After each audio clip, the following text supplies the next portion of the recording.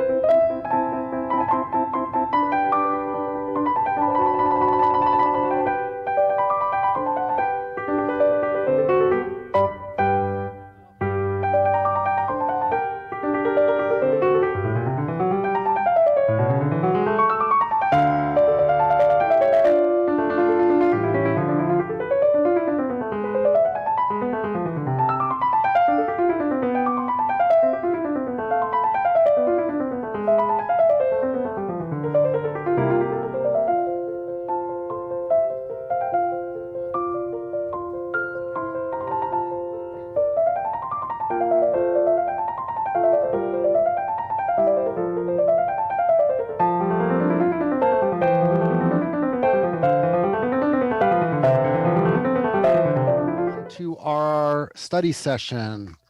Can we have a roll call, please? Roll call vote. Councilmember Chow? Councilmember Sinks? Aye. Aye. Councilmember Willie? Aye. Vice Mayor Paul? Here. Here, Mayor Sharp? here. Here. I'm sorry, I said roll, Yeah. I said here. roll call vote. Lisa, I said aye. It was just attendance. I'm sorry. I think it's I hear, right? Right, exactly. All I right.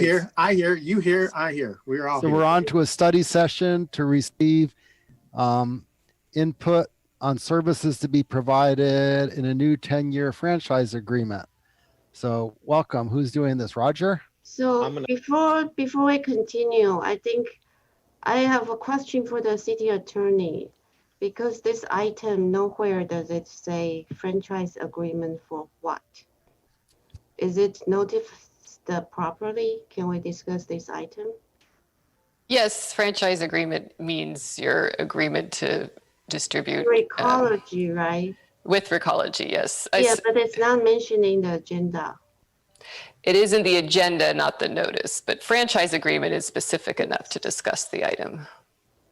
Oh, it's mentioned in the staff report, but for someone reading the agenda, they would. Right, they wouldn't know. The agenda Anyway. materials. Yeah. But this is our one franchise agreement that the city has, and is the way the city refers to its agreement with Recology. That's true, but the public may not know that that's the only one we have. Next time, please pay attention to whether the public would understand our language. Yes, I agree. We could have been more specific there. Thank you. Yeah, no, we'll do Although that. most people in the city might know the name Recology. But not franchise agreement, or we have only one, and that Right, means right. this is Recology. A point taken, I understand. Okay, all right. So who's going to be presenting this? I'm going to start it off, Mr. Mayor. Okay, And if you don't pardon me, I can't not say it, but we're going to have some trash talk for a little while. how many slides are, oh God, how many slides? No, do you have? it's not that long. I think Okay. there's 16 total. So, Okay, yeah. Good afternoon, Roger Lee, Director of Public Works. I'm going to be providing introduction for the study session, and Ursula Sarova, our Environmental Programs Manager, will be giving the presentation. Accompanying staff as support is our consultant at HF&H Consultants, so Mr. Peter Debler. The purpose of the study session is to receive community input on services to be included in the next solid waste franchise agreement. Receiving input this evening is very timely, as negotiations with Recology are expected to be concluded as early as next month, with staff recommending and council considering a new solid waste franchise agreement and associated rates by this coming January. The specific focus of this study session is to receive community input regarding services to continue and services to be added. Community input received to date and this afternoon will influence services to be provided in the future. We also want the community to be made aware of factors other than service levels that will influence rates, such as volatile recycling commodity markets and regulations such as SB 1383. Ursula will cover opportunities for the community to have feedback after the session and next steps. So with that, with these goals in mind for the study session, Ursula, why don't you go ahead and begin? Thanks. Good evening, Mayor Scharf, honorable council members. Thank you for your time this evening. Just a quick background, we do have a current agreement with Recology, as you know. It was signed in 2010, extended 2 times, and expires in January 2021. To assist with negotiation process, council authorized a master agreement with HF&H Consultants last October. And since that time, council also approved negotiating a new 10-year agreement with Recology because all conditions required in the current agreement to negotiate a new agreement had been met. Concurrently, council also authorized 18-month bridge agreement in the event negotiations were not successful. So the services we're requesting are a continuation of mandated services, a few extra services, a couple new services, and complying with 1383, which is new state regulations regarding short-lived climate pollutants. Mandated services include residential and commercial recycling and organics collection to meet a minimum of 50% diversion under AB 939 state regulations, mandatory commercial recycling under AB 341, and mandatory commercial organics under AB 1826. We'll move on to extra services. Next slides. So extra services are those beyond basic collection of the 3 streams and assist residents in diverting materials that should not go into the garbage. For instance, helping out with extra quantities of material or e-waste with on-call collections, or offering curbside pickup of batteries, compact fluorescent bulbs, motor oil, and cooking oil. Food scraps containers are offered to encourage and assist residents with transporting food scraps to their yard waste carts. And the compost giveaway closes the loop on the organics collection by offering finished soil amendment made from collected residential organics back to the residents. The list of services noted here are in the current agreement and are anticipated to continue based on input from the community. Extra services made available to businesses are, for instance, providing, both Recology and the city provide these what we call slim gyms for inside use by businesses to help them with their organics, technical assistance for sorting. We educate and work with businesses for successful sorting, as well as helping right size their services so they have enough space to meet their needs, but are not subscribed to service capacity they don't need. Extra services for multifamily, they have access to many of the same services as single family residents, including on-call collections. Recology can also provide a tote bag to help multifamily residents transport recyclables to trash enclosures, and property managers can request containers to collect batteries and small electronics.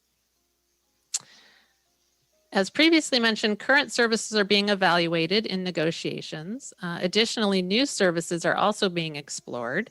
Community interest has been expressed for a few items, namely a smaller garbage cart and expanded cardboard collection options. We also wanted to ask about an annual cart washing service for the organics carts, as we do want everyone routing their food scraps into those carts. Recology estimates from previous experience in other cities that 20% of residential customers might adopt a smaller cart, although with the smaller carts, the temptation can be greater to contaminate the recycling if the garbage cart does not have enough capacity for them. Improving access to service online is also being explored. So instead of having to call in to request an on-call pickup, for instance, there could be an online portal that would enable you to request those services, look at your billing history, that kind of stuff. So we are, that's in the mix here as well. The new franchise agreement will require compliance with SB 1383, as mentioned earlier. These are regulations that are aimed at significantly reducing organics going to the landfill. This is a robust set of regulations that all jurisdictions will have to adjust to, not only in service, but in their rate structure. It is anticipated that significant coordination between the city and Recology will be required. Having reviewed current services, extra services, possible new services, and coming regulations, we ran surveys and invited feedback from both residents and businesses. The formal survey was a careful statistical sampling of 700 residents, and I always love this because we needed a minimum of 400, but Cupertino residents showed up to respond. So we had 700 residents across a range of demographics, and that was in early September. The informal survey was the same set of questions, but we made it available online so that anyone could have access to it. The main difference is that we do not have any control over who takes the informal online version, but in both the formal and informal versions, all responses are anonymous. We also made the surveys available in Chinese.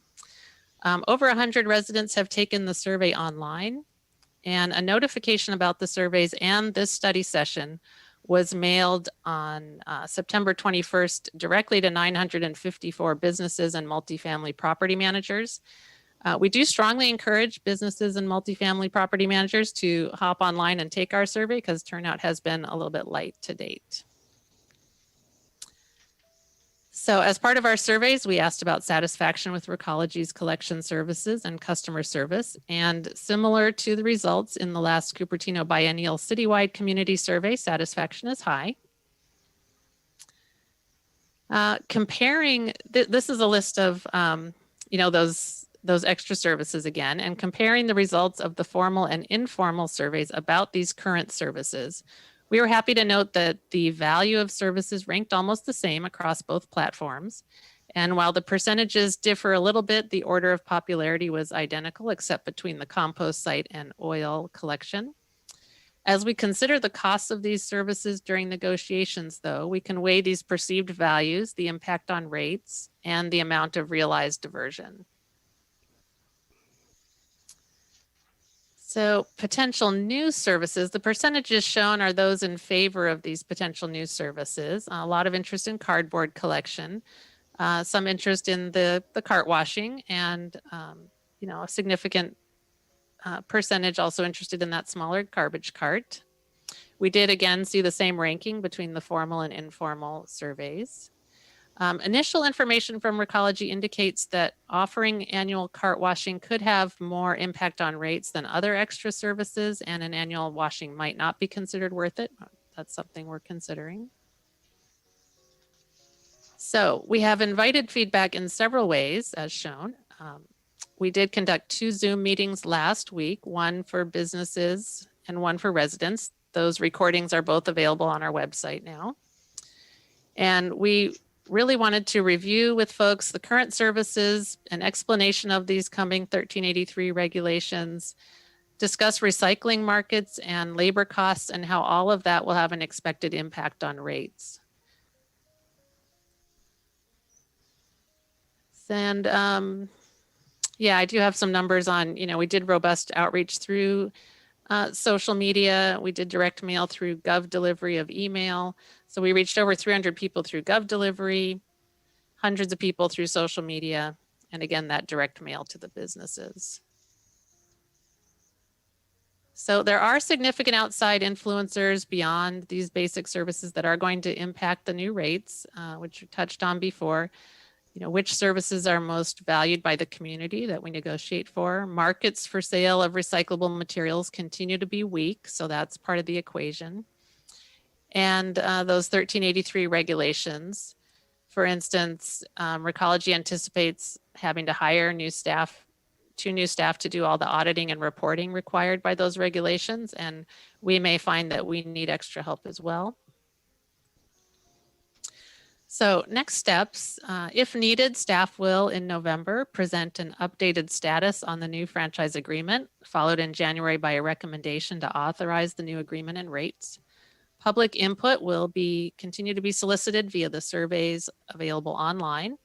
And that web page is on the next slide, but it's also cupertino.org/new-FA, that's new franchise agreement.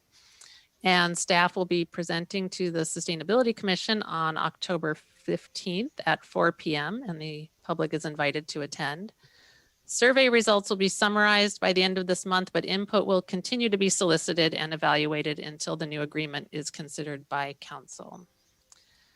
So this is the end of our presentation. We look forward to receiving input about the services to provide in the next solid waste agreement. Great, thank you. So are you ready for questions now?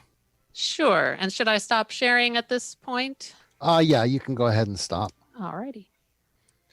So when it comes to the rates, are we going to be given like a menu of what each service would cost? So we would decide if it would be included in the new rate structure, or if we wanted to offer that, like the cart washing, however much that would Yeah, cost that us. is, we are working on having those presented to us as, by cost, by service, so that we can evaluate individually. Right. And also, how many but- people use Christmas tree pickups, things like that. But our recommendation when it comes to council will be for a suite of services, based on the community input that we've had, not so much to have a menu that gets selected in the future. We're going to come with a suite of services in our recommendation. Right. But can the council decide which of the services in that suite we think are worth having the rates go up by however much amount it would cost?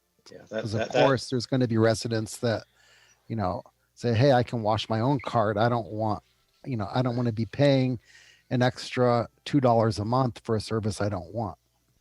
Yeah, and that's the point of these surveys and getting the input now, because as we do negotiate and make that recommendation, we really need to know what the community, what council wants, so that we negotiate the right suite. But to do it one-off service by service, that just won't work.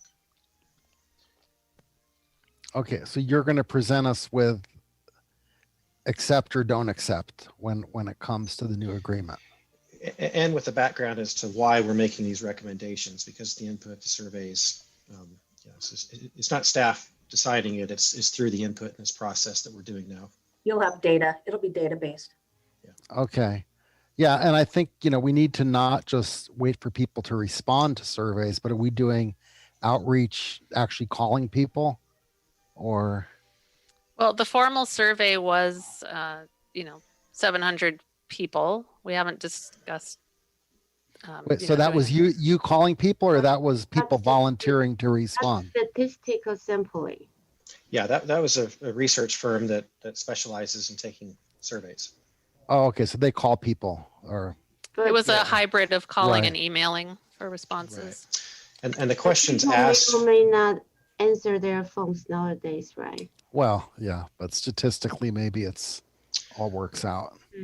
Well, as Ursula mentioned, we needed 400 for it to be significant. We ended up with 700 within the time frame that we were doing the survey. And the questions that we asked are an attachment to the staff report for the study session. So in this agreement, what's our kind of goal? Are we hoping to reduce the rate? I mean, it seems we are surveying extra services we need. Are we or maybe also giving up some current services? So are we trying to lower the rate? What's our goal? Well, I think the goal is to provide the services that the community values, and to meet regulatory requirements and keep the rates as low as we possibly can. So there's quite a few moving parts, but we're in that process now, and that's really why this having this meeting this evening and getting all the input that we can is so important. So we are hoping to at least keep the rate the same, but are they planning to increase the rate because of the cost of increasing? Are we facing that pressure?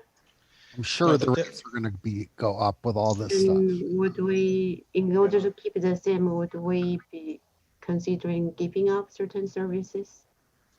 Yeah, and those are questions that we asked in the survey. If people would be willing to give up services, if they want to keep them, or if they wanted the same level of services or more, are they willing to pay a certain percentage more? These were all questions that were asked.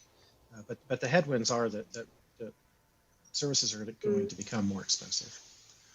Sorry, another question is, we know that the recycling is the part that's actually costing us more money because of the weak recycling Yeah. market. Yeah. And- So how can we help reduce the volume of recycling waste? Would separating out the cardboard help with that, which might in fact save us dollars? I think the more we can have clean streams of waste, the better. And the thing I want to be careful of is we are in negotiation of rates, and I don't want us to speculate rates going up or down really right now. Really the primary purpose of this study session is to get your input and the public's on services that you value, what you'd like to see added. That is the purpose of the study session. I recall a long time ago, we did have a system where we separated our recyclables, and then it seems like everybody has gone to single stream recycling because having residents do the separation was not effective. I mean, does anyone still do the thing where they have that special bin where they separate everything themselves? I think single stream like we have is the most common statewide. Yeah, Few I'm just communities, yeah. saying this because, we keep hearing that the recycling is contaminated and then no one will take it. It's like, one or a certain percentage of dirty plastic containers, and that contaminates the whole thing. And, I know my wife yells at me, "Why are you using so much water to clean the plastic before you throw it away?" And I say, well, because I don't want to contaminate the recycling stream. And I wonder how many residents are like that. It's like, wow, my water bill's $400 a month. I'm not going to be using all this water to wash things I throw away. Well, first, thank you for that effort. And we do emphasize empty and dry as the primary. It doesn't have to be perfectly clean, but certainly empty and is great, and dry is even better. And we can, we have that as part of our outreach, and we'll continue to push for that to keep our contamination low. Okay. Wait, so it doesn't need to be super clean? Dry is more important? Well, if you're thinking about putting the containers and the paper all together, we're really trying to keep that paper dry, so that's where the empty is very important, empty and dry. And if it's not clean, are you still able to recycle it? So our recycling currently goes through Green Waste in San Jose, and they do all the processing. So they are able to pull things out and clean the streams up, and they still have markets. That's what they tell us. So you mean it doesn't have to be super clean? We don't have to waste too much water on that? Clean. I think you're asking for an answer you're not going to get. Yeah. Nice Anyway. try, Councilmember Chow. Okay, I don't see it. I see. I usually use soap, wipe over, and I don't rinse it. So I don't rinse it too clean. So There's no one I from think the that'll be public. good. that's good enough, right? I think so. Right. Let's give someone else a chance. Darcy, do you have anything? Yeah, so this is our waste management contract. It's been extended for a relatively briefer amount of time repeatedly. So this is actually a pretty important contract for our city. I'd really like to see some attention paid to what we can be doing, especially since this, appears to be the company that we're dealing with when it comes to this, what we can be doing to do our part to help reduce recyclable wastes. And I understand that the markets have changed. Can we be working with this company as a partner to try to make the marketability of these recycled materials enhanced? Because otherwise we're talking about a lot more landfill, a lot more pollution, a lot more problems environmentally. So I'm interested in that. I mean, I think this company has been a good partner in the past. And so that's my primary concern, is to see what we can be doing at this point to talk. I noticed that there is a consultant here, is that right? And I'm wondering, who that is, that consultant representing the city or the ratepayers, or who? This is HF&H Consultants. Yes. They're working for us, guiding us on the proposal and negotiation process with Recology. Okay, great. So that would be Peter. Peter, hello. Yes, Good evening, Vice Mayor. Yeah, good evening. Members of the council. And as a professional in this field, making those contracts, I would appreciate your insights into that as well. I mean, at the end of the day, the bottom line is that we're selling a lot of waste, recycled materials to China. There was a trade war. They said no more, and we can't get rid of all this stuff that easily at a bit of a profit anymore. So what can we do now? Do we need to reach out and have education? Do we need to be buckling down? Do we need to be working with our partners here? Because this is a serious systemic problem. And, if we just kind of let it slide, then, of course we can kind of fade into the background noise insofar as the problem goes. But if there's anything we can be doing to partner and think about it at this point, in my final couple years on council, I would really very much like to take this on as something of a project. So any input, from staff or from the consultant with regard to that particular that particular aspect of what we're doing here.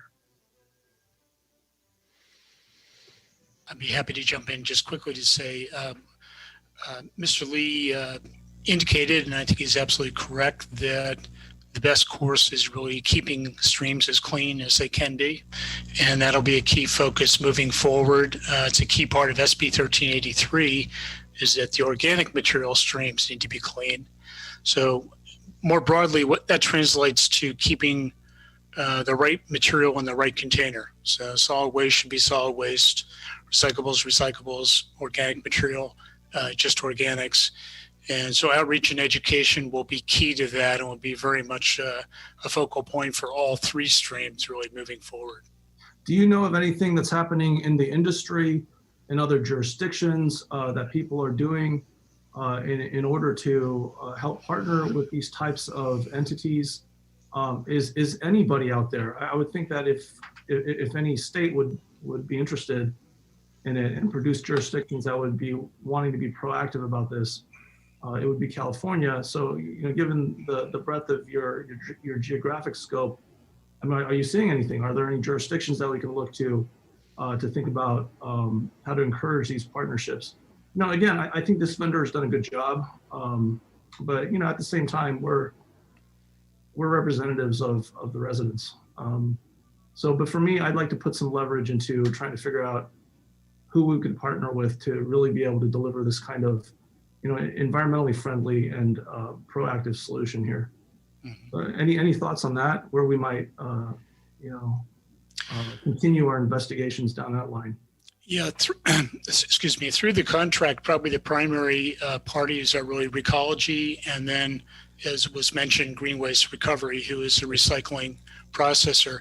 And there's really a feedback loop there that's very important, where information comes back from Green Waste about the state of the material that's brought to them. So their ability to improve processing and improve recovery over time really is based on all jurisdictions that bring material there, getting that feedback loop, being able to get that information and then translating it back to individual customers with that outreach and education. I guess the other thing I would just mention is single stream is certainly the prevalent form of collection, everything in one container. It does have the advantage of convenience, but it has some disadvantages also. So there are some other methods that are out there that folks are looking at this point in time. And then I guess the final thing would be just to say that there is more domestic production capacity being developed now to replace overseas markets. That's not going to be a quick solution, but over time, there will be hopefully actually better, more sustainable ways to deal with a lot of the material after it's processed. So what are good resources for looking into more information on this last item that you're discussing, the domestic markets that are developing? Should we, seek out, consultation in that regard, or would you say one of these two entities would be decent partners in, kind of examining this together? Well, both Recology and Green Waste Recovery are very much leaders in the field. Green Waste Recovery is really a state-of-the-art facility, and I think they're very active statewide and with Cal Recycle. The city is also, and Ursula is certainly very involved in tracking activities there. So there's a great deal of market development, quote unquote, market development activity happening at the state level, both for recyclables and for organic materials because of this large due demand that's going to occur. There are many cities that do not have the type of robust organics programs that you have. As they come online, there'll be need for a huge increase in that capacity as well as for recycling. Okay. All right. Thanks very much. Rod, go ahead. You have your hand up. Okay. I'm so I'm wondering what the experience has been in Sunnyvale, where I believe they've gone to a system where residential customers are expected to sort more. I know there was a lot of grumbling about it. Has that settled down? Has that been worthwhile, or as opposed to the single stream that we're familiar with? I can just speak as having worked for Sunnyvale and living in Sunnyvale and doing that sorting myself. The difference in the recyclables is they keep the paper separate from the containers. So that solves a lot of the keeping the paper clean. And that does end up realizing a little bit better marketability, is my understanding. So they have that. How is the reception? I know there was initial grumbling, but how has the reception been for Sunnyvale residents? Do you know? No one minds the dual stream recycling. It was really breaking out the food scraps from the garbage. So we have 3 carts, Sunnyvale has 3 carts. There's yard waste you're not allowed to put food scraps in. Food scraps need to go into a split cart separate from the garbage. So there was initial grumbling about that. It settled down for the most part. So my next question goes to reducing what actually has to get hauled away. And I guess there are 2 components to that. I mean, right out my window here, we have a compost bin. And so we take our food scraps and put it in that bin. It's just a plastic container, right? And we find that to yield great fertilizer for vegetables and things. I'm wondering if what our experience is with promoting that kind of solution as opposed to more containers and more hauling. We actually do support the University of California Cooperative Extension offers compost workshops, and we encourage and support participation by Cupertino residents to take those workshops. And if they complete a workshop, we will give them, they have the option to have a worm bin or a compost bin provided to them. We buy a certain number per year and provide them out. Now that everything's online, we made up a quiz for them so they can't just pretend to watch. We make sure that they know some basics before they get a bin. And so we do encourage that, and that can realize a certain amount of diversion. I mean, Cupertino is lucky that at least we can put those food scraps in that green cart. in the meantime. But if you want a backyard compost, and the advantage of the green card is it can take everything, the bones, meat, plate scrapings, right? Yeah, Whereas your things that wouldn't backyard, fit- you want to yes, keep it pretty planty, right. Okay, and then as regards plastics, many of us have seen these movies. We have seen concerted efforts to try to move forward on various initiatives at the state level that would reduce the amount of disposable plastics we had. When I got on the council, not too long after, we banned the thin plastic bags, as I recall, and now the state has a ban. Can that be part of our equation here? And that's one thing. I don't know how much we can control what gets sold, right, as a practical matter. But given the state's heavy-duty diversion goals, I sit on the Santa Clara County Recycling and Waste Reduction Commission. We've also wrestled with the byproduct of all of this, which ends up being, in some cases, landfills that create odors and things. I'm wondering what bright ideas we have that might incent homeowners to create less waste, less stuff to haul away. Everything that needs to get hauled away is hauled away by a truck. And, in my trash every week, I end up with something that's most weeks no bigger than it's smaller than a basketball, I guess. And I'm just wondering, how we get to the point where we're consuming less and having to dispose of less. That's something actually my team is working on now, is working on a zero waste plan that would support and be supportive of our zero waste policy. And it gets at some of those issues, as you kind of alluded to, where someone by the time you're throwing something away, that we're at the end of the line, right? There's a whole international food packaging production system that we're at the end of the line of, so that we're sort of limited in what we have direct control over. But as a city, we could promote some of these zero waste aspects. And I know that a work council item is also the single-use disposables. And we still have that on our radar. We're working on that. There's a lot of fluffy, voluminous food packaging that could be tackled with an ordinance like that. Packaging and more packaging, and so I would be supportive. I've spent some time with economists lately thinking about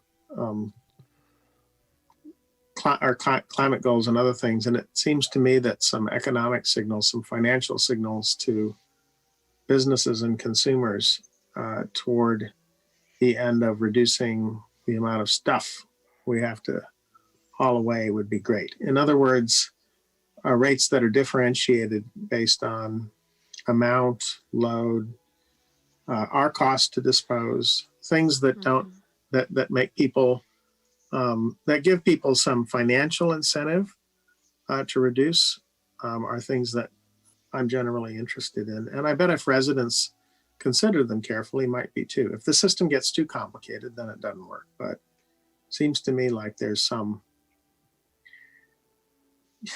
it's getting people's mind share about what they buy and how they consume. Thank you. All right, John, you had your hand up next. Go ahead.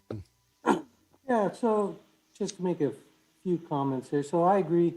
Recology, I think, has been a good partner for us. And so, I want to kind of, let them know that I think their services has been very good. So then the next thing would be the survey. Great. I'm real happy to hear that the survey was effective. The question I would then ask is, from the chart, it looked like it was somewhere in the 80% satisfaction range. What speaks to me is what were the items that they were not satisfied with? Any comment on that? In terms of services or Recology's customer the- service or? Well, you did a survey and you were getting about an 80% satisfaction. How could that satisfaction level have been higher? Is it cost? Is it frequency? You know, what is it that would elevate that higher the next time we have a survey done? Or if you don't really have an answer, that would be my question for surveys, is to not only be looking at where we did good, but where the improvement should be. And that's kind of what I would be looking at. Okay. Yeah, valuable point. So the next item is, I think being a fairly typical consumer and a bill payer, pretty much the number one is cost. And so cost, and we all really want to be doing a lot to recycle. And so I'd be looking for, you know, in the future, this type of discussion to have more numbers in terms of the impact on a residential household and these additional services or things that might be able to be changed to reduce. If you take like the extra service for cart washing, you know, I mean, I heard Mayor Sharp say, well, you know, everybody won't want to be paying $2 a month. No, I agree that I think when we're presented with some of these options, that it should have something that's, if it's going to be proposed, that it would be more representative of something that could be adopted. And by that, cart washing is kind of confusing. What, they're going to take everybody's carts and start? Probably not. You know, that type of service would mean that a resident would maybe put a flag on their cart, a green flag or a red flag that means it needs the washing, and there'd be a standard fee, say $5, and the garbage truck then notes the address and the cart, and a subsequent cart would come, or a subsequent truck would come, pick it up, drop off. There's no two-way taking it and washing it and bringing it back. No, you drop off the replacement cart for the $5 charge. They've got a freshly cleaned cart.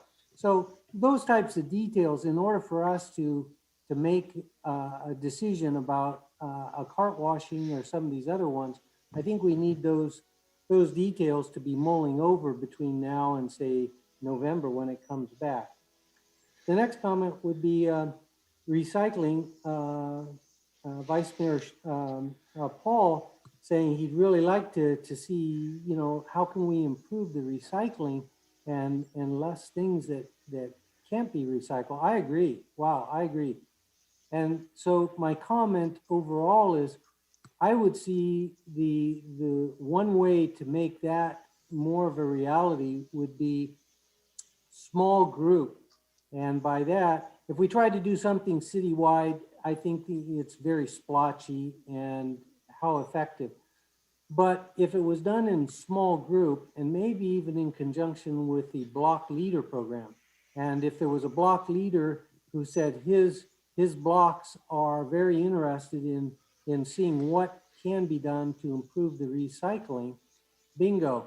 Now we've kind of got something that could be a small group, could be a pilot, and could be a two-way of exchange, what they feel they could do and what in effect would be an effective way to be doing recycling, and come up with something that would improve that then could be expanded throughout the city. So I would be thinking really that the way to make it progress in that would be small groups along that line.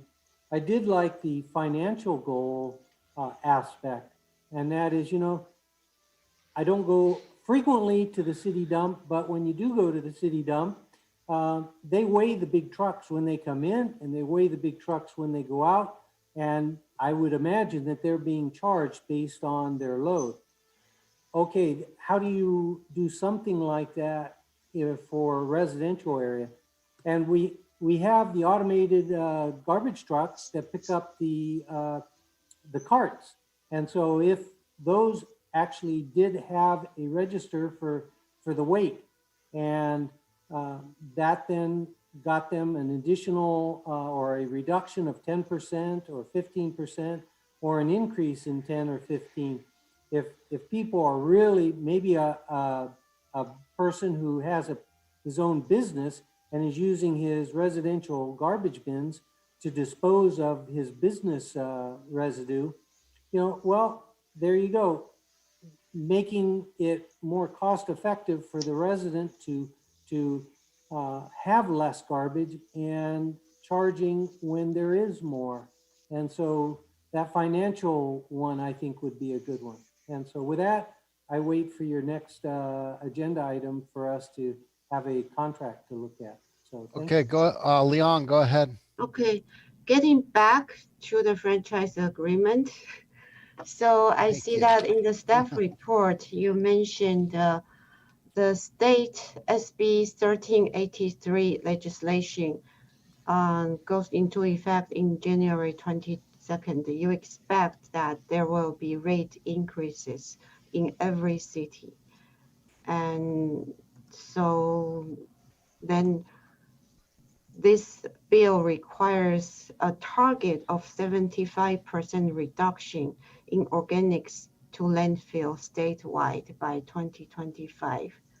So I'm unsure, why do we expect an increase because of this target of reaching organics landfill?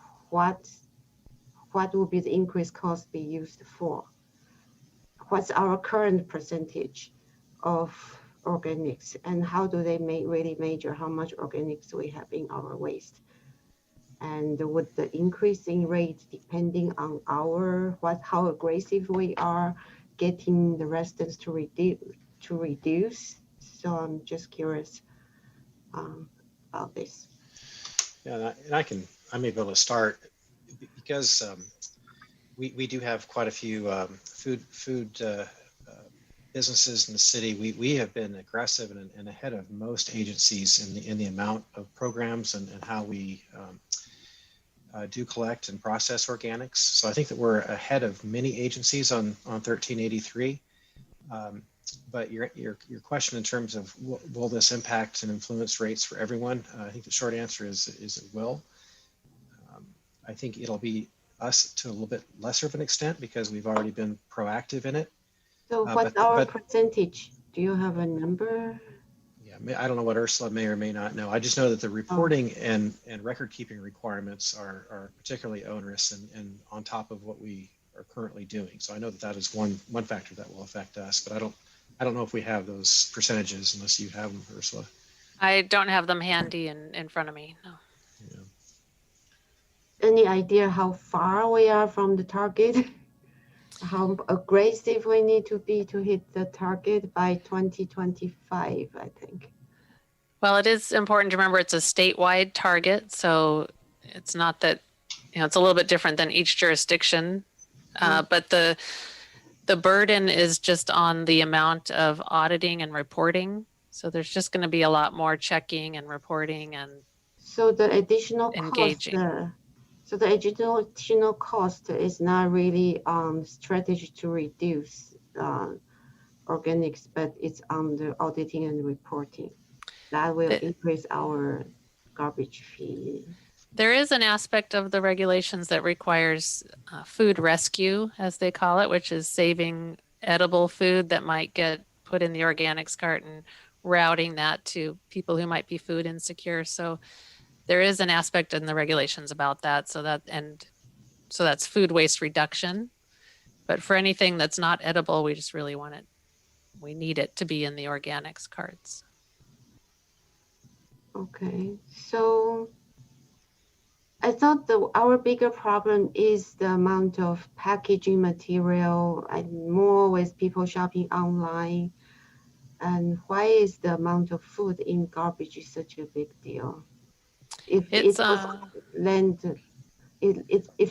goes to landfill, wouldn't it just become a compost over time? Why is that a big deal? Landfills are special, so it's usually different than people think. And food organics in the landfill generate a lot of methane, and methane is whatever 72 times more potent, of the other greenhouse gases. So it's really a climate change set of regulations that we want to get these organics out. Okay, so it's good to get the organics out. And you mentioned the Sunnyvale two-stream recycling. I think that seems to make sense. That's not included in our survey, right? That's not something we were considering pursuing. It would mean, truck retrofits and different arrangements Because for it's processing it's costly to implement. Yeah. But Yes, yes. we could consider optional that if people would like to separate their paper waste and we provide a place for them to dump it weekly, then that might be an optional way for people who, especially businesses who can separate them. That might be helpful, right? It's a thought. I don't know that enough people would voluntarily opt into that to really make a big difference. And if we can really emphasize keeping the containers dry, then those things can be separated once they hit green waste for processing.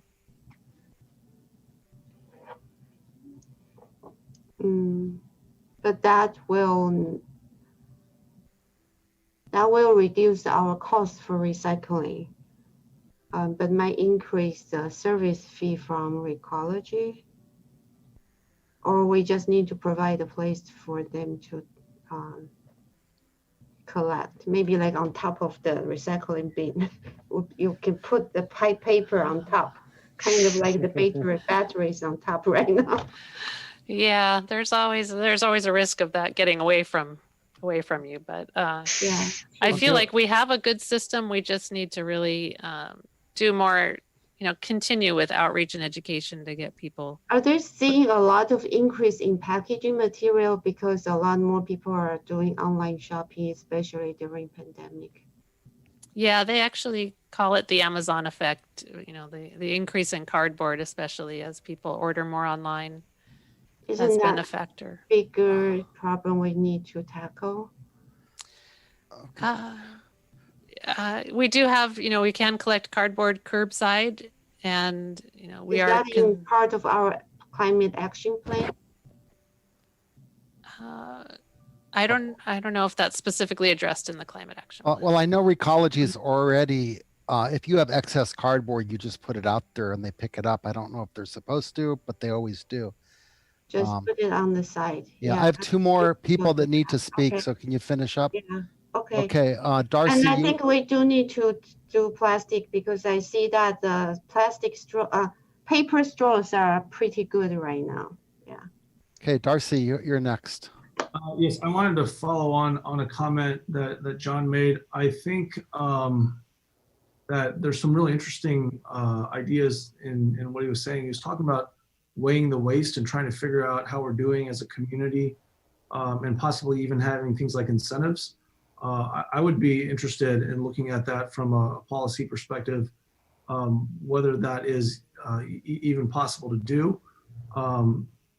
It reminds me of the mayor's water challenge that we had back in 2018 when we were in the middle of a drought, and how the community actually, through something like that, is throughout the state, managed to really reduce water usage. And so I think reduction can be done pretty readily given our potential tools. I'm very interested in seeing those types of suggestions, but especially in terms of what our current partners would be doing, because we are, again, considering a 10-year renewal, a new contract. So the other part about it, I just wanted to talk again about the market-based aspect of this. Whatever we can be doing to try to connect ourselves with what's happening on the recycling end of it from a market perspective, I think is very important, because we're talking about a really significant amount of essentially garbage now that we didn't have previously. And so if it's a matter of supporting technological development, such as, I've read an article recently about how a lot of plastic could be potentially used as construction material, for instance. So I think we can really be those types of perspectives, especially if we're right at the outset of trying to design our waste stream management contracts for the next 10 years. Yeah. And one thing, I just want to make a comment. I have been noticing that, at least in one of our grocery stores where they used to use paper bags, now, using plastic bags. I don't know how much longer these emergency provisions are going to go, but I think, it is one thing to pass emergency provisions that help that help businesses survive. It is another thing to watch out for kind of opportunistic potentially behavior. And so I understand the cardboard is and paper products may be kind of on in demand these days, but I just want us to be careful with regard to that aspect of the overall environmental issue. Thanks.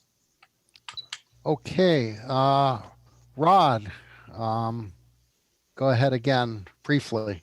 Thank you. Yeah, it'll be brief. I had made an inquiry earlier of the mayor of Sunnyvale on how their program was working, and I hadn't heard, which is why I asked, but I now have some input from him. They have a program called Food Cycle, which he thinks is the most vital part of what they've done. And essentially it's just, as I think as Ursula said, it's splitting their food waste out from standard garbage. And they did have complaints, but he said it's actually lowered their garbage rates last year. And it's because food has a lot of moisture. So, I mean, John mentioned this too, right? Weight matters. He says if 60% of folks are separating, then the garbage going to landfill is lighter since the water-filled food has already been separated out. And they're moving this from, I think it would be instructive for us to see what we can learn from Sunnyvale's experiment in this regard. But yeah, I think the whole business about taking away the wet stuff, which is the food from what goes to landfill, taking away the wet stuff from the paper, which has greater value if it's clean and dry, all makes good sense. Thanks. Okay, thank you. So I only had a couple of questions, and maybe you don't know the answer to this. If we were to tell residents to buy, say, beer, should they be using glass? Should they be buying glass or aluminum containers? Which is better for ecology and for recycling and the value? I always thought aluminum had more value than glass, which is heavy and harder to recycle. Do we have any idea if we could tell residents this is how you could actually reduce the cost of what Recology is paying to the recyclers? I mean, from what I understand, aluminum is much more, it's easier to capture at the processor. It's easier to recycle into a new can. Glass obviously breaks immediately. So you're, faced with dealing with that and is heavy. So my vote would be for aluminum, but you might want to look at the whole life cycle analysis on that. I mean, what do they do with all the glass? I guess I always wonder, because it's not that easy to recycle it. I mean, are they melting it down or is it actually just going to the landfill? I believe they are still finding a market for it, but that would be a good follow-up question. Okay. Because I think, like others have stated, it's not just hauling everything away. It's how can we reduce the amount that we're generating and, maybe generate the right kind of waste as opposed, to the wrong kind. Personally, I take all my cans and plastic bottles and I give them to the Boy Scouts for their recycling drive. That may reduce the value to Recology if more people did that. I know that they don't allow people to go rifling through your blue bin looking for, deposit items. Anyway, let's see. That's all I had. There's nobody wishing to speak. So I guess that's it. This is just a study session. We're not voting on anything Can I ask one more question? if it's Sorry. brief. So I'm still trying to figure out how come this new state bill will result in increase in garbage fee? Because if we are reducing the amount of organic food in the landfill, we are reducing the weight that we are saying, right? Wouldn't that reduce our garbage cost rather than increase it? So where would the increase come from, and how much are we expecting? Well, the cost to process, say, garbage and just dump it is much lower than the process to recycle the materials to have a beneficial use later. So the cost to recycle food scrap would be higher. Higher. if we go to compost. Yeah, it's more expensive to process it than it is just to landfill it. Oh, I see. And then how much more increase are we expecting? Do we have any idea? We don't yet. So this would result in more increase in our recycled material. So we should encourage more backyard composting. Yeah, well, that's a good point. Yeah. Yeah, Yes, you're right. okay. Okay, well, thank you. The input's been good. Okay. When you see this topic come up again, it'll help all of us to have had this conversation. So thank you. Okay, thank you. So I guess we can adjourn the study session, and we have 14 minutes until the regular session. So see you all in a few minutes. Bye. Thank you all. Yeah, thank you.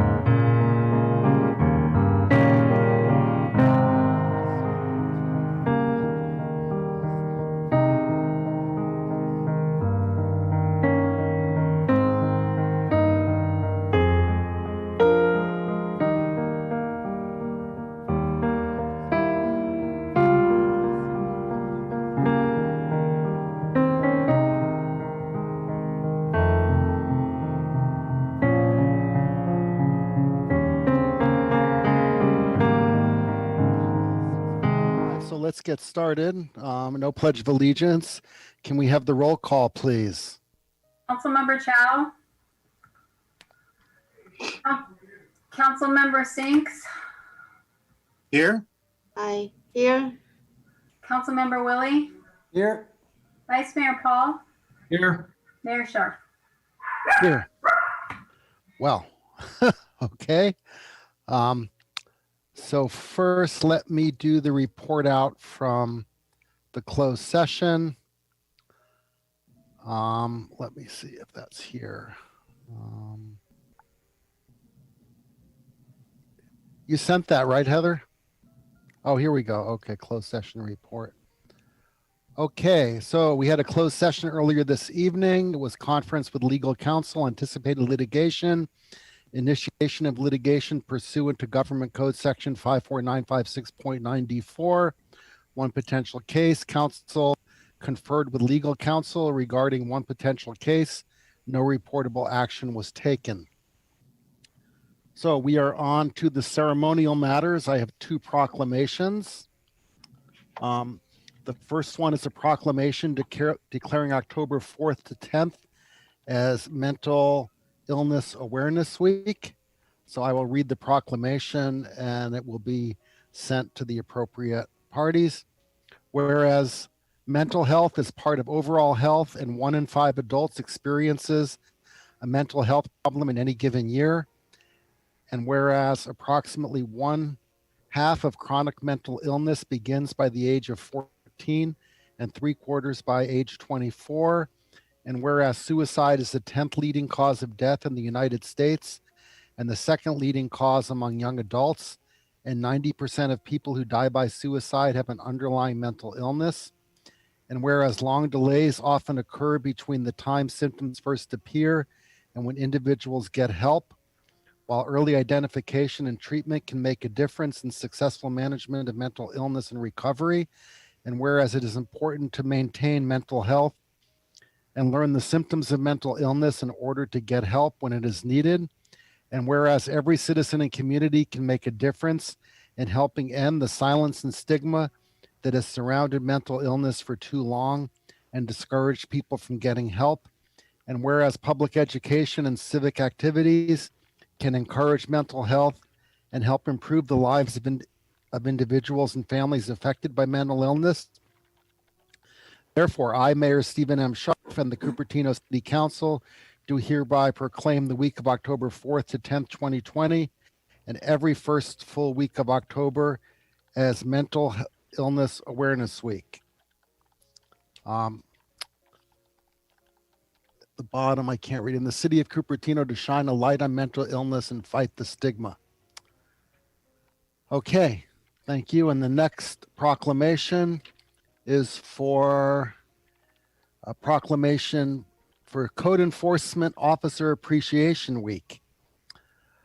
Whereas code enforcement officers provide for the safety, health, and welfare of citizens throughout the state of California through the enforcement of local, state, and federal laws and ordinances dealing with various issues of zoning, housing, animal control, environmental health, and fire safety.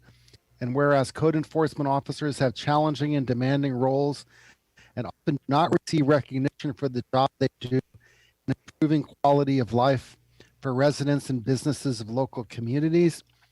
And whereas these dedicated officers are highly qualified and highly trained professionals who share the goals of preventing neighborhood deterioration, enhancing communities, ensuring safety, and preserving property values through knowledge, training, and application of housing, zoning, and nuisance laws. And whereas the state of California and the city of Cupertino want to recognize and honor code enforcement officers that serve our communities and acknowledge their role in leading the way to improve quality of life within our communities. Therefore, I, Mayor Stephen M. Sharp, and the Cupertino City Council do hereby proclaim the week of October 4th to 10th, 2020, and every second week of October as Code Enforcement Officer Appreciation Week in the city of Cupertino, and encourage all people to join in recognizing and expressing their appreciation for the dedication and service of those who serve as code enforcement officers. Thank you. Is there anyone that wanted to speak on this item? Let me see. Not seeing anyone, so thank you. That ends the proclamations. Madam City Clerk, are there any postponements? Postponements, Mr. Mayor. Okay, we are on to oral communications. So this portion of the meeting is for persons wishing to address the council for any matter within the jurisdiction of the council, but not on the agenda. So if you want to speak on an agenda item, please wait for that item to show up. You get 3 minutes, and I see one hand raised. Welcome, Jean. Oh, 2 hand raised now. Welcome, Jean Bedord. Go ahead. Let's see, do I? And I'm sharing something for her. I just have to bring it up really quick. Okay, great. So, yeah, I've allowed you to talk. I think you need, okay, you're unmuted now. Great, go ahead. Very good, but I'm waiting for my slides. Sorry, Oh, I'm okay. having just a little problem locating it. Let me try another way. Let me go in through email. Okay. Here we go.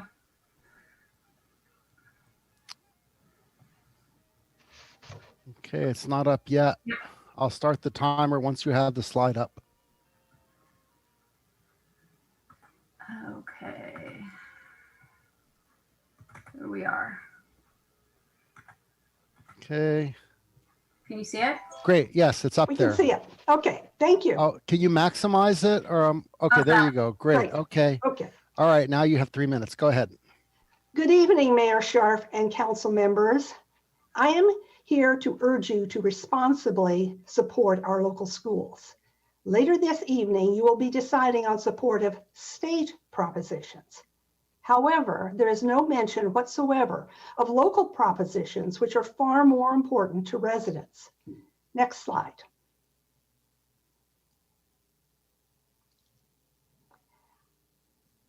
Our school districts are financially strapped, and as a community, we need to support them through tax measures. The ballots that residents will be receiving in the next few days has the Measure M, which renews the $98 parcel tax for our local high schools. Since it is a tax measure, it needs 2/3 vote to pass. It's at the very bottom of the ballot, so it runs the risk of ballot fatigue. Your support is needed to ensure that this passes. In contrast, several candidates have proposed an alternative tax based on square footage for CUSD. Berkeley is cited as a successful example, but it is a renewal. New taxes are harder to pass. Changing tax base is not a solution to CUSD funding due to declining enrollment and the immediate need to cut $5 million to $7 million in costs for the next fiscal year. Next slide. Tax measures are really hard to pass, as well as expensive to put on the ballot.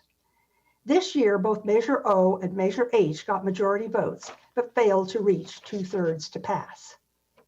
FUHSD has already considered a square footage parcel tax. They did a study in 2018 at a cost of about $25,000. They found that such a measure only had 58% support, so it didn't make sense to do a ballot measure that would fail. Putting a tax measure on the ballot is expensive, mighty expensive, and that money can't be recovered. Jurisdictions typically put measures on the ballot in election years, which would be 2 years from now, to get the lowest cost. In addition, running a campaign requires private fundraising, since public monies can't be used for this purpose, and fundraising is not easy. So I urge members of the council to be responsible by supporting Measure M for our high schools and stop spreading misinformation about the square footage parcel tax. Thank you.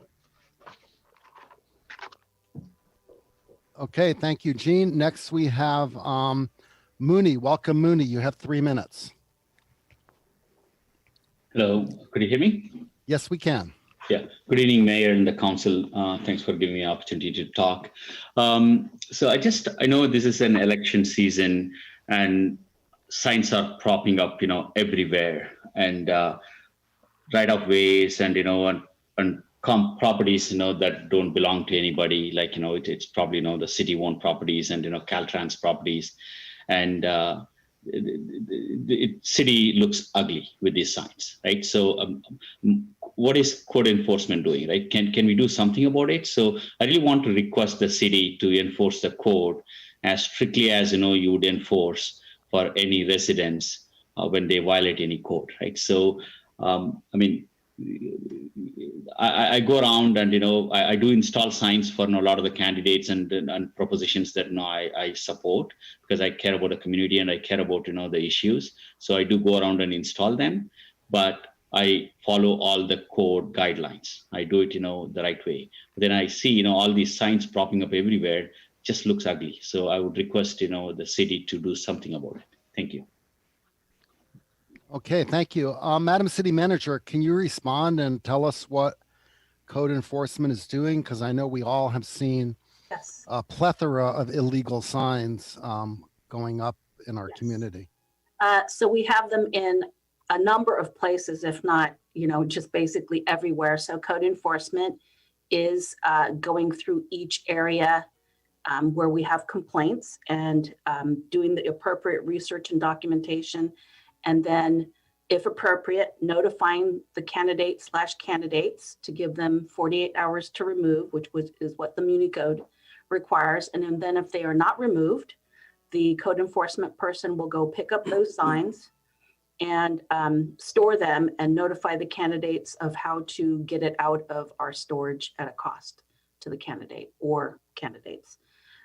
So that's what's currently happening. There's just a lot of them. And not that many code enforcement people, so we're moving as fast as we can. All right, great. And Can hopefully you- the city clerk can remind candidates that they can't place signs on private property with permission or public property at all.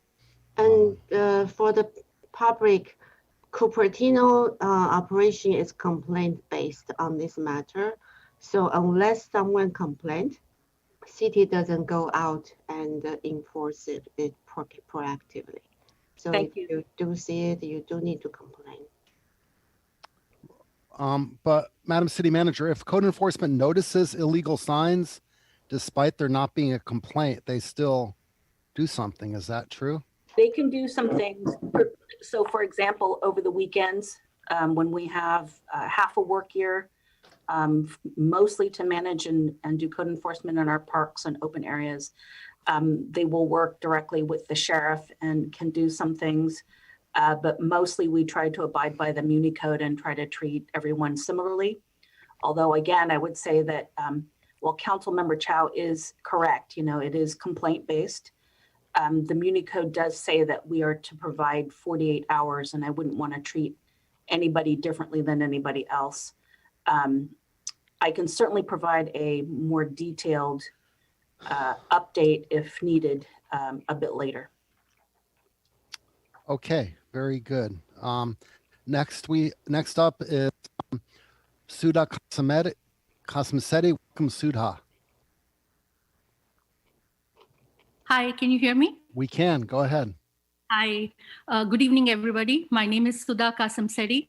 I am candidate for Cupertino School Board this election. I'm also Fine Arts Commissioner for City of Cupertino, and today I'm representing myself.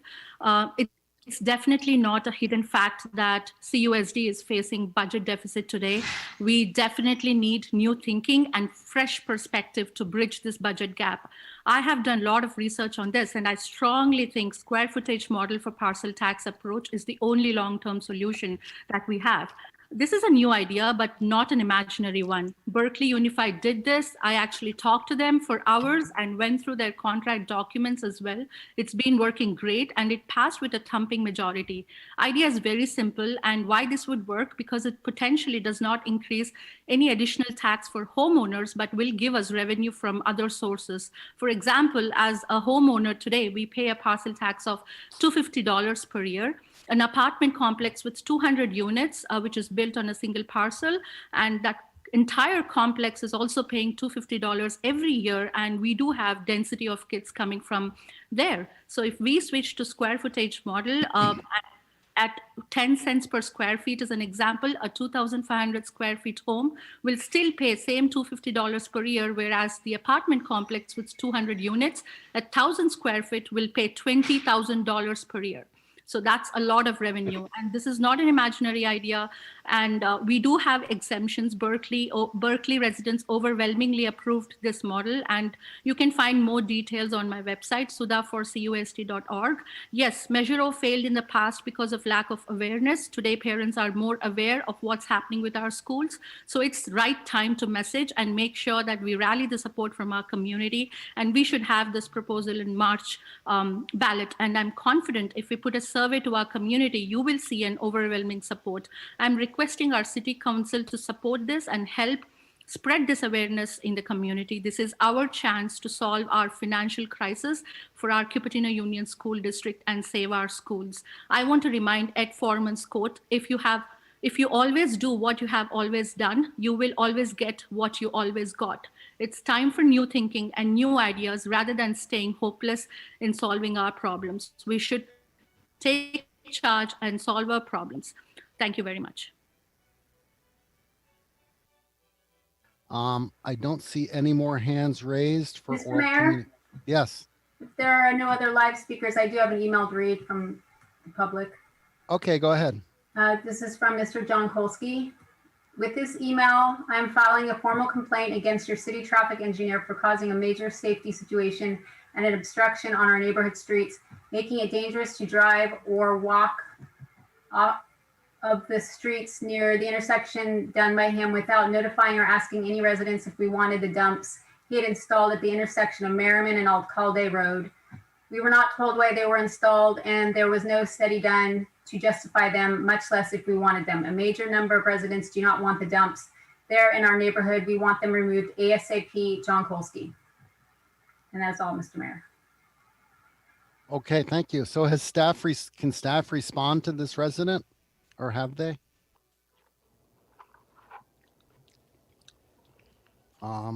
Roger, unmute. There you go. Okay. Yes, Mr. Mayor, I've spoken with Mr. Kolsky on this particular issue on a number of occasions, and the installation of the speed humps at Alcalde and Merriman helped to deter people from turning south onto Merriman when they're going west on Alcalde. It helps them from taking that turn too quickly and going into oncoming traffic, and the bumps help to keep them where they need to be at the right time. That's the reason why they're there. They are not a safety hazard. All right. Thank you very much. Okay. Oh, I see one more person raise their hand. Welcome, Tessa. There we go. Hi there. Hi. Hi there. Just wanted to comment on item number 9 of the agenda today. Oh, you said not that on the agenda item. Sorry about that. It's my notes here. I wanted to suggest that the graffiti that's off the freeway 280 going southbound, that's right before Wolf Road. I've been meaning to call in and just suggest that we do something very economical where we invite artists, other cities invite artists to paint a mural, and perhaps some of the graffiti artists, which some are very talented there, I might add, might want to volunteer their time to do something like that and then not have to keep repainting and costing funds from the community. Thank you. All right. Thank you. Roger, is that something that Caltrans has to approve? Because that's their property, isn't it? I think I can respond. Okay, go ahead. I believe this particular location, if I'm not mistaken, is Water District property. We are aware of the tagging. It is quite large. There was a mural contemplated there from, and anybody who knows can correct me if I'm wrong, but because I'm speaking from memory, which is faulty these days, of the Fine Arts Commission to put a mural there, and for whatever reason, it kind of fell off. So I am having a meeting on this with code enforcement tomorrow, actually. Okay, great. We are looking forward to that response. Okay, and now there's no more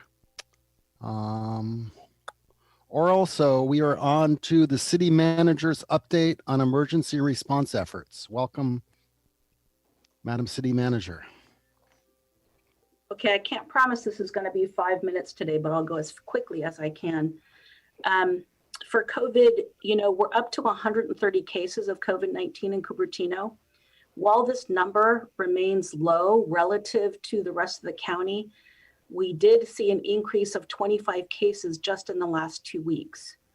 I don't know what to attribute this to, but I would like to implore people to continue to wear face coverings, be diligent when you're outside. And this is probably one of the reasons I am going to be a big advocate of remaining pretty conservative in our approach to how we handle, the emerging requests for events, et cetera.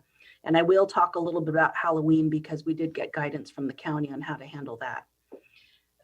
So that's 25 cases in the last 2 weeks. And I think that's pretty significant for us. So again, I don't know directly what the cause is, but it's a little bit alarming. With that said, though, tomorrow, October 7th, will be our next free testing site provided by the county at the Cupertino Senior Center, open to everyone. Appointments can be made from 9:30 to 3:45. And the last time that I saw our calendar of appointments, we had a lot of availability. So I encourage people to schedule an appointment to come in or just do drop in because we do take those as well. Appointments are available to everyone, including employees, and you do not need to be a senior or a member of the senior center to get the free test. It's designed for people without symptoms. If you or a person looking for a COVID test have symptoms, please contact your health provider. Access to the appointment site can be done in 2 ways, either sccfreetest.org or directly to scl.fulgentgenetics.com/appointment. Now, both of these have been posted in our COVID updates and our website, and so I'm going through it kind of quickly. So that's our testing opportunity tomorrow, and then there will be another one 2 weeks from then. The new potential health order coming up has been discussed, and I'm not sure if anybody's heard about it. There is a possibility and some optimism that Santa Clara County will move into the orange tier, given the state's framework that was established about a month ago. There's only one other city that's in the orange tier right now, which is San Francisco. If we do move into the orange tier, we would know by next, I think it's Wednesday, October 13th. And so what I'm going to talk about next are those new health orders that would go into effect on October 14th, should the county get into the orange tier area. Basically, there's a framework that outlines a lot of the requirements for certain business sectors that I've outlined prior. And there are 2 areas that Santa Clara County would keep in the red tier, so the more restrictive tier. That would be indoor dining and indoor gatherings, both of which will be controlled to 25% capacity or 100 people, whichever is less. And that's for both dining and gatherings. Both of these categories will remain in the red tier guidance. And I just repeated to you what the capacity and numbers of people allowable are. Outdoor gatherings remain the same, which is about approximately 60 people, less than 60 people, socially distanced, face coverings, and with a way to control the population, such as registration. I make that point because as I go into the Parks and Recreation update, you'll hear a little bit about what we're doing for Halloween and how it maps to what the lower risk category of activities for Halloween will be. We do continue to see high usage of the tennis courts during this pandemic, about over 1,300 reservations, and the Blackberry Farm Golf Course at almost 800 reservations. The numbers were slightly impaired due to poor air quality this last week due to the fires. Hidden Treasures, which is an annual beloved activity by the community. This year will be a virtual succulent fundraiser from October 26th to October 30. And again, nobody has to take notes on this. This is all on our website. McClellan Ranch Park outdoor lecture series this month will include Night Sky, Skulls and Snakes.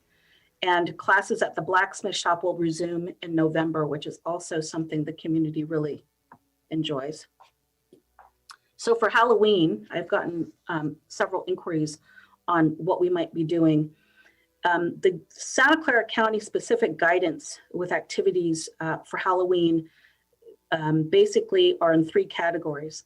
Lower risk, which is stay at home and keep it small. Moderate risk, like if you must do something, keep it a moderate risk. And higher risk, which is please avoid. And there's a whole list of activities in the guidance that I believe we've also posted. So as a result of that, the city has developed some activities that keep us in the lower risk category. The Halloween Spooktacular giveaway done by Cupertino Cares. We're giving away Halloween buckets for kids. There are 1,500 available with 1,200 to 1,300 already registered for. You need to register at www.rec.org for Cupertino residents only.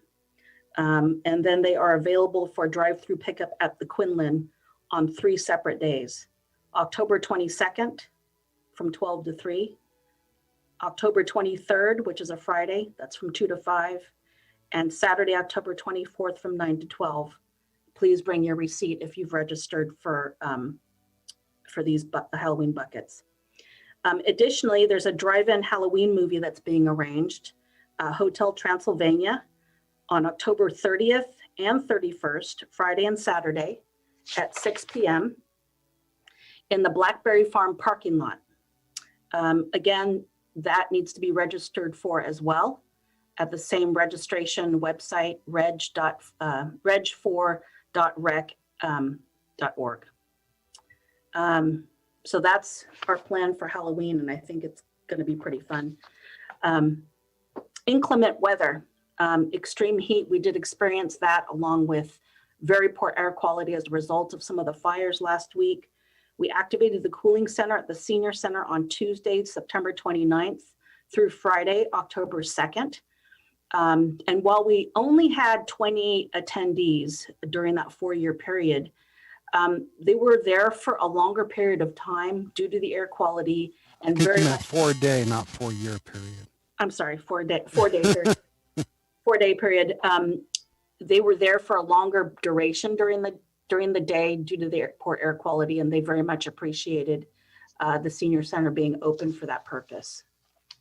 I'll give a summary update on homeless encampments.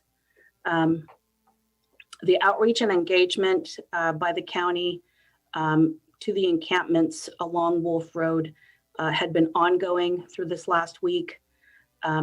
As of Monday at 5 p.m., there's approximately 15 individuals that remain in the homeless encampment at Wolf Road and 280.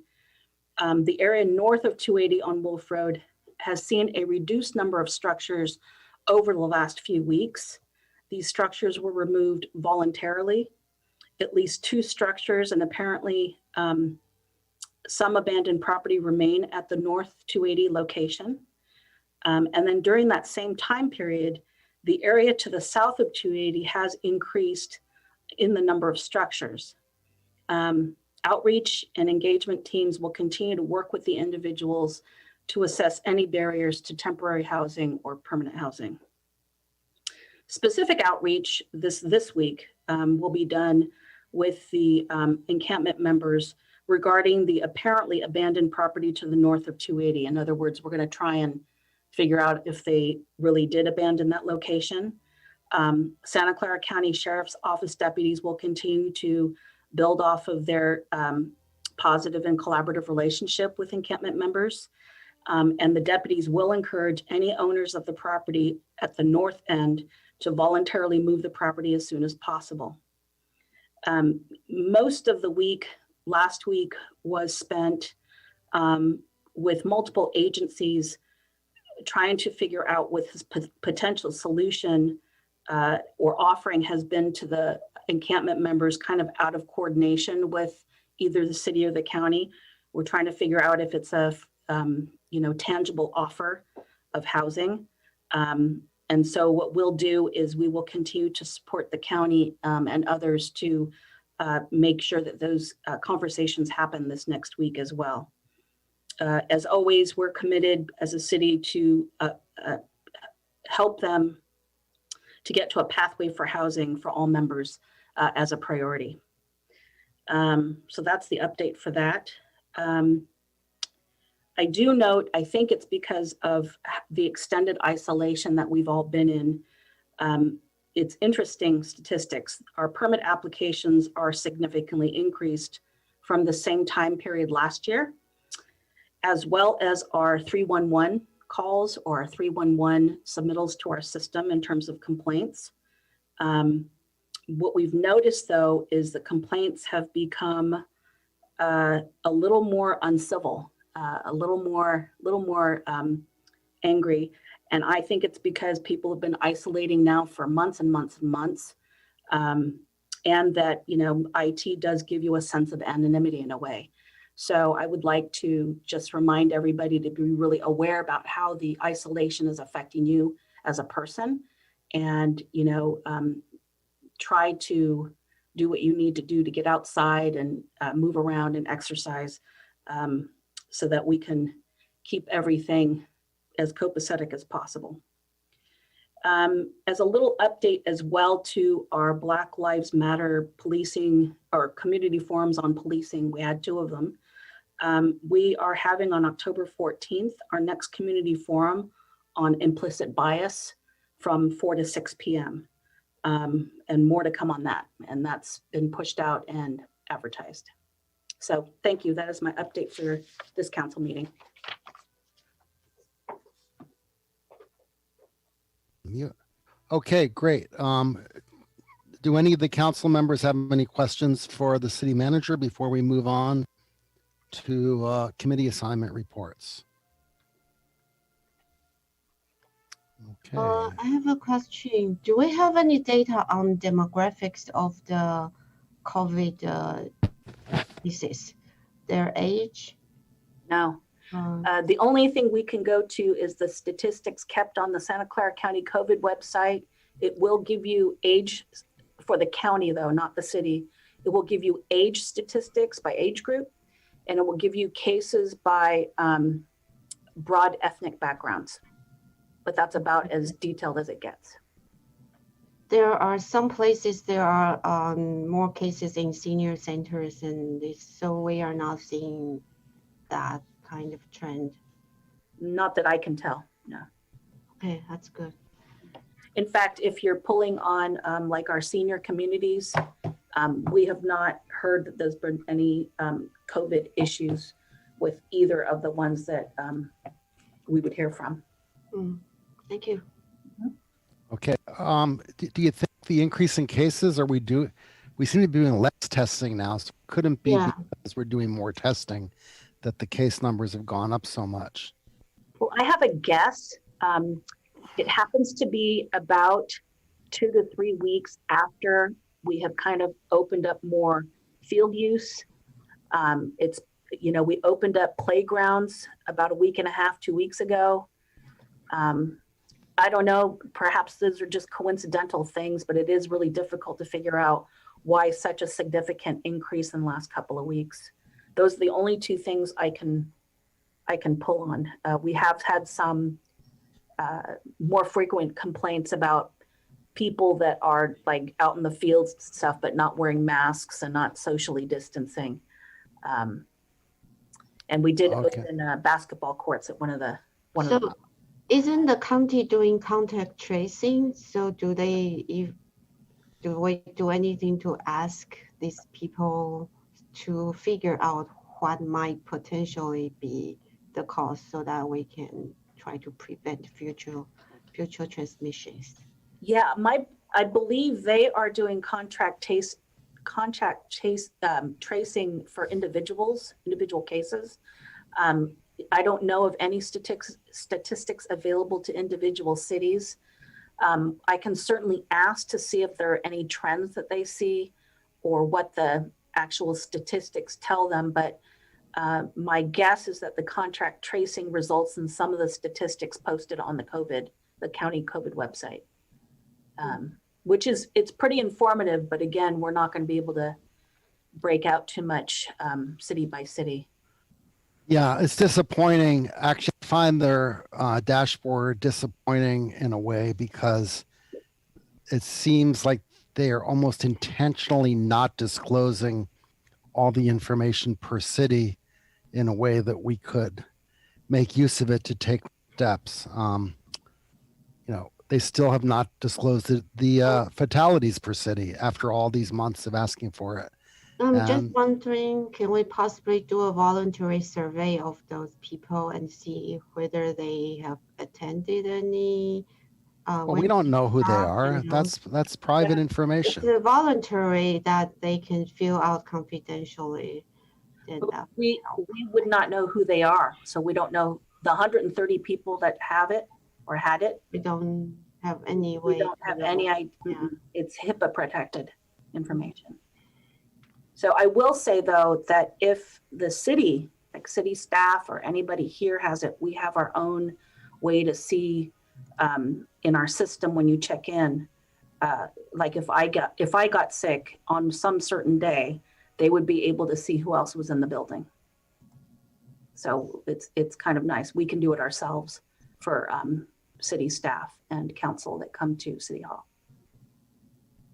Okay, great. John, you had a question. Go ahead. Yeah, quick question. I mean, if we're talking about the testing and that, 23 just in the last couple of weeks, at the testing, are we giving out some type of information so that people know how to proceed should they be found to have it? Where do they go? Do they go back home where they have the possibility of having their family members affected? Are we providing that kind of information to them? I mean, test them, great, but then what's the next step? Where do they go? So I want to make sure that for the testing, these are county testing sites facilitated by the city at multiple locations in different cities. And they do hand out instructions, specific instructions to anybody coming in for testing. If somebody comes in symptomatic, for example, we do have an isolation room, so we can isolate them and get them to or they can get themselves to their care provider. So yes, I believe that there is literature that goes out to them specifically about what happens. If anybody is symptomatic, this is the testing that is happening tomorrow is not for you. If you're symptomatic, you need to see your care provider. Thanks for the question. Good one. Okay. All right. Seeing nobody else with their hand raised, we can move on to item 4, report on committee assignments. John, why don't you go first this time? Okay, so on the 16th of September, we finally started up the school, CUSD, and the city council 2+2 meeting. Yes, we did hear about the financial hardship that they're in, and they feel it's very important to stay in close contact and communication with us on that. On the 24th was the Silicon Valley Regional Interoperability. I'll let Councilman Paul give the details on that since he's the primary one.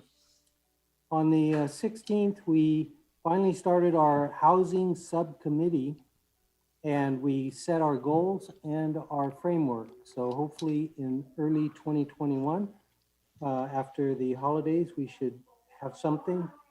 And then I'd also like to report that Councilman Chow and I had our roundtable on September 26th, the first of what I believe was going to be a fairly regular event. And the main topic was the homelessness and the tents that the city is having and the homeless people, and how can we as a community be helping them? So I'll leave it at that. Thank you. Okay, very good. Council Member Chow, go ahead. I just have the COSD meeting with John and the Housing Survey Committee that he has reported. And I'd like to add that the 2x2 committee with COSD, we listed some topics that might be of interest to the school district and parents so that our staff can provide a brief update. So it might be interesting for a lot of parents to attend in the future. Yeah, and then also for us to understand what COSD is working on and what they need. Yeah. That's it. Okay. Councilmember Paul. Yeah, thanks. So the SVRIA meeting that John referenced was fairly brief. That's the Silicon Valley Regional Interoperability Authority, a set of communication towers that our agency, represented by various members of the jurisdictions in the South Bay, have put up for emergency purposes. We have really good news. On September 8th, all 31 sites were complete. Most of the major agencies around here are on board, including the two ones that serve us from a fire protection and a public safety perspective. We contract out to county for both fire and the sheriff's office for policing services. So that's on board. It's effective. The executive director, as I've mentioned in the past, is retiring, and we are still in the midst of the search. The search goes well. I think we may well be able to announce a new ED fairly soon by the next meeting. And there is a video camera project on the key sites that has been completed as well. Again, very, very brief meeting, but the SVRIA is running well. Thanks. Okay, wonderful. All right, I will go next. So I had the West Valley Mayor's meeting on the 23rd of September. A hotly debated or talked about item was how we choose the VTA board representative for the West Valley. So each section of the county gets a representative. And we discussed potential changes to how we would select that representative. We discussed the dues structure for the West Valley Mayor meeting. Before COVID, we used to go all meet at a restaurant for lunch. And since COVID occurred, we're doing everything on Zoom, which is a big, a moderate savings of expenses. So there will be no dues next year.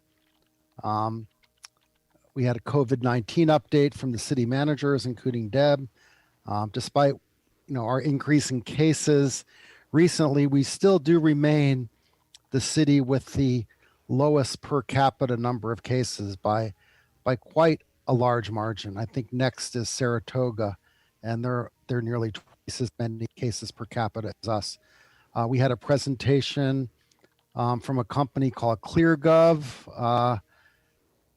They provide kind of IT services that help cities do things like budgets.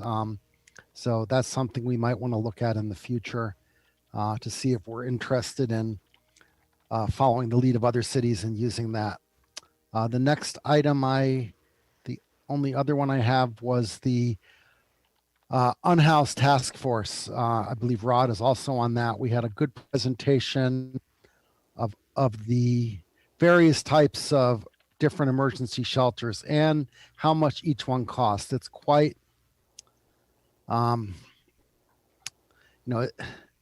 a big difference in costs ranging from, almost $25 a night per person to up to $134 or higher for a motel or tiny houses.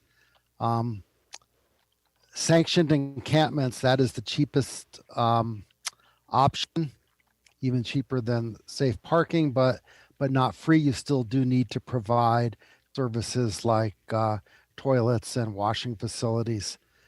So, this is a huge concern right now with COVID.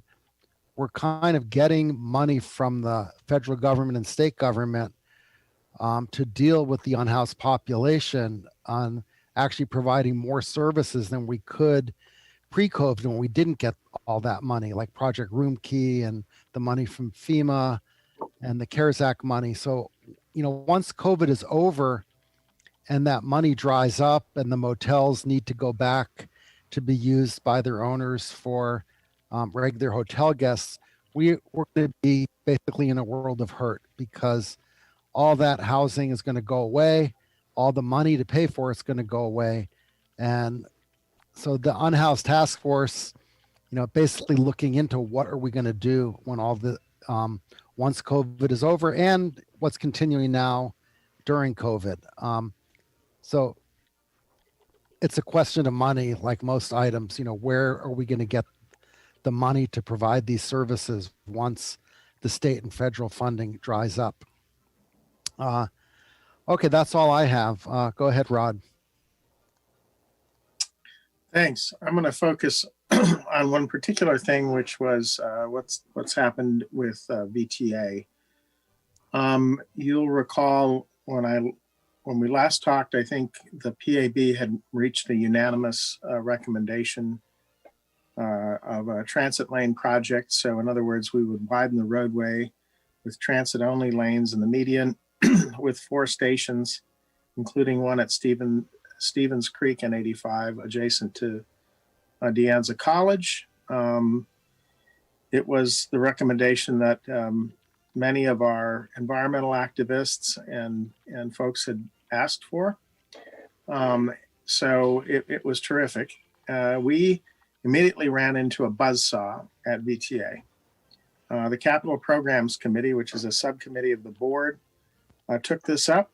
They were not provided with the data from the business community that showed that there are 5,600 average daily riders in the corridor. VTA staff preferred a narrative saying that, this is not a corridor conducive to transit, which the memo that came from Silicon Valley Leadership Group based on a summer survey roundly refuted. 39%, by the way, of those 5,600 riders live in San Jose. So San Jose, Sam went on the attack and said, I don't think these numbers don't indicate we should do very much here. I'm very pessimistic and skeptical. He then repeated those comments at the full VTA board meeting last week. And 4 council members worked on a motion, which was a substitute to the recommendation that the thing move forward. Sam Liccardo, Raul Perales, Magdalena Carrasco, and Lon Dieppe wanted to burden our project with a big land use study or a land use study of some sort to basically say, well, let's see if your land use really warrants a transit project and ridership. They had not subjected their own projects in San Jose to this. Fortunately, that motion, the substitute motion, was defeated 4-7. And notably, we had with us Cindy Chavez, who is VTA's chair this year, along with Susan Ellenberg, Cortese. She served as Cortese's alternate that night as Cortese wasn't there, as well as Chappie Jones. So we have them to thank from breaking ranks. Otherwise, our project would have been in the backwater of a amorphous land use study. And I'm quite, I was quite concerned, as were other board members who stood together on this. Frankly, VTA doesn't know how to conduct a good transit study, and they sure don't know how to do a land use study. Burdening the project with that would have been time consuming and expensive of taxpayer money that we passed in 2016. So Glenn Hendricks is the next board chair. He was supportive of the project, as was Rob Rennie, our representative. John McAllister, of course, in Mountain View, Jeannie Bruins, Larry Carr, Cindy Chavez, Ellenberg, were all on board with this. Although Cindy said, we ought to be looking at land use all over the region and so forth, but we shouldn't be burdening this one project at this time with any such thing. So that's the basics of what happened. We had a lot of support. We had a lot of advocates come out. I'm to the board and with written comments. We expected this to pass on consent, but Sam wanted to pull it. So it then got, I don't know, the better part of an hour's worth of discussion. I looked at this bruising fight, which is, big city against small cities. And I thought, wow, this is quite a board. And my cohorts in Mountain View and Los Altos, who have a lot of experience, said, no, we won. This is fine. Don't worry, Sunnyvale. But we got wind this morning of a new development at VTA that ought to be of concern to all of the cities, which is a larger issue than just this measure. And that is that there is a move afoot before the end of the year, apparently, to have bring to the board of directors a use of the Measure B funds that would preclude funding any of the projects, the transportation projects, except BART to San Jose for 10 years. Oh, yeah. So they would fund bike and ped projects. They would fund half of the money that we won for roadways in all of our cities. That's on a pro rata basis. They would take half of that, apparently. And then all of the other proceeds of the measure would be taken solely for BART to the BART Phase 2 project, to the exclusion of the 85 project, the grade separations project for Caltrain in Sunnyvale, Mountain View, Palo Alto. These were very hard fought negotiations back in 2015 and 16. So there's a lot of concern about this. They want to bypass. It said the advisory committees, including the TAC that Roger serves on. And I don't know if Roger wants to comment at this time and fill in any details. There's apparently an ad hoc effort going to try to have some input into, what is essentially, it's not a redirection of funding, but basically by saying, well, we don't have as much as we thought because it's COVID. We're going to get ours now. You all wait 10 years. I think it's really an inappropriate action. Roger? Well, thank you, Councilman Sinks. I will be attending the TAC meeting tomorrow at 1:30, and I hope to be placed upon the ad hoc task committee that you mentioned, and I'll have more information to report out after that. All right. Well, I've alerted all the people that helped us with the 85, getting the 85 measure through. I mean, fellow electeds in these other cities. So they're now aware of this. Some of them weren't, who are actually serving on the board. So that's my report. Stay tuned. Okay, thank you. Let me say one more thing. So wonderful. after the substitute was defeated, just to be clear, we did get a unanimous vote on the main motion. So this did move officially into what VTA calls the alternatives phase. Now, whether we have any money for the next 10 years to do anything is a big open question. Okay. All right, very good. So we are on to the consent calendar. Did anybody wish to pull anything from consent? If not, I will take a motion. 5, 4, 3, 2, 1. Okay. So can I have a motion to adopt the consent calendar? Is anyone here still?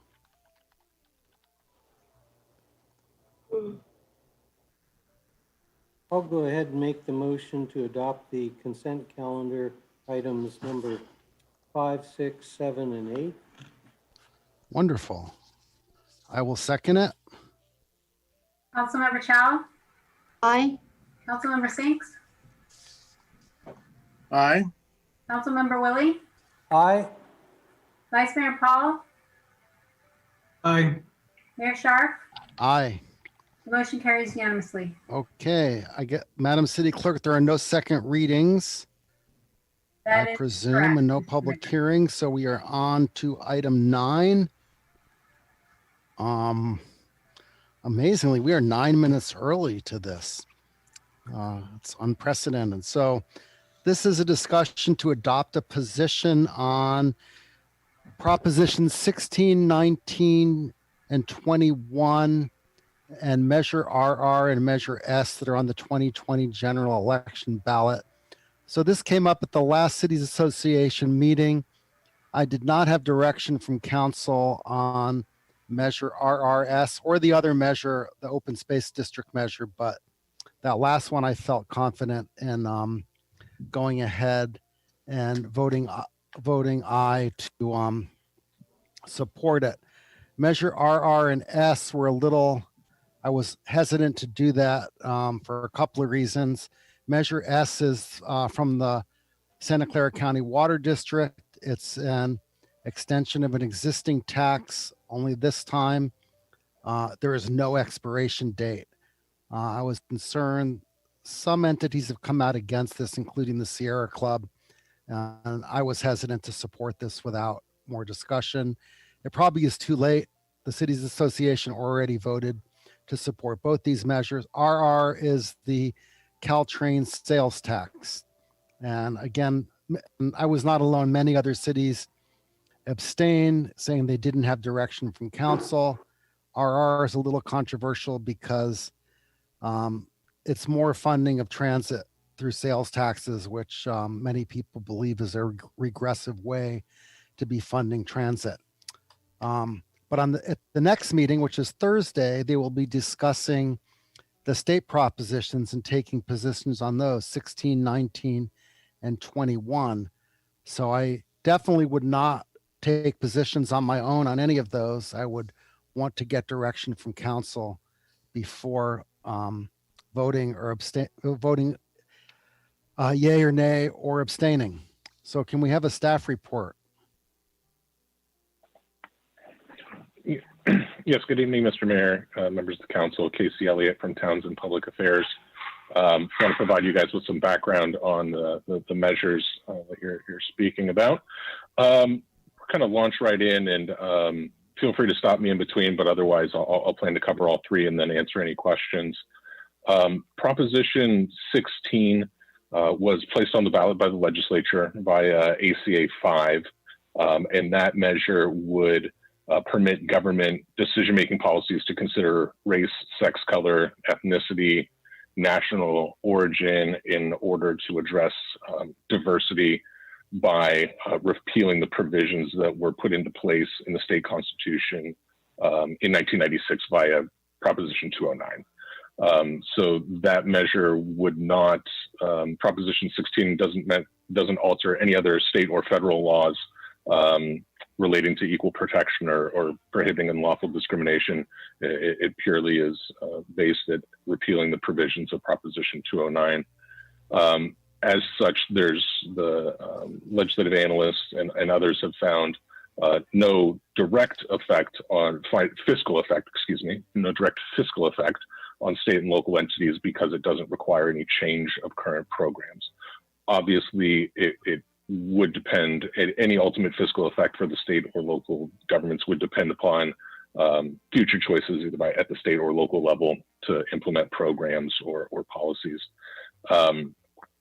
Via, like I said, the measure itself, since it was legislatively placed on the ballot, it received a more than 2/3 vote in both the Senate and Assembly, supported by a number of organizations, which I've provided in the staff report, though I would note that should be viewed as kind of a capture in time. As we know, this time of year, Lots of different individuals and organizations are jumping on to support or oppose various ballot measures. So this kind of provides you a snapshot. Should not be considered a complete list, but just kind of gives you a flavor of who's supporting and opposing the ballot measure, which is the same as for the remainder of them as well. Proposition 19 is a little more technical in nature. It deals with property taxes and property tax transfers. This was also put on the ballot by the legislature through ACA 11, though I should note that this measure, ACA 11, was a compromise with proponents that had previously qualified an earlier ballot measure. So Proposition 19 replaced the previous version that had qualified through the initiative process. The legislature likely would not have done this on their own were there not a proposition had already qualified for the ballot. But essentially, Proposition 19 would permit homeowners who are over 55, severely disabled, or whose homes were destroyed by wildfire disaster to transfer their primary residence property tax base value to any replacement property anywhere in the state. Currently, there are limited opportunities to transfer your base property tax value either within county for a lower valued property or to select counties that have opted to approve that. This would expand that statewide.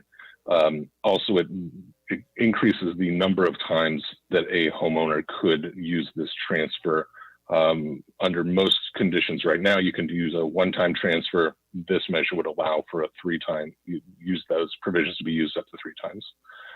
Additionally, this proposition would make changes to assessments of properties that are inherited properties.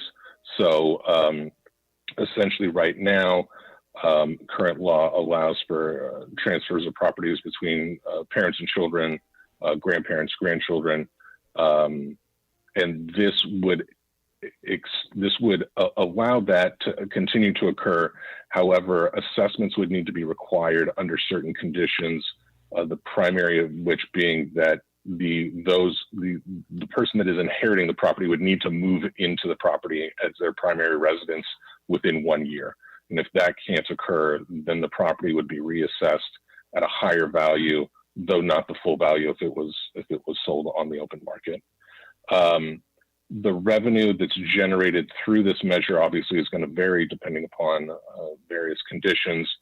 The Legislative Analyst's Office anticipates it would generate tens of millions of dollars in statewide property tax in the onset, which could grow over time. That funding would be distributed through property tax distribution formulas. Additionally, there are provisions that would direct some of the funding to be used for firefighting efforts. So again, this was a measure that had been put on through the realtors and other folks. The compromise measure, which is form of Prop 19, has been endorsed by a number of state level folks, including the governor, Governor Newsom, the state treasurer Fiona Ma, the state controller, and a number of groups, including professional firefighters, senior associations. There are concerns from some groups that expressed, since we are talking about it raising revenue at the state level, that would imply that overall on the balance that property taxes will increase on a whole. Obviously, that's going to vary homeowner to homeowner and circumstance to circumstance, but overall this is a revenue generating measure. And then the third of the state measures can I interrupt you? Of course. So it generates more revenue. So whose property tax savings are being taken away that currently had them? Generally speaking, it's going to be in inherited properties that transfer ownership. So if a parent passes a property to a child or a grandparent to a grandchild, right now that would be it would maintain a certain property tax base. Under this proposition, if that person who inherits the property does not use it as their primary residence, Right. Okay. So then they turn it after into a year, rent. then there would be an assessment. So if they turned it into a rental, they wouldn't get the Prop 13 benefit anymore, or not all of it anyway. That's correct. That's correct. Okay. All right. Thank you. Quick All right. Sorry to question. interrupt. And then also, yeah, I should also note that there would also be revenue generated just through the idea that people who may stay in their current homes right now to maintain the base property tax benefit, they may move, may be more willing to move properties, Right. thereby freeing up long-term properties, which could then be reassessed when they're sold under the normal market conditions. Right. Makes So, sense. yeah. Just And a- then just Hold a on, quick- John, you had a question. Go ahead. Yeah, on that same topic. So if an inheritance and the inheritor then moved into the property, great, he establishes or retains that thing, but for how long? I mean, is there a clause in there that if he moves out after 12 months, that then it falls back to the thing? I mean, making sure that something like this isn't going to be allowed to trick the system. yeah, and that's likely going to be based on how the new homeowner would file with the county. So, for example, if you inherited a property and declared the new property as your primary residence, that could have tax implications. If you have an existing residence, for example, you wouldn't be allowed to have the double primary residences. Yeah, it's going to be.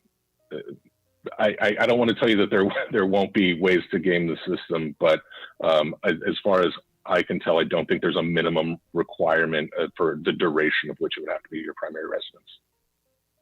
Thank you. Also, there's no minimum duration. So you could move in for a month and then rent it out and you would get the tax savings. Yeah, you would have to declare, through declaring it with the county as your primary residence. So you'd still Right, fall but- under all the. Right. But Yeah. like John said, if after a year you say, oh, it's not my primary residence anymore, does it get reassessed then? Is there, any, exactly, what stops someone from gaming the system, like he said? Yeah. Yeah. Presumably you would lose your, I'm forgetting what the base Okay. denomination is, the $7,000 homeowner principal residence. But yeah, to your point, that would not, declaring it not as your primary residence, in and of itself would not trigger a reassessment. Okay. Yeah. Just losing the homeowners, the whatchamacallit, the homeowner's exemption is not that much of a savings, but losing the old assessment would be a huge increase in taxes. So, yeah, I guess we have to read it to see it. There's got to be something in there that stops someone from moving in and then a year later saying, oh, now it's a rental. Yeah, and I will double check the text of the initiative and get back to you definitively on that. Okay, all right. I'll go on to 21. Yeah, and then 21, it's similar to a measure that was on the ballot a couple of years ago, but it would amend state law, Costa-Hawkins, to allow local governments to establish rent control on residential properties over 15 years old, and it would allow for local limits on rent increases to differ from that at the statewide level. So specifically, you're talking about right now under Costa-Hawkins, there's you can't have rent control on properties that were occupied after February 1st of 1995. So by modifying that to 15 years, then you do capture a new element of housing units that you could provide rent control on. This would not apply to those individuals that own two properties or fewer. So this is not intended to go after kind of the small mom and pop rent, landlords, property owners. Additionally, it would allow local governments would have to allow rent increases in rent controlled properties of up to 15% over the first 3 years of a new tenancy. So that way it wouldn't violate any California laws related to landlords' right to fair financial returns. So if a local entity chose not to institute rent control, then it would default to state law in these areas, which would be AB 1482 from just 2 years ago. Right. Okay. All right. Did you prepare anything on the county measures? MMMS? Yes, within the staff report, there is some background information on measures RR and measure S. As you mentioned before, measure RR would be a 1/8 of a cent sales tax that would last for 30 years, would raise an estimated $108 million a year to expand Caltrain's operations. The measure was facilitated through state legislation that was necessary to kind of allow some elements of it to happen. Ultimately, the legislation, which was passed in 2017, allowed the Caltrain board to put the measure on the ballot. Sorry, hold on here. Let me grab my. The tax proceeds would be prioritized to support operations of Caltrain service, to support expansion of peak hour service from 6 trains per hour per direction to 8 trains per hour per direction, to develop and implement programs to expand access and facilitate the use of system by passengers of all income levels, to help leverage other local, regional, state, and federal investments and capital projects, and then lastly, to provide Caltrain with a steady stream of revenue to support annual ongoing operations, maintenance, and capital needs. Okay, and S. And then measure S, as you mentioned earlier, this would make permanent the current annual parcel tax of $67.67 per home that was approved by voters in 2012 and is currently scheduled to expire in 2028. That funding would help ensure public health and safety by protecting drinking water supply from earthquakes, climate change, would also go towards reducing pollution in waterways, providing flood protection.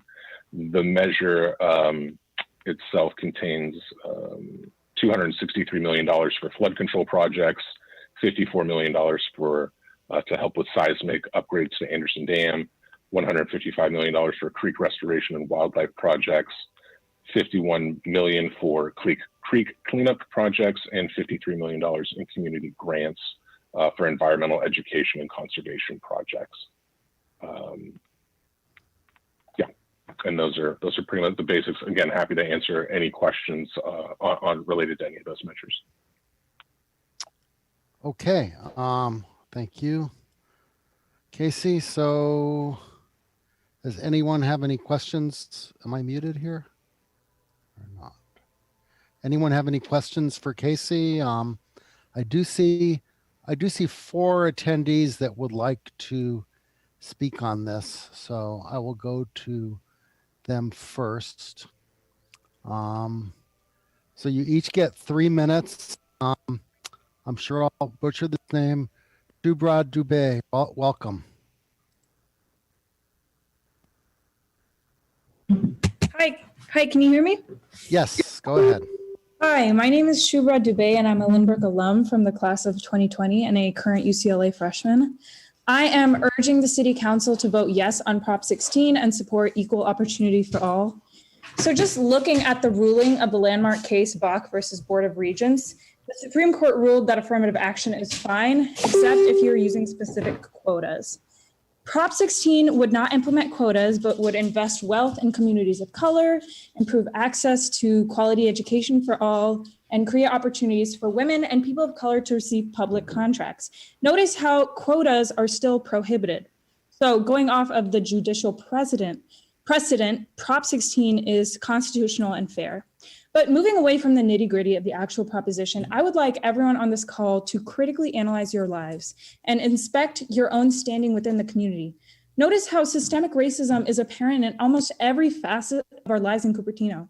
How many Black people are in positions of influence in your job, in your school boards, in this very city council board? Prop 16 is not taking away your rights, but ensuring equal opportunities for the systemically disadvantaged.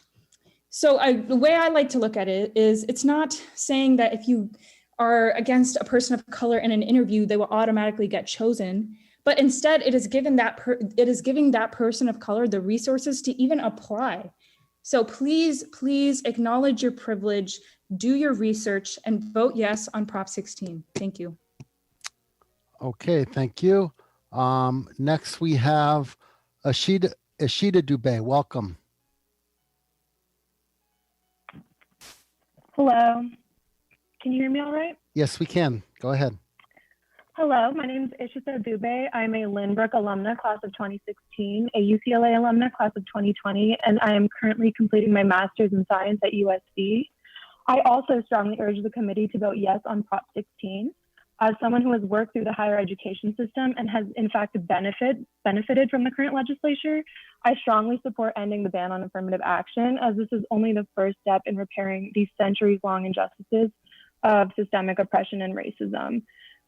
Opposing affirmative action is not, in fact, there's no division to be had when people of color from higher socioeconomic statuses, in fact, already have advantages in the higher education system. So again, I would strongly urge you to vote yes on Prop 16. Thank you.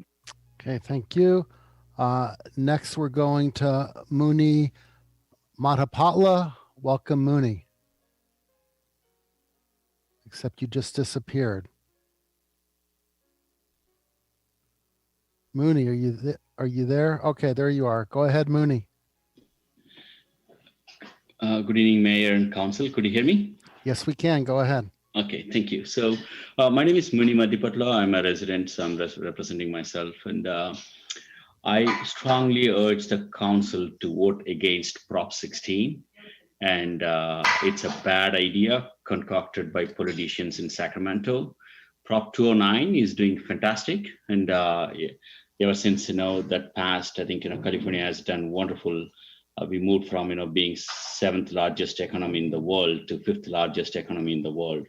So that's truly working. And, and our colleges and everything, has gone up and, in rankings, and as well as, the people that, come out of colleges, the drop rate, decrease. So the Prop 209 is working wonderfully, right? So this Prop 16 is electoral politics that's being played by, politicians in Sacramento, and we don't need that. Those are the kind of things, that's done in third world countries, not in an advanced country like ours, right? So, and moreover, there is no data that suggests that, government using race as an attribute to, fix things is helping anything better, because there are about 38 states, that are still using race-based, affirmative action. Those states, are not doing any better, right? The race relationships in those states are no better. So this is a solution looking for a problem, right? We don't have a problem to fix. So please vote again, no on Prop 16. Thank you. Okay, thank you, Muni. Oh, I did want to point out that since these were all lumped together in one agenda item, if anybody wants to speak on other propositions, you could speak on each one if you want to. Next, we have Neil McClintock. Welcome, Neil. Hi. My name's Neil. I'm a resident in Cupertino, also CHS alum, De Anza alum. I wanted to second the thoughts in support of Prop 16. The previous commenter pointed out that Proposition 16 is apparently a concoction of Sacramento politicians. Oh, if that's the case, I'd like to point out that Prop 209, which is our current law, was put forward by Pete Wilson, more or less, who wanted to use it electorally, capturing anti-immigrant and racist sentiments. Pete Wilson has since endorsed Donald Trump for president. So I don't know that looking to our history is actually, and who supported Prop 209 is actually very useful. So there's a lot of misunderstanding when it comes to Prop 16. Even if that line of the Constitution were repealed, that Prop 209 implemented, the 14th Amendment and the Civil Rights Act would still prevent discrimination. To say so is incorrect and it's incorrect. Quotas are already banned under Bakke v. Board of Education or Board of Regents, as the previous speaker pointed out. And I just wanted to emphasize really like Prop 16 is not that radical. It more or less would allow public institutions, not just schools, right, but also like governments, like your own governing body, the city of Cupertino, to do what private businesses already do. Diversity initiatives, right? Like considering people on the basis of their race and using race as one of many factors. That's what a lot of businesses do when they're trying to decide how they're going to diversify their staff. So it's just really expanding on that in the public sphere. The ultimate mission of a government, of a school, is not to award people based on merit. That's not the purpose. The purpose is to create the best possible inclusive mission, the best possible institution. And so Prop 16 allows us to do that. For a city like Cupertino, it would mean a lot. It would allow us to basically help jumpstart Asian American businesses and other minority businesses instead of having to put them through the traditional bidding process.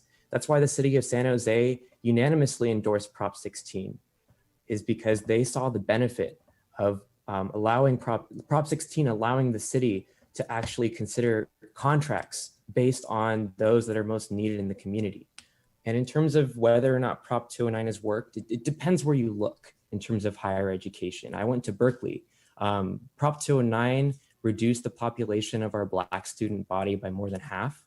Only 1.8% of the student body is now Black as compared to what it was before, even though we're right next door to Oakland. But even beyond that, it's not just about higher education. It's also about our schools, right? Like Cupertino is like 80, 70, I don't know the exact number, percent non-white, predominantly Asian American. Yet the faculty, the administration are almost all white. Prop 209 would allow us to rectify that so that students are actually learning in an environment that they feel comfortable in and that they feel seen. So I highly encourage the City Council to support Proposition 16. It's transformative, but it's not radical. It's reasonable. It would bring us to where many states already are, and it would be a really big sign of support for a lot of potential minority-owned businesses and for our existing students as well in our schools, and also for your own city government that would benefit from having increased diversity initiatives and contracts. So thank you for the time. I yield.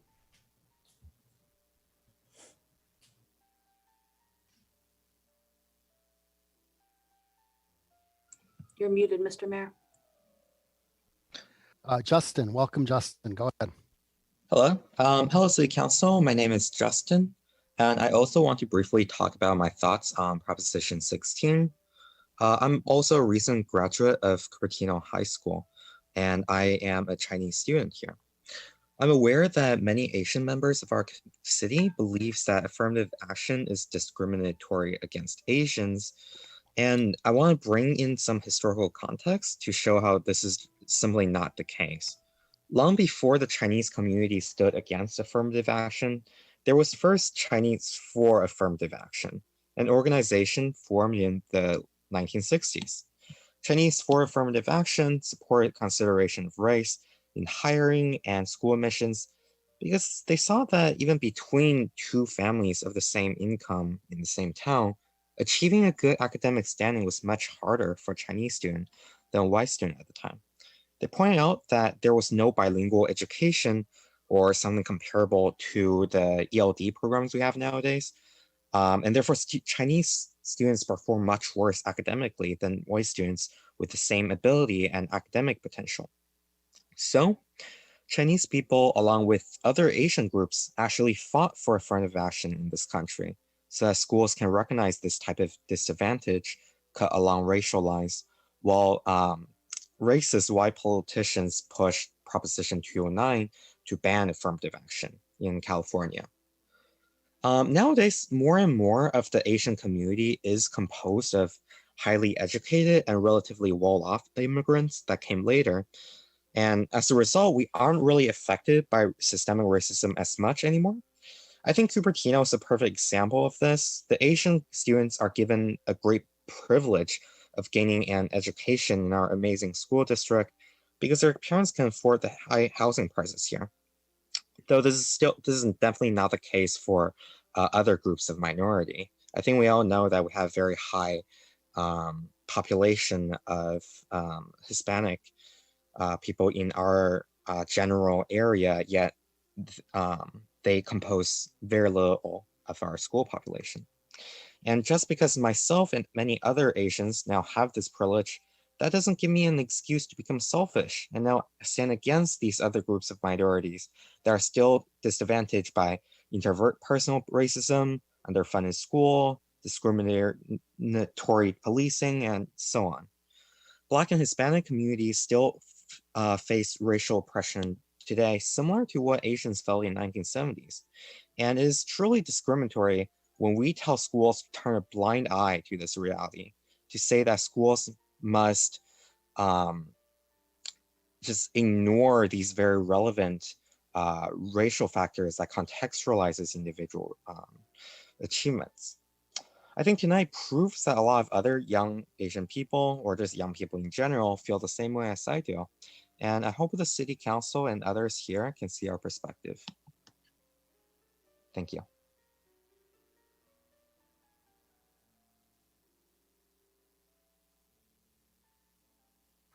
You're muted, Mr. Mayor. All right. Welcome, Sydney. Thank you. Can you hear me? Yes. Okay. My name is Sydney G. I grew up in Cupertino and graduated Monte Vista High School in 2014 and UC Berkeley in 2017. I am urging the council to either refrain from adopting a stance or to vote in favor of Prop 16. There are definitely some common misconceptions about Prop 16 and about race-based affirmative action in general.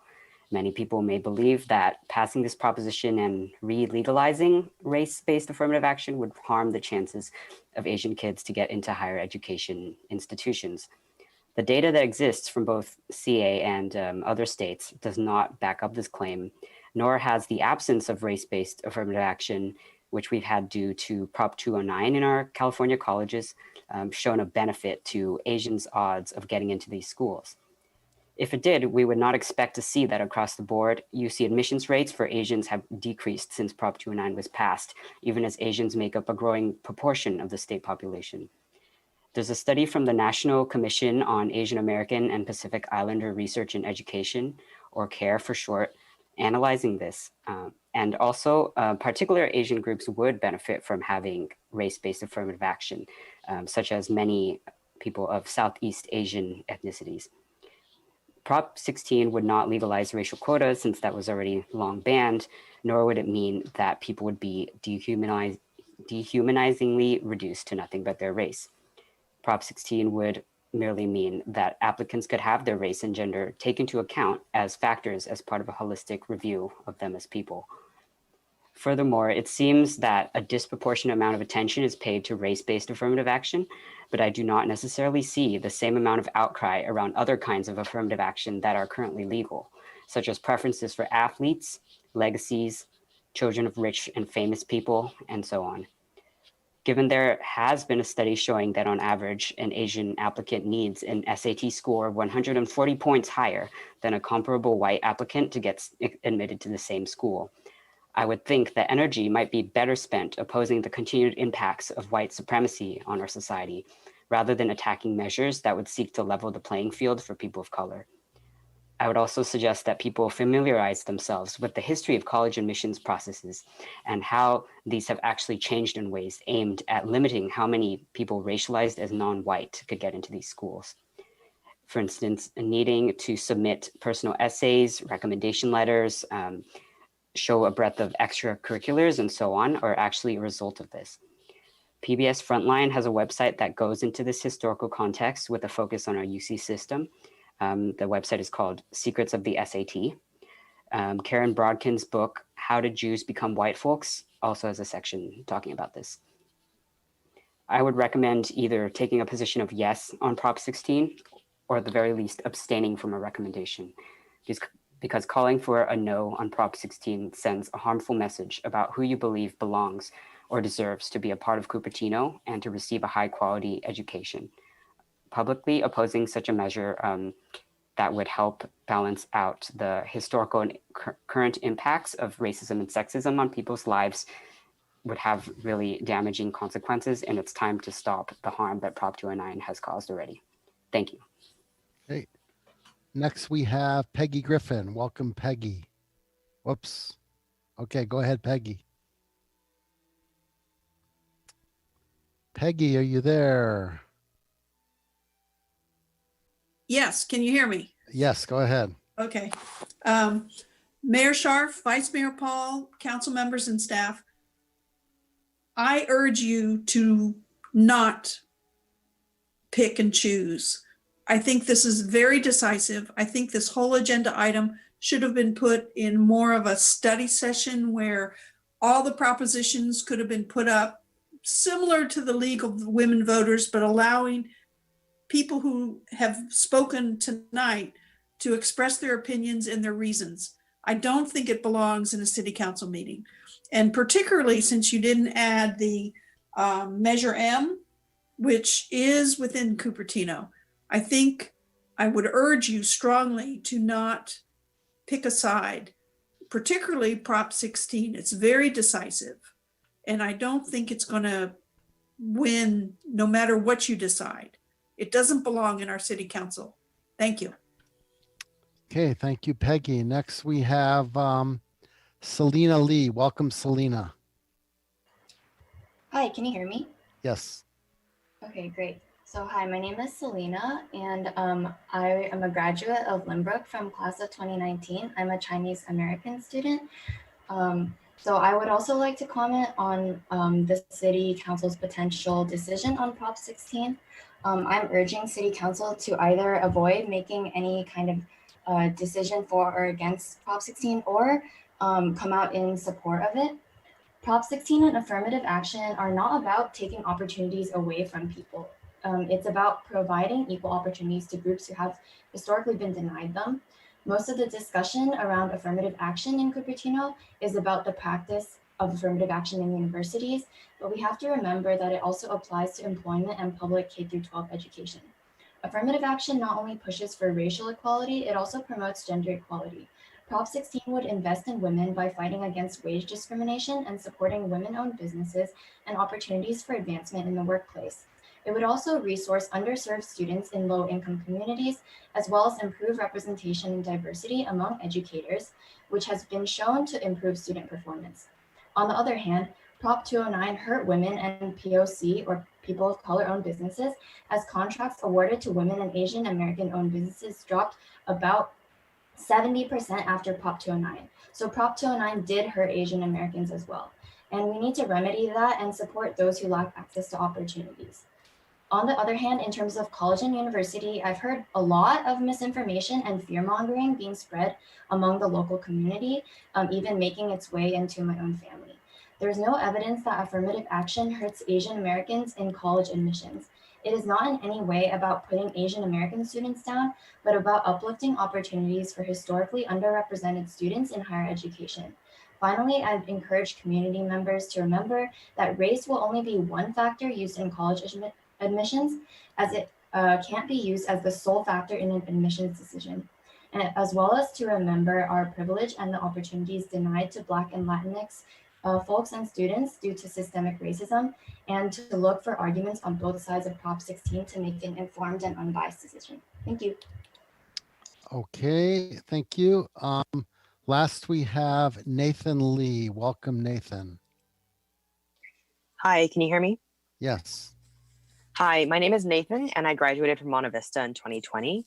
I am Singaporean American of Han Chinese descent, and I strongly urge the Cupertino City Council to support Proposition 16. This summer has highlighted the unequal effects of the pandemic and police brutality, among many, many other social injustices that disproportionately affect Black, Brown, and Indigenous communities. BIPOC folks have been, and still are, systemically held back from the resources that Asian and white students have been able to access. Even living here in Cupertino, being able to attend amazing schools and access amazing resources and extracurriculars is a product of racism. Redlining and segregation in the Bay Area decades ago has still allowed me to flourish today. My Asian family has the privilege to be able to afford to live in Cupertino, while Black and Hispanic families are turned away from jobs in tech and forced into less rigorous schools. Affirmative action would allow BIPOC students the same amazing resources that I and other Cupertino students and residents are able to access. As Neil said, Prop 16 is not radical. If you think about it, legacy students and student athletes are experiencing a form of affirmative action that has never been challenged. San Jose and other cities have already endorsed Prop 16 because they recognize the good it will do for every community. When we are diverse, we are all stronger. Neutrality is a voice to the oppressor, and I urge you to consider your privileged positions as non-Black people of color and white people making decisions about who does and who does not belong in Cupertino. Please support Proposition 16 to support racial and gender equality. Thank you. Okay, thank you. Next we have Vikram Saxena. Welcome, Vikram.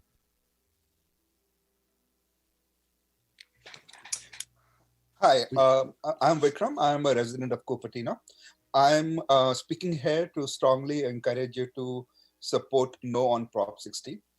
Prop 16, while it is being framed as enabling affirmative action, is actually removing the section which prevents the state from discriminating or giving preferences. So while the focus is to say it would allow for affirmative action for minorities, the reality is it can be used and abused for doing anything and then be justified under some criteria of providing fairness. For example, like right now, the white population of California is strongly underrepresented. In fact, it's the only group which is underrepresented in California in the UC admissions. So under Prop 16, it would be legal to say that, hey, that we need to have more white people in colleges than what they have, regardless of their interests or the fact that many of them come from rural families or live in rural areas and they're not really interested to go in those colleges. It's not because of that they're socio-economically disadvantaged. It also opens up our state contracts to nepotism in the sense that people can form a front company, contractors and other people who get the contracts, put a person from an underrepresented minority as a front, and then actually force the state to pay more. And then the state won't be bound to get the best contract, but will be bound to support that particular group of people and pay more, which will result in increased taxes. If you look at the data since Prop 209 passed, we know that the percentage of Latinos and Black African-American people going to the UCs has continuously gone up, and is now the number is a very good representative of the current population in California. So to say that the current California UC policies of using socioeconomic factors, but not race, in helping create new opportunity for people who have been traditionally marginalized not working is not correct. So I strongly encourage the council to vote, to recommend that we vote no on Prop 16. Let's keep discrimination illegal. Thank you. Oh, so Vikram, I had one question for you. Are you still there? Yeah, I'm there. So you said the data I got from UC's own website actually did not show whites being underrepresented. That showed non-Hispanic whites were just about where they should be, 3% overrepresented. Hispanic whites were way underrepresented at 36% below. Blacks were overrepresented, which was surprising, at 24% over, and Asians were 139% overrepresented. So where did you get the data that whites were underrepresented? I'll have to check. I got it from this website of CIFR. And it also depends whether you're looking at UCs and UCs plus CSUs. No, I was just looking at UCs. I have the data for CSUs as well. Okay. But I was just looking at UC, and not just Berkeley, but the whole UC system. Mm-hmm. Yeah. You probably have better data right now, so I'll just defer to you. All right. But Thank in you. general, the fact is that it's not that the Latino and Black population is severely underrepresented if you combine all the state universities together. And also, when you say over and underrepresented, you are comparing it with what? With the population, the total population. With the total population or with the applicant pool? No, it's about the population. I usually would compare, I looked at UC data, also admission data, and I removed I only look at California residents because it's not fair to consider non-residents. Mm-hmm. And then I compare the demographics of freshmen admitted versus those who applied, because it's unfair to compare with California population. First of all, we don't know how many are school age, and also the percentage, the graduation rate. UC has a chart showing the graduation rate of every race, and then even among those who graduate, not all of them are eligible to apply to UC because they need to get a C or above in A to G courses. Then that percentage is lower in certain races. So, and then even among those, I think not all of them who are eligible to apply applies. So if you are comparing, there are a lot of pipeline factors. It's exactly. In fact, that's the part you need to compare with applicant pool. Yes. Okay. Actually, what I did was I didn't use population. I used the percentage of the high school graduating class of each race, because that I thought that was fairer, because Hispanics were 49.73% of the high school graduates in 2018. And I think that's why they're so far under for UC. Yeah, so I compare with applicant pool, and Asian among applicants is about 30%, and among the admitted is about 35%, about 5% extra only. And for Latino, I think they are also about 30, and maybe around. Excuse me, but can we continue our public input here? There's no more public. There's no more. Oh wait, one person raised their hand. Okay. No, we are permitted to ask questions of the for clarification, but let's move on to Tony. This is your own analysis. This isn't asking. Welcome, Tony. Hey everyone. Thank you for giving us an opportunity here. So I heard a lot of kids. They are like C school students or just now graduated. Urging you guys to support Proposition 16. So that is how Proposition 16 can be confusing. So let's see, Proposition 16 is trying to repeal the Proposition 209.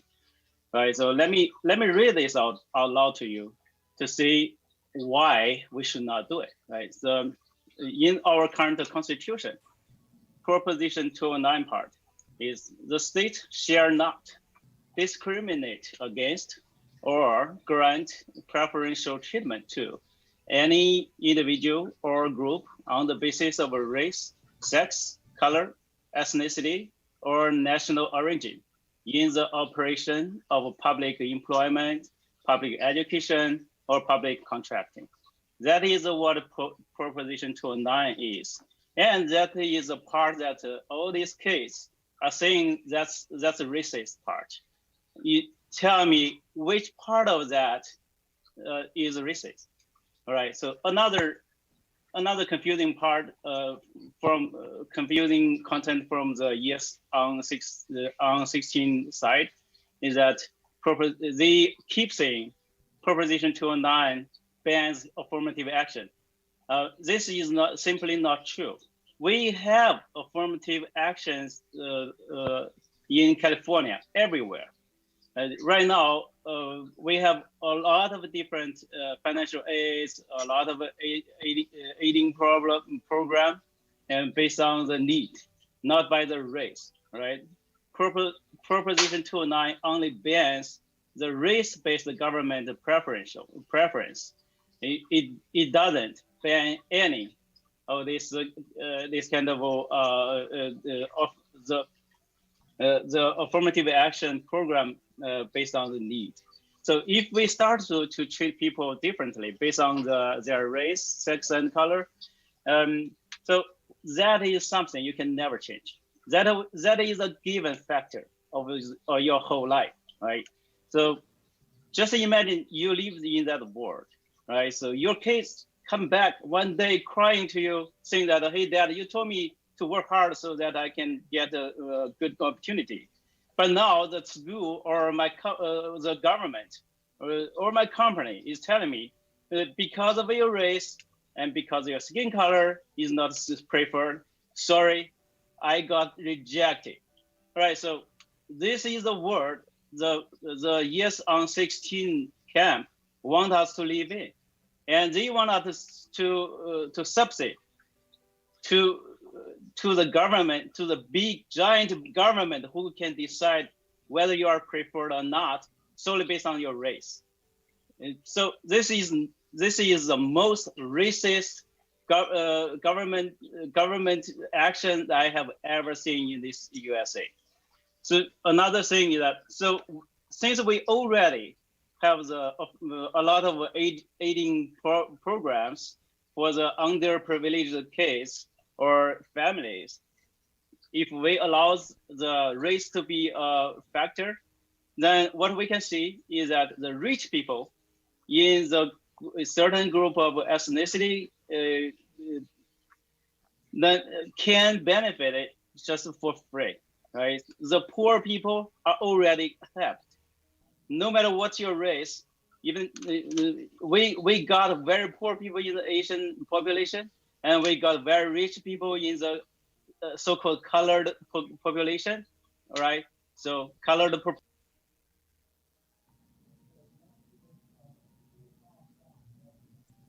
Tony, it looks like you got muted or you muted. I muted because it was at over 4 minutes. Okay. Oh, sorry. Can I just do a closing? No, you're done. Okay. I mean, Thank you. I let everybody go over a little bit, but you were way over. Welcome, Qinghua. Qinghua, are you there? Qinghua Huang? Yes, I'm here. Okay, This go is ahead. Qinghua Huang. Yes. Go ahead. And so if you think, so I'm here to strongly urge you to please say no to Prop or Measure 16, because if you think their diversity is not enough, that is not because that the skin color. That is because the society maybe need to do some basic foundation work. Maybe some other work did not doing good. We should work on those things. And we should not just judge people by their skin. Who can tell me who can change the skin when they are born? They born have their own skin. And it's so unfair for people to judge them by their skin color. So please, everyone, you have your skin color that you cannot change, right? So please help us say no to it, to the Prop 16 or Measure 16. Thanks. Okay, that is Mr. everybody. Mayor, Yes. I do have 2 emails to read. Okay, go ahead. Okay, first one is from Alexis Ellis.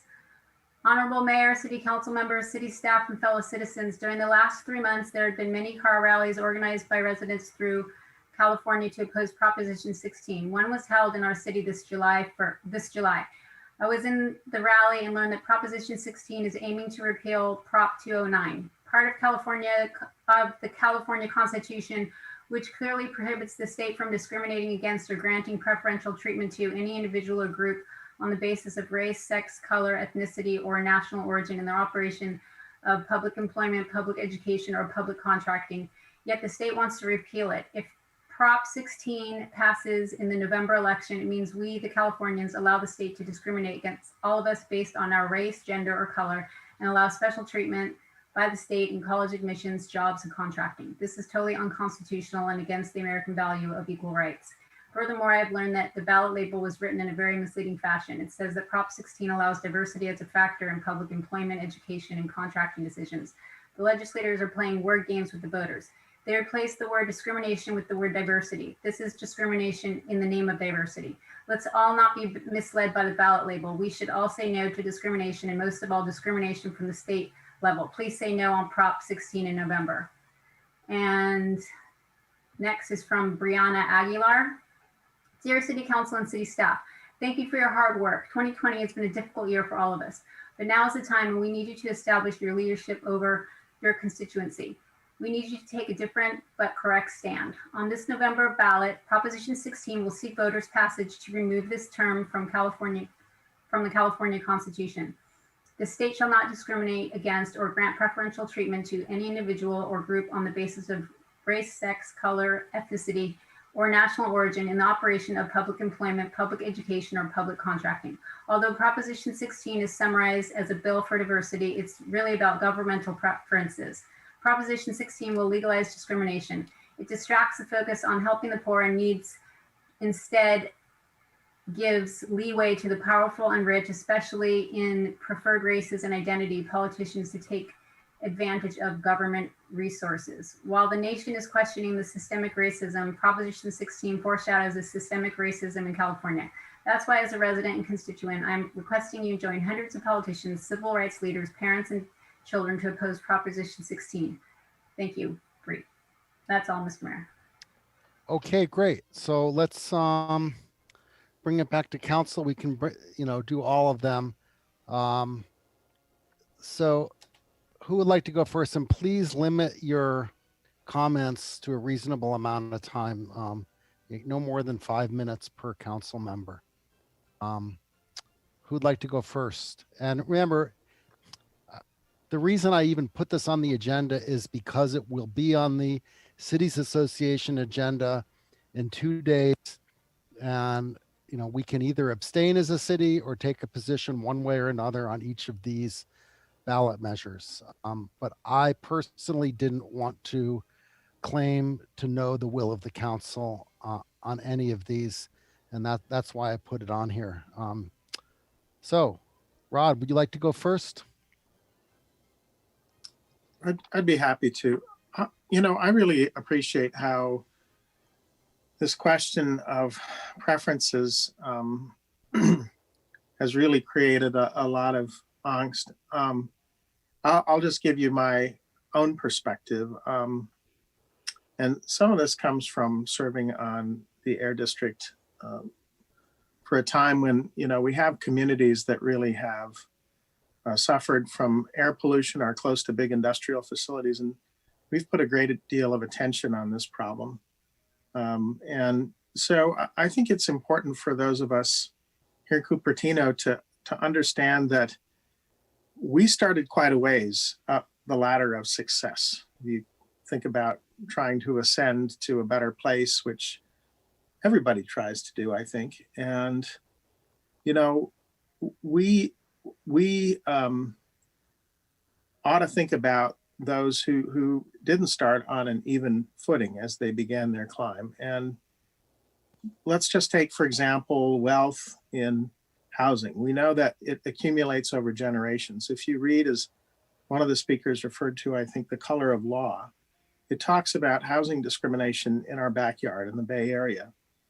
It talks about, how Blacks were systematically excluded from communities, how they as families weren't allowed to build wealth, how there was disinvestment in schools, how they couldn't get loans, and so forth. So they were put on a very low rung of the ladder, and quite intentionally through federal policies, state policies, even city policies.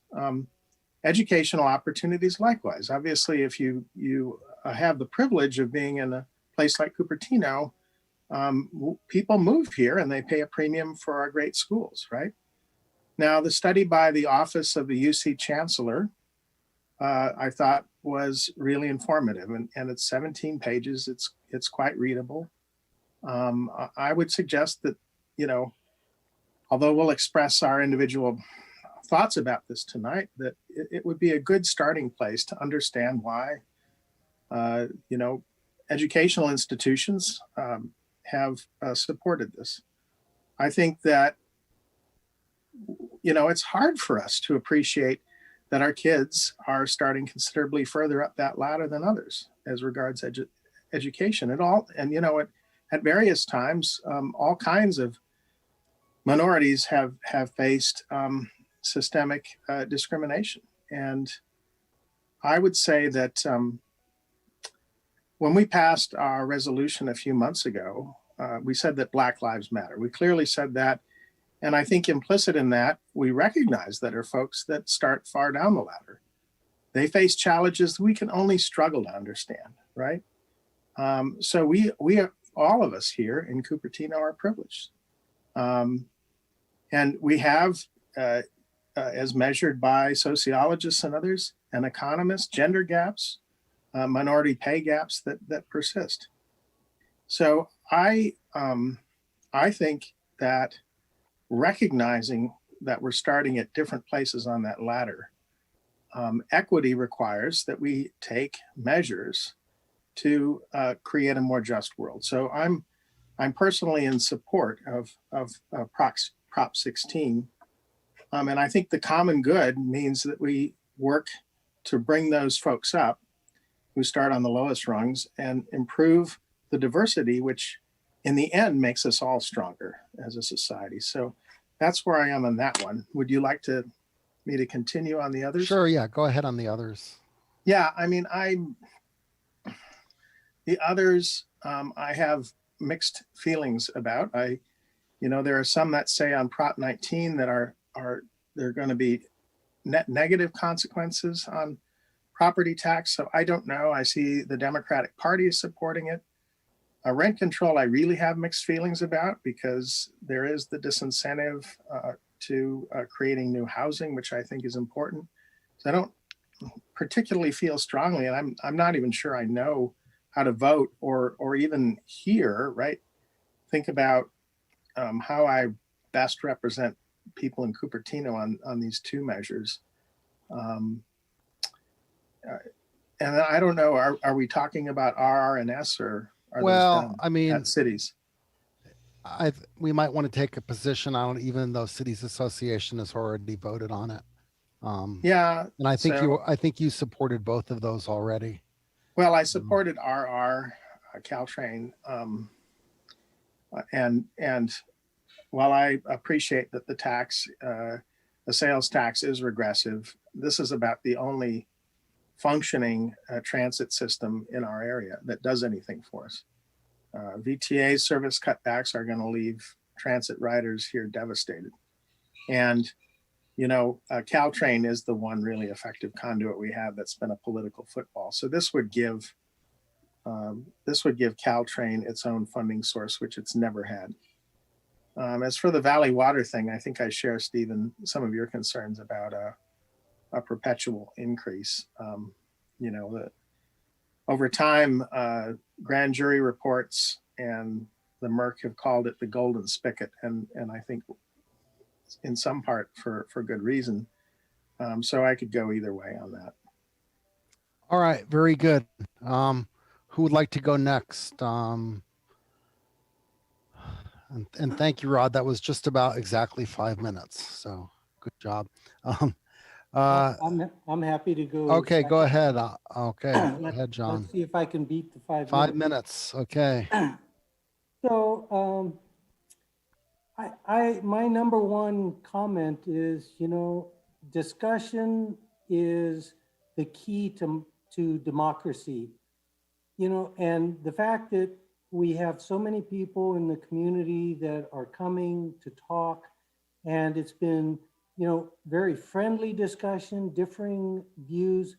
That's what makes democracy work. So I applaud everyone, including the council, that, you know, are sharing their thoughts. Councilman Sinks, with his understanding that everyone is a person and is entitled to fairness, and we then all start at the same level on the ladder. People were born into different means in different areas, and so you know, I think we just have to realize we haven't walked in everybody else's shoes, and know their trials and tribulations. So now we come back to these bills, of which 16 is the one that we're really discussing. All three of them, I think, are not issues that we on the city council are going to be changing our community. And so I agree with the one resident that said, okay, this should have been a study session where we can share dialogue, we can share ideas. If we all stay individually, then we're not sharing our ideas. And how do we get a forum? Well, this is one. It's not the primary purpose of the city council, but if it brings people out to talk, I'll bet everyone who spoke tonight is going to be voting. And that's what democracy is. So my position would be that these are not these bills are not for the city council to be taking a position on. You know, we should be focusing on the ones that would affect the budgeting of our schools or things of that nature. And these ones aren't doing that. So I'll pass on those. So that's it. Am I under 5 minutes, Mayor? You were.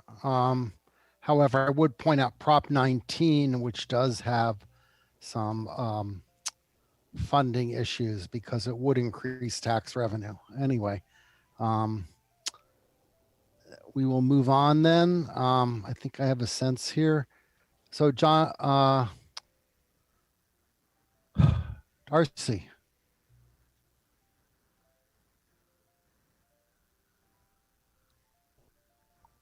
Okay. Well, you're going to give me 5 minutes, right? Right. Go ahead. I'm starting now. Oh boy. Okay. I'm really torn as to whether to use my 5 minutes or to just use 5 seconds to say that I'm going to abstain on all this. Okay. But I think I'm going to go the 5 minute route. You know, I'm not going to be a careerist here anyway, so I might as well try to help. I'm going to abstain. I don't know how I'm going to vote on these personally, and I don't know what the overall sentiment of these items are in our community. As such, I don't feel it's appropriate for me to vote as a representative of our community on these items. One thing I would like to say is that I do completely agree with the speaker from the public, Sydney, about opposing the impacts of white supremacy. The phenomena of co-opting and preferences tend to follow you wherever you go and whatever position you hold. It's odd how entrenched attitudes are being addressed by actions that are quite unlikely to do anything to change those attitudes. If anything, they tend to do the opposite from what I've seen. I'm reminded of talking to a reporter back in 2018 about a totally different problem. I said to her, instead of glib hypocrisy masquerading as sympathy, that in fact makes the problem worse, how about just treating people better? That, in my assessment, is always the start of solving our problems. Let me say that I think that there is truth in what everyone is saying here, but I think that saying that affirmative action does not affirmatively and adversely impact some groups is kind of like saying putting in rent control measures does not take monetary opportunities away from property owners. I mean, it could be true, but that would have to be some pretty well-designed legislation. How are we helping out the people being cut out of the equation or whose opportunities are being curtailed? And in fact, this is exactly what my contracts professor in law school meant when he talked about finding a way to increase the pie rather than dividing up a limited pie. If affirmative action legislation came with it measures for increasing the number of spots currently available so that some who work really hard and follow the rules don't lose their earned opportunities, then that is legislation that is at least thinking about the people being adversely affected. When I speak to Chinese American students about this, the way I try to increase the pie is to talk of the general higher education system in America and tell them how colleges in other states would be thrilled to have such good students there.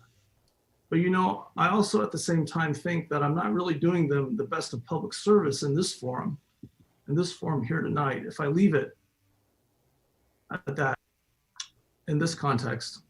what these students are being asked to sacrifice, given what they've done, what their families have sacrificed, and how they are subsequently treated by society, constantly expected to put their heads down and take it, while being told that they are not being treated unfairly, or more likely simply ignored, is fundamentally unfair. But, you know, I'll share with you my real feeling about all this in my old 44 years. If you can still do well even after all these conditions, then what can touch you later in life? I would suggest that the same principle holds true for money. My wife tells me that there is, in fact, a Chinese expression that speaks to this sentiment, which essentially states that there are two basic ways to be rich. One is to have a lot of money, and the other way is to figure out how to optimize how you use very minimal amounts of money. In any event, these are all complicated issues, and again, I don't know how I'm going to vote on this personally. I don't know how I'm going to vote on any of these measures personally. And I don't have a sense of how this community on its balance feels about the various items. I will be abstaining. Our problems are systemic, and I'm not convinced that these are the best ways to solve them, though. I'm still thinking about these issues, and again, I'll be abstaining on this slate. I also totally agree with Peggy, like John did, the speaker who stated that the most valuable thing that we can do is to have a study session style format for these types of issues.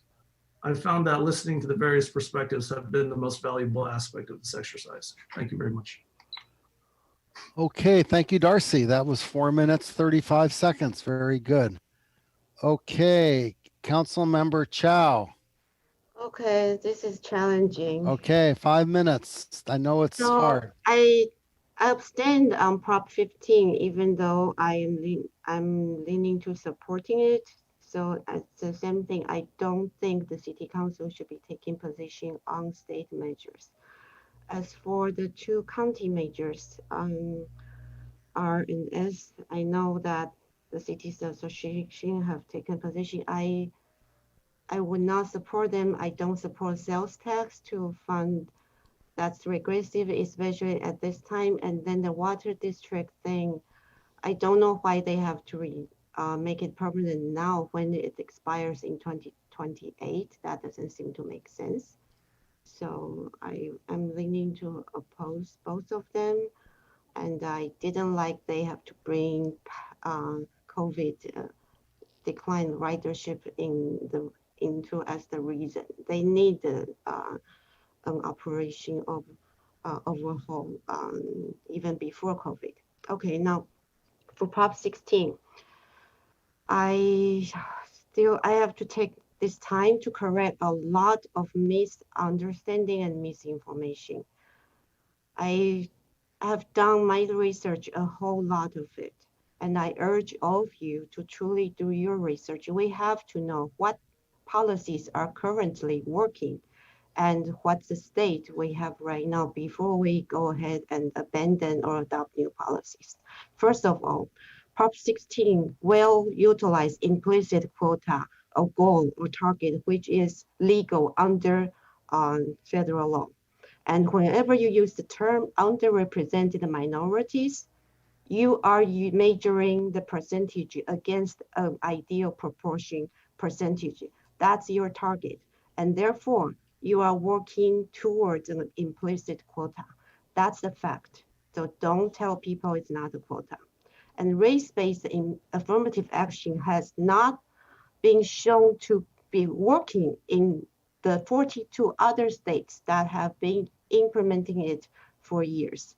California is much more diverse with much better economic opportunities for people of all races.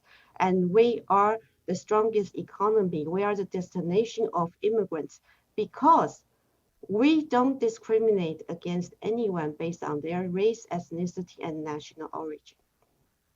That's not put California backwards.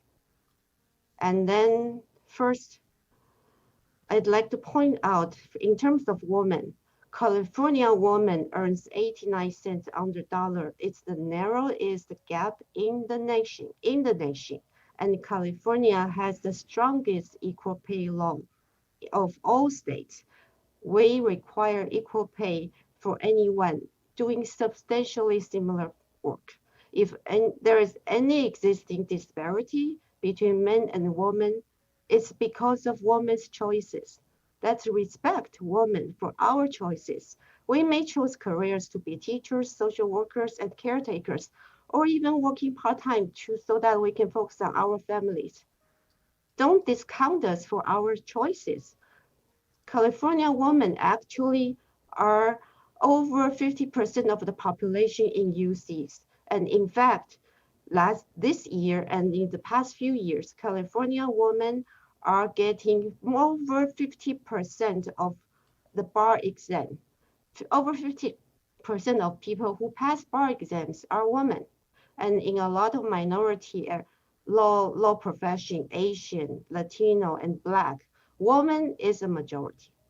A woman outperform men in many areas. Under Prop 209, we have excelled. But if you implement Prop 16, likely it will be used to suppress women in areas we excel, and in areas force us into areas that we do not prefer. And there are already strong anti-discrimination laws to eradicate real racism today at the state level, at city level, at every public agency. Let's not legalize reverse racism. Let's implement existing anti-discrimination laws. Okay. Definitely, I think we should support those people who are disadvantaged. The current affirmative action programs, which do not consider race, already give preferences to students from low-income families, from low-performing schools, from challenging neighborhoods, and from first-generation, and we give preference to first-generation college. Okay, finish up, please. You're As a over result, 5. we have over 45% of students admitted that's first-generation college students. Diversity is important, and UC has achieved that without considering race. And police department in LA and San Francisco also already reflect their population through targeted Okay, outreach. And please finish up. You're way over 5 minutes. Sorry, this Okay. is important. So, Okay, and then the thank number of you. Latino students have quadrupled, Black students have doubled, the number of degrees they have earned have doubled and tripled under Prop 209. Please finish, So Leon. That's way over. I don't want to have to mute you. Sorry, but if you want to reduce the number of students who earn degrees, vote yes on Prop 16. Okay, stop, please. Okay. I'm going to go, and then I see 2 more people have raised their hands in the meantime, and I will time myself as well.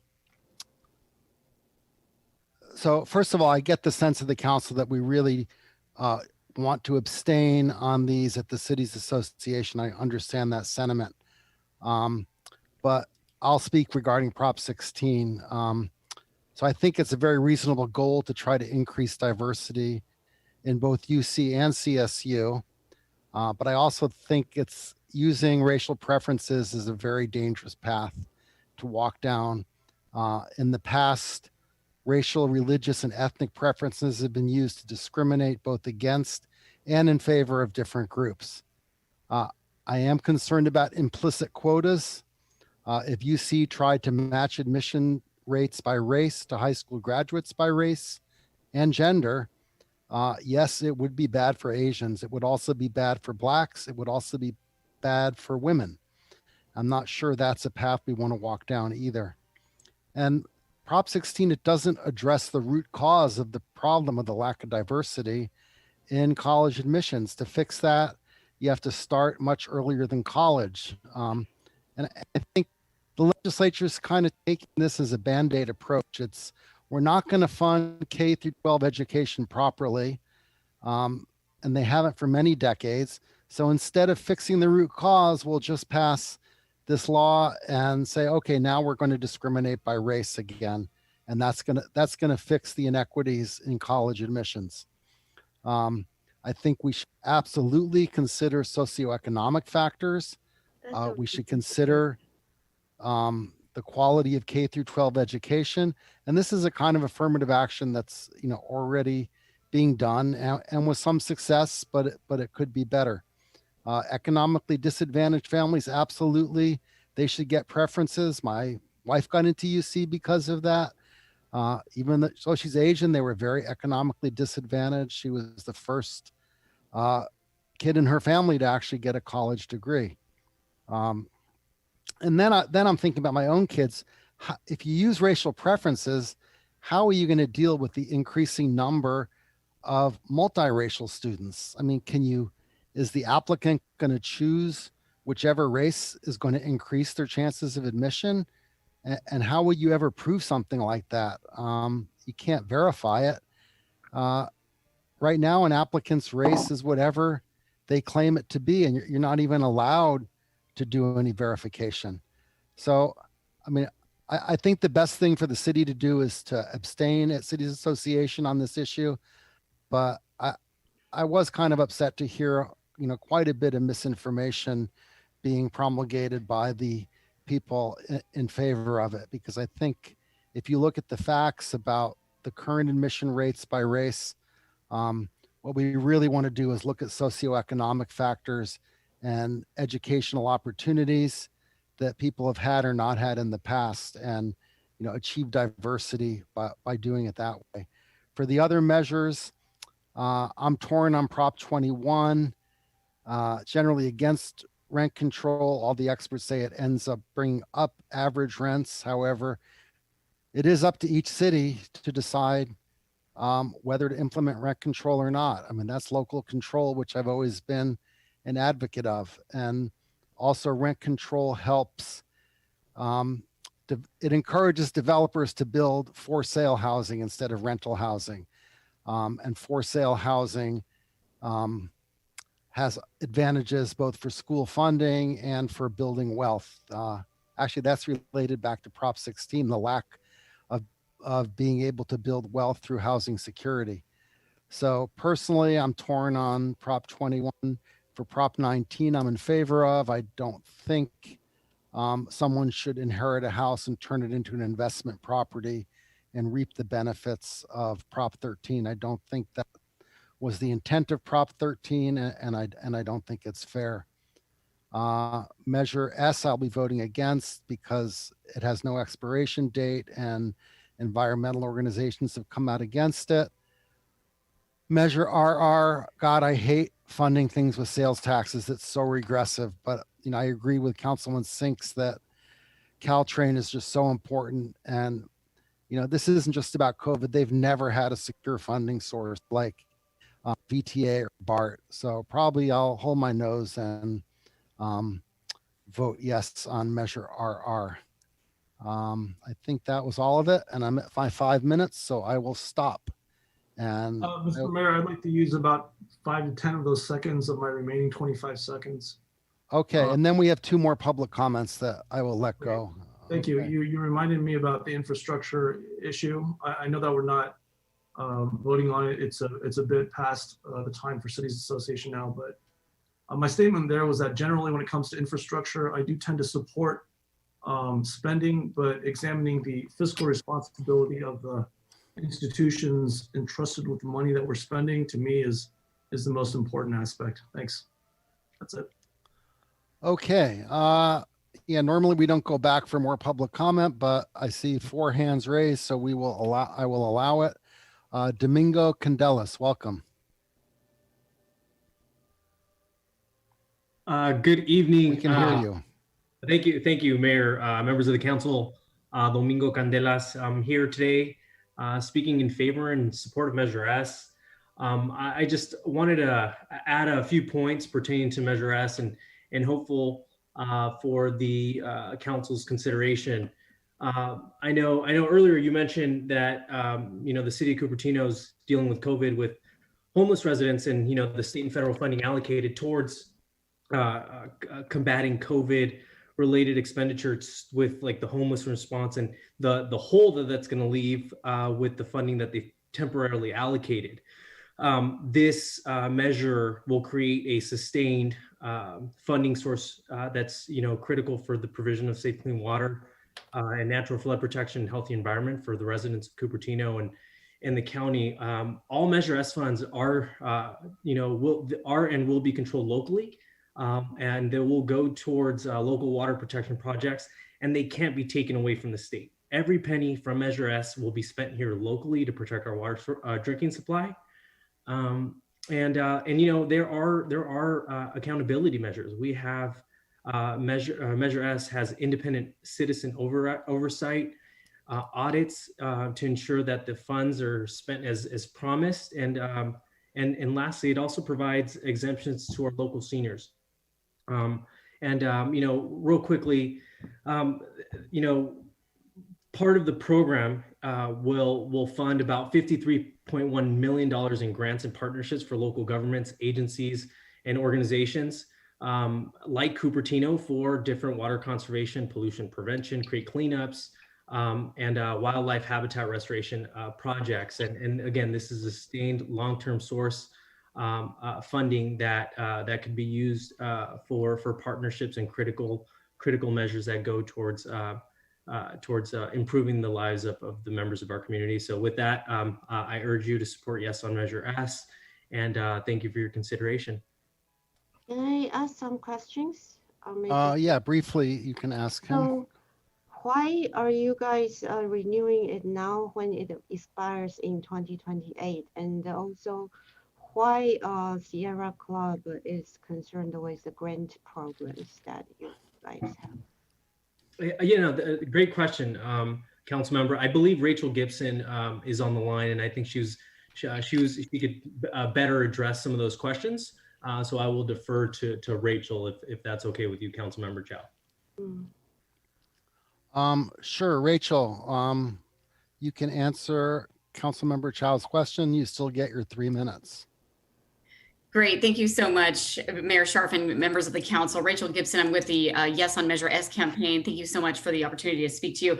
In terms of the benefits to Cupertino, I wanted to start actually by saying how this came about.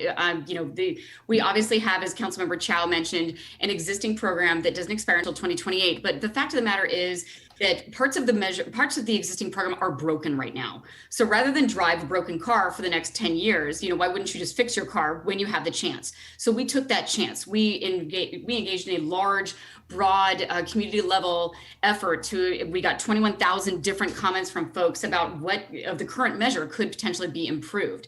And we folded that into and also included a blue ribbon forum and invited obviously members of the Cupertino City Council as well as members of the Cupertino community to participate in that effort much earlier this year to tell us what of the current program would you like to see improved, what would you like to see fixed. I heard some comments earlier in the council meeting today about issues with creekside encampments and homeless encampments. This renewed measure, if passed by voters, would provide almost $40 million for coordination with local governments and agencies to clean up those encampments that do nothing but contaminate and really damage waterways like Regnart, Junipero Serra, and Calabasas Creeks. This is right here in the Cupertino community.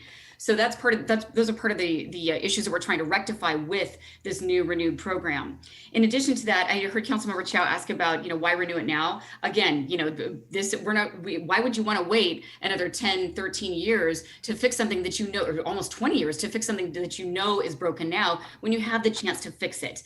And I also want to address, she mentioned Sierra Club has an issue with grants. Domingo, one of my colleagues, mentioned that there are $53 million in grant funding available in this new renewed program. One of the issues we heard from folks is that, hey, we don't want to have to wait every other year to apply. We would like to apply, and maybe it's nonprofits or small schools or whoever. They previously were not allowed to apply under our current situation or our current framework, and that's one of the things we wanted desperately to fix. So that is fixed with this new program.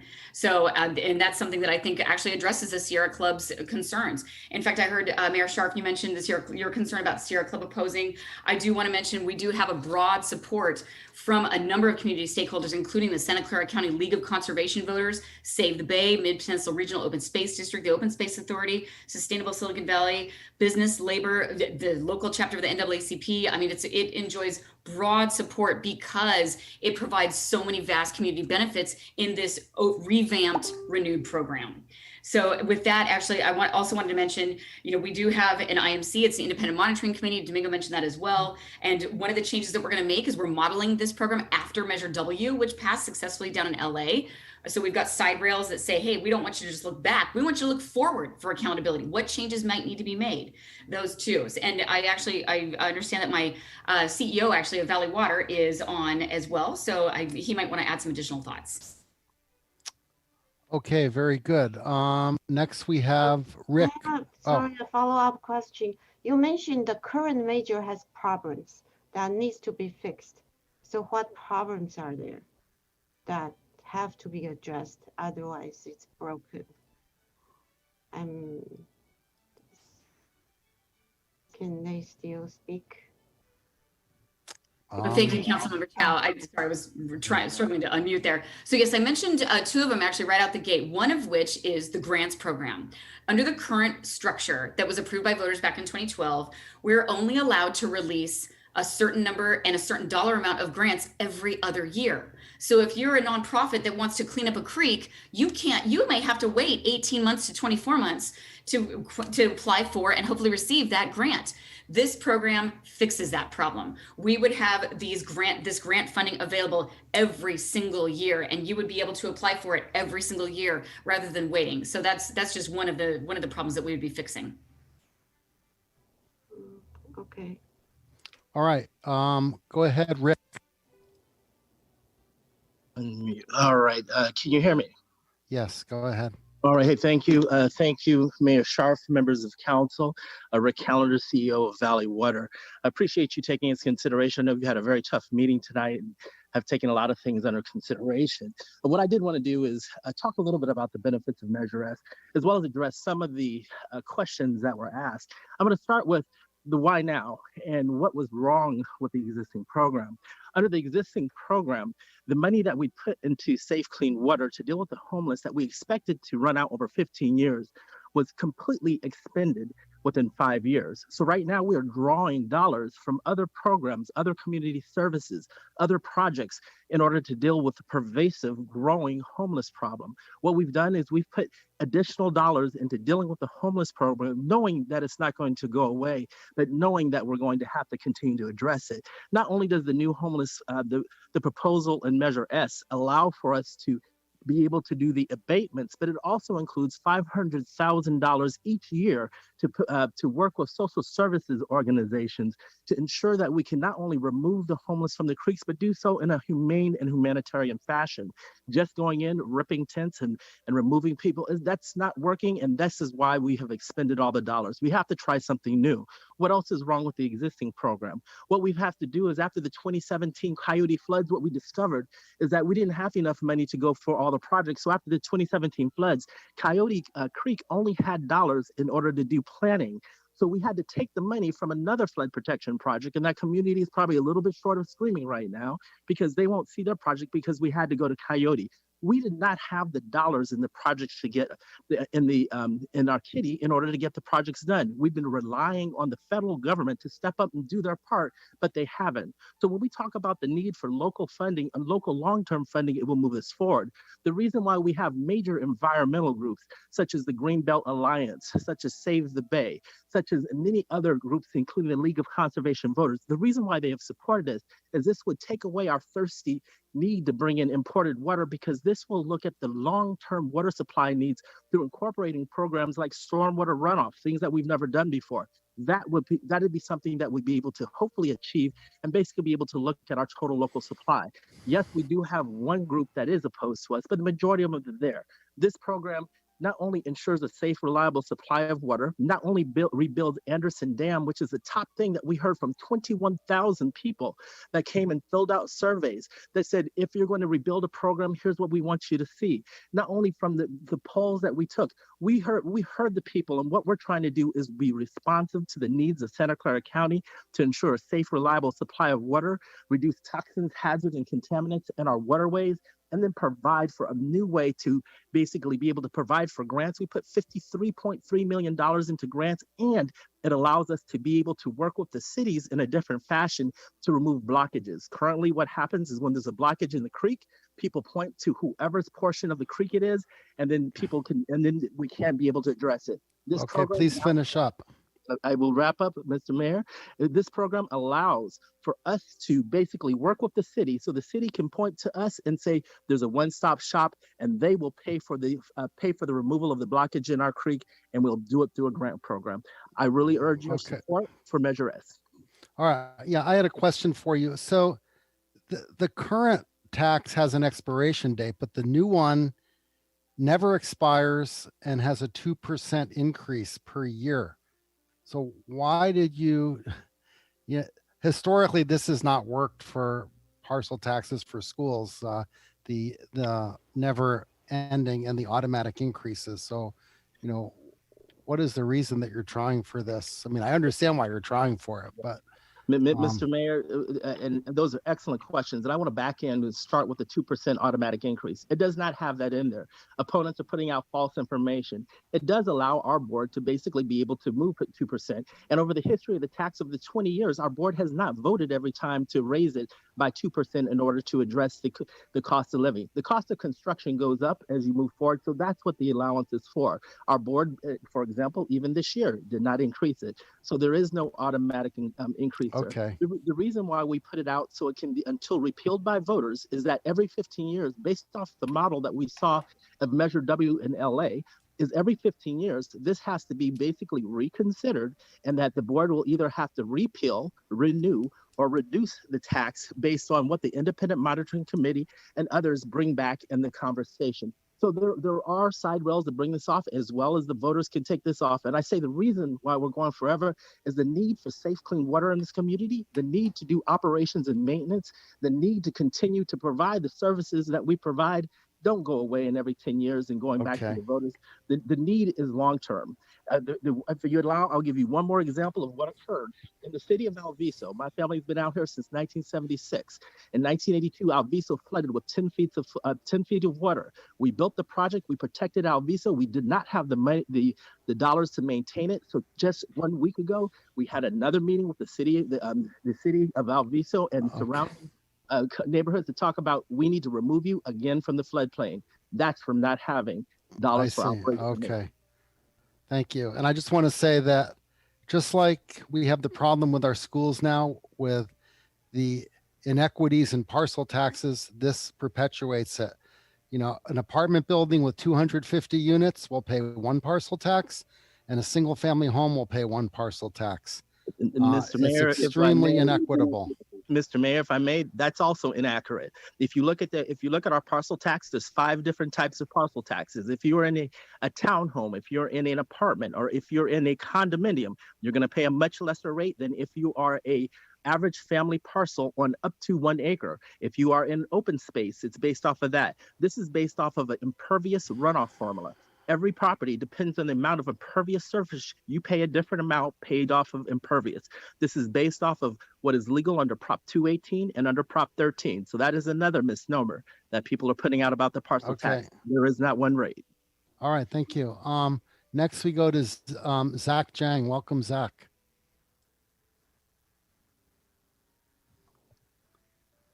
I disagree with Proposition 16, as success should be merit-based rather than based on race. Therefore, please say no to Proposition 16. Thank you, and that is all I have to say. Wonderful. Thank you for being brief. Next, Venkat Raghunathan. Welcome.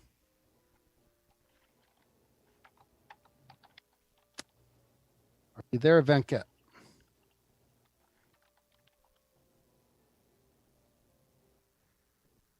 Okay, Venkat is not speaking. We will go on to Madhuri Kishore. Welcome. Hi, I come from a country, this is with regards to Proposition 16, and I come from a country where there is quota system and it has never worked. And I absolutely vote against it. It's knowing the difference between right and wrong.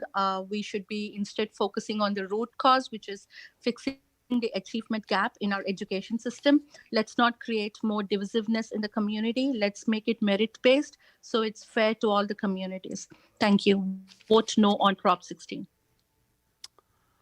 Okay, very good. Thank you. So I'll bring it back to council.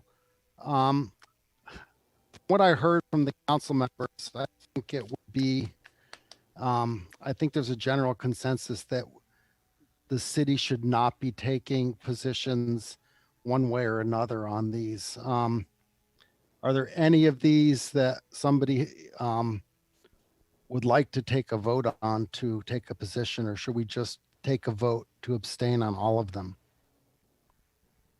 And to abstain on all of the items before us here on this item. Okay. If it's not a motion, I'll bring that motion. I would. All right. I would move that we abstain from all measures in front of us in terms of representing council and the Cupertino community on our position on these respective measures in front of the electorate.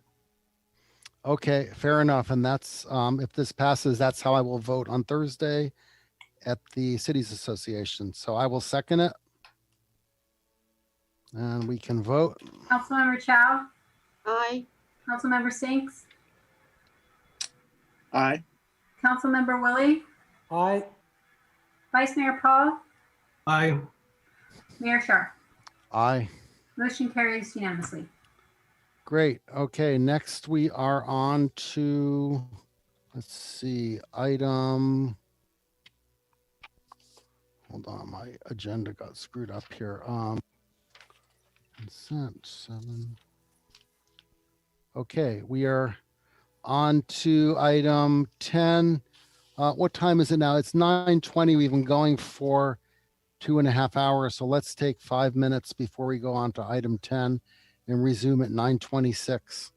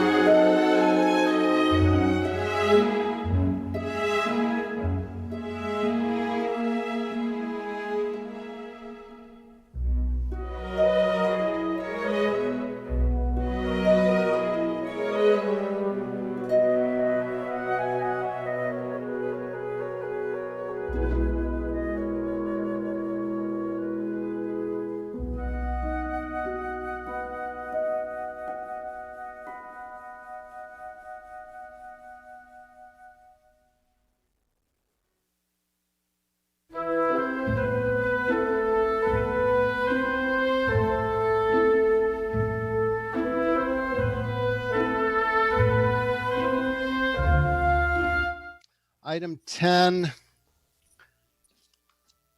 City Council to consider modification of Cupertino Municipal Code Section 2.18.030 to limit the use of city attorney time by individual council members. Do we have a staff report?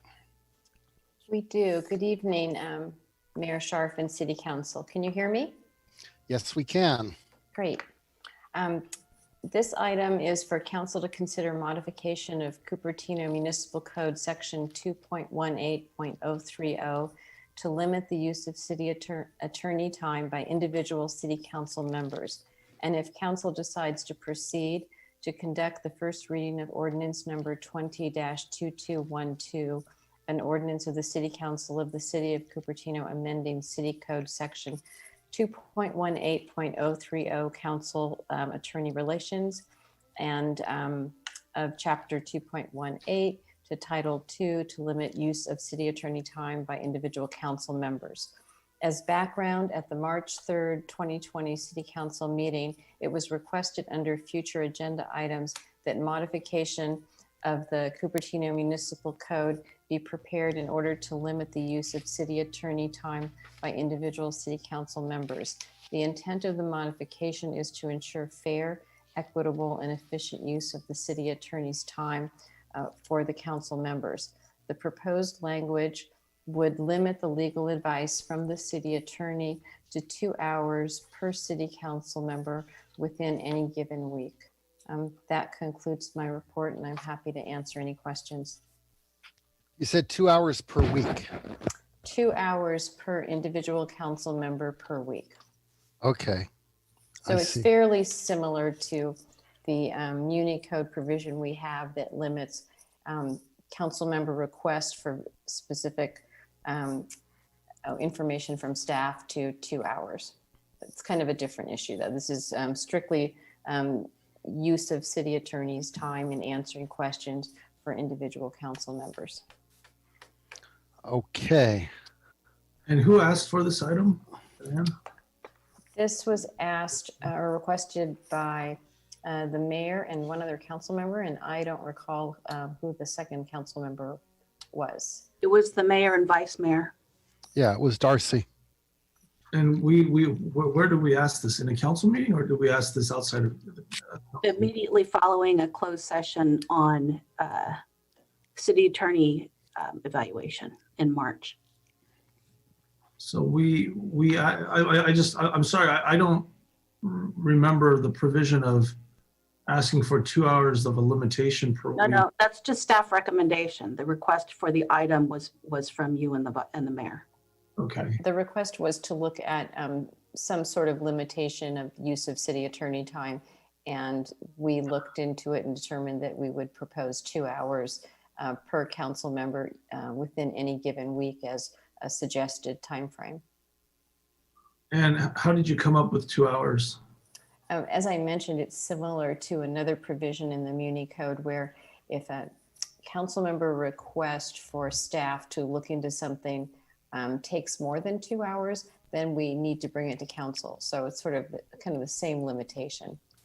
So can you back? I'm sorry. Oh, sorry. So if there are 5 council members, that's 10 hours per week over the course of a year, let's say roughly 500, it's going to be less because of course we don't work every week. If I don't use any time, I don't use much time. I doubt I use 10 minutes of attorney time a week, frankly, but. You have an unfair advantage there, Vice Mayor, as an attorney. Yeah, I guess there's that, but I mean, can other council members use time that hasn't been used by other, under your proposal here? I know we can modify it. We didn't specify that. So that can be added if the council's interested in that, sure. Okay, yeah, I think 500 hours a year is not, when I worked in Manhattan, 2,000 hours of billables is reasonably busy year, So like as a city attorney and 25% of bandwidth for one FTE of a good hardworking person, I don't think that's unreasonable. But okay, so but as envisioned, you're thinking 2 hours It's not like it banks, like if someone doesn't talk to the city attorney for 10 weeks, it's not like they have 20 hours in the following week or something. That was my question. Do you bank it? We weren't envisioning that it would be banked in any way. Okay. Oh, But of course, that could be added if the council is Right. interested in that. Well, I mean, I think a certain amount of banking would be reasonable because, you know, there's some major issues that come forward where we may need more than 2 hours a week, and other weeks, you know, for many weeks, it would probably be zero for most of us. So I think some banking provision would not be unreasonable to be included in that. But, you know, before we discuss it anymore, let me go to members of the public who would like to speak on this item. So far, we have 3. The first one is Jean Bedord. Welcome. Thank you. Could you bring up my thing? Thank you. Good evening, Mayor Scharf and council members. Well, this will be a much shorter discussion, I'm sure, than the previous item. I am here to speak in support of limiting the use of the city attorney's time by individual council members. This council needs more accountability in individual use of city resources, and this is a good first step. Let me point out that the city attorney's client is the city as a whole, not individual council members. The over $2 million in legal services in this year's budget is of concern to me, as well as other residents I've talked to. While 2 hours a week may not seem like much time, it adds up quickly. If each council member uses the full allowance each week, and we're not talking about necessarily just this council, this could be more than a full week of billable time every month. Do the math. This is potentially as much as $13,750 a month or $165,000 a year. That's a lot of money with no benefits to residents. In addition, this is just for individual council members. It doesn't address the council meetings which go into the wee hours of the morning. I not only support the agenda item, but I also recommend monitoring the use of city attorney time to prevent abuse of this valuable city resource. Thank you. Okay. Well, never mind. Okay. Go ahead, Jim Moore. Mayor Scharf? Oh, okay. Kitty Moore, go ahead. Okay. Hi. So ordinarily, and I'm representing myself only, but when the municipal code is being considered for changes, it would need, I would think, to be for a clear reason. And when I'm looking through the city council staff report, I'm not seeing a clear reason for why you would be making this change to the municipal code. So I would want to be seeing, several abuses, excessive use, some accountability regarding, you don't have to name the council members, but how many hours have been used each week? What is the problem that you're trying to solve? And I'm just not seeing it. While we currently do have an attorney who is a city council member, there are times when you might need, something specialized like a land use attorney. And as we saw with the Westport project, you needed to have an extra specialist brought in order to work on that and get everyone up to speed. So I'm really concerned that the problem definition isn't in the staff report and that you're looking to change the municipal code without a clear cause and or direction. Thank you. Okay. Yeah, maybe the staff can explain the impetus for this, and were there council members that were using an excessive amount of the city attorney's time? I can address the current Muni Code Chapter 2.18 the chapter that talks about city attorney, or the part that talks about city attorney time was written for the previous structure. In other words, where the city attorney was not a contract attorney. So my understanding is it was for the reasons of cost control. And that's the part I can address. Okay. All right. Let's go to Jim Moore. Jim, are you there? Can you hear me? Yes, go ahead. Okay.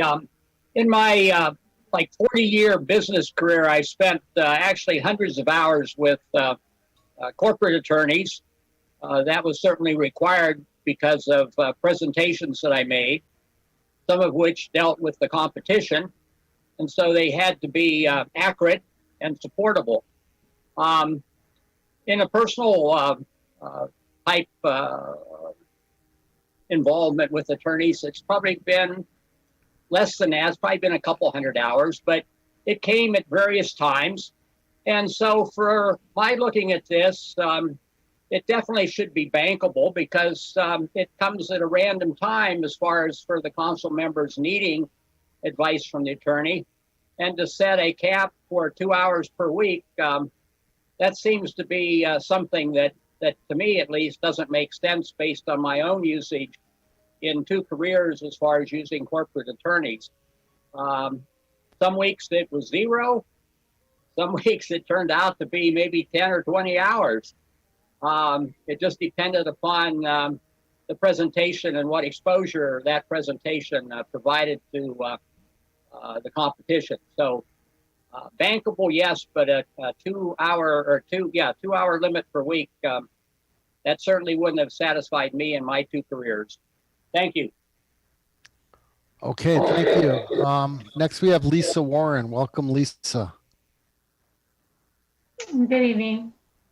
So I question whether the proposed time limitation actually addresses the intent that's listed in the staff report.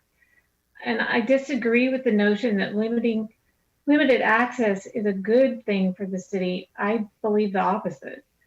I appreciate it when our elected and appointed officials do their homework and search for clarity on questions or ways to think differently about issues of all kinds. Over decades of participating in our city's government and discussing things like that are important to our city, I've seen many rubber stampers that have power in making decisions, and representatives who arrive to city council chambers without having read their packets. It's really painful to know that. And I've seen others who take their jobs very seriously, and I much prefer the latter. As residents, our only way to ask questions of our city attorney is through our city council members, and we cannot ask directly ourselves. So if city council members are representing constituents correctly and transparently, then time should not be limited. Doing so actually makes it look very much like censorship.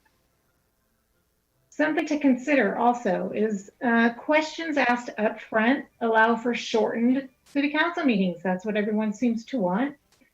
Fewer questions need to be asked during meetings and potentially removes the need to continue an item to allow time for researching and answering questions that are asked during the meeting. Shorter meetings and non-continued items equal a reduction in attorney costs as well as staff costs.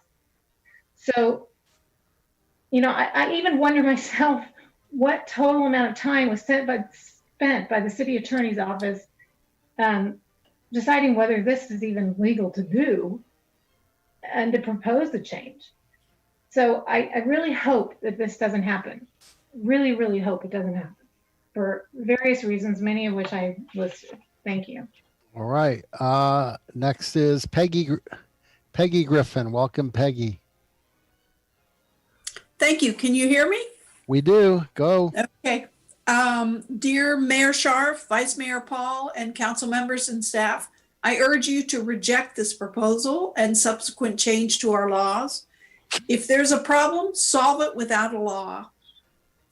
Limiting access to our city attorney by our elected representatives is BS and censorship. There are times and issues that require more access and times when 2 hours are way too much. Arbitrarily putting a time limit on getting answers to legal questions regarding issues in our city or that come up before our council is very short-sighted. Example, Westport had a lot of issues, and as a resident, I'd want every single question answered. Not time limit 2 hours, sorry. Please do not put a cap on access to legal, unbiased answers from our city attorney. Don't force council members to have to seek and pay for outside and potentially biased opinions. That's why we have a city attorney. Consider always making available to other council members the questions and answers asked so that you share. You're probably asking the same questions. Consider during a big project or big issues, having a question answer closed session with the council and the city attorney. Consider sharing the city attorney's calendar to all the city council members. You've got to find other ways to reduce or consolidate, but don't put a cap. Thank you. Okay, next we have Tessa. Welcome, Tessa. Hi there. Good evening again. So I also wanted to comment on this not passing this proposal, but I do understand that there is a practical financial aspect of this. And like Peggy suggested other options, I wanted to suggest possibly in a fiscal at the end of the year when everything is decided and an amount is given to an attorney for uses, perhaps city manager can alert the city council how many hours are left, how many are available. Other options could be explored.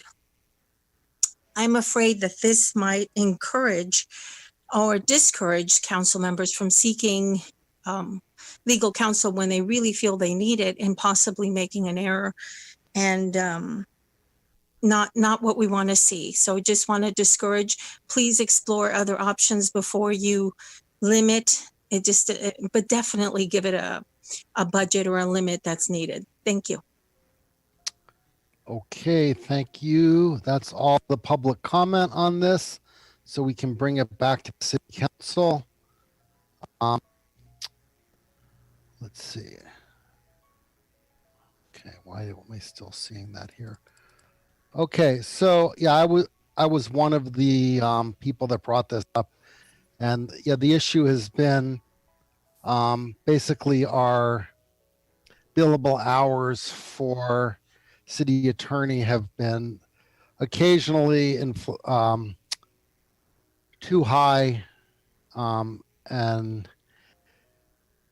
the time of the city attorney's firm has been monopolized by some council members, often for questions that staff members could answer.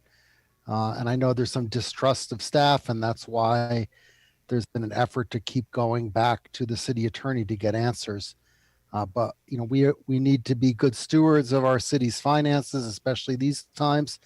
And I didn't come up with the 2 hours. I think that making it bankable is absolutely required. And I don't think that 8 to 10 hours a month is an unreasonable limit. But I'm certainly open-minded about this and understand where the members of the public are coming from, especially Peggy. So I'm willing to listen to other people's opinion on this. Who would like to go? I'd like to go. Go.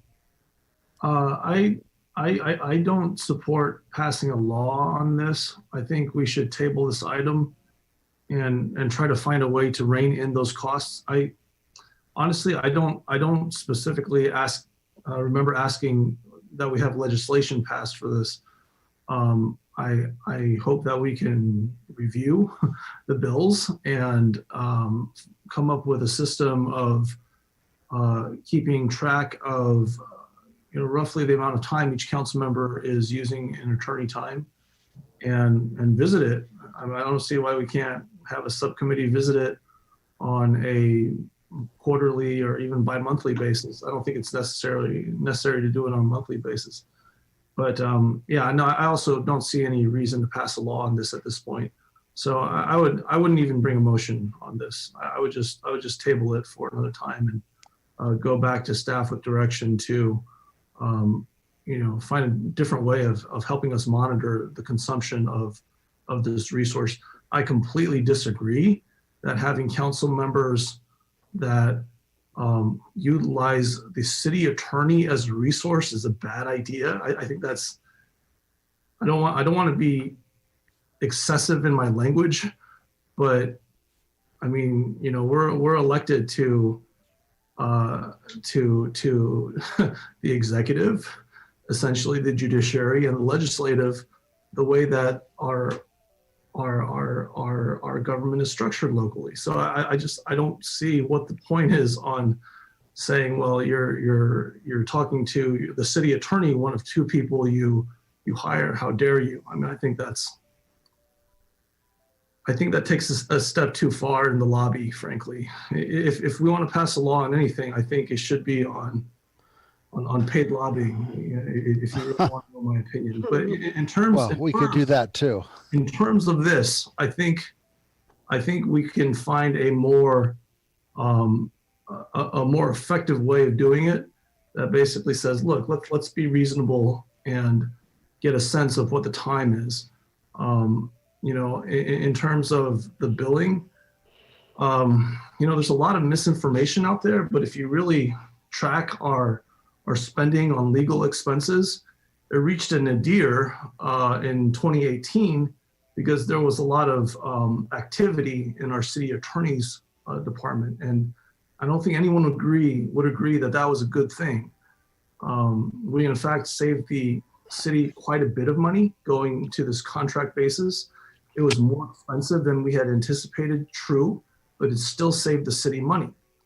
So, I mean, I think we need to go forward and keep being responsible with respect to how we operate with attorney time, but to tell a duly elected representative in a democratic government that's under the law, okay, that they can't consult with their attorney, they're one of two hires, and the other hire isn't trained in legal knowledge.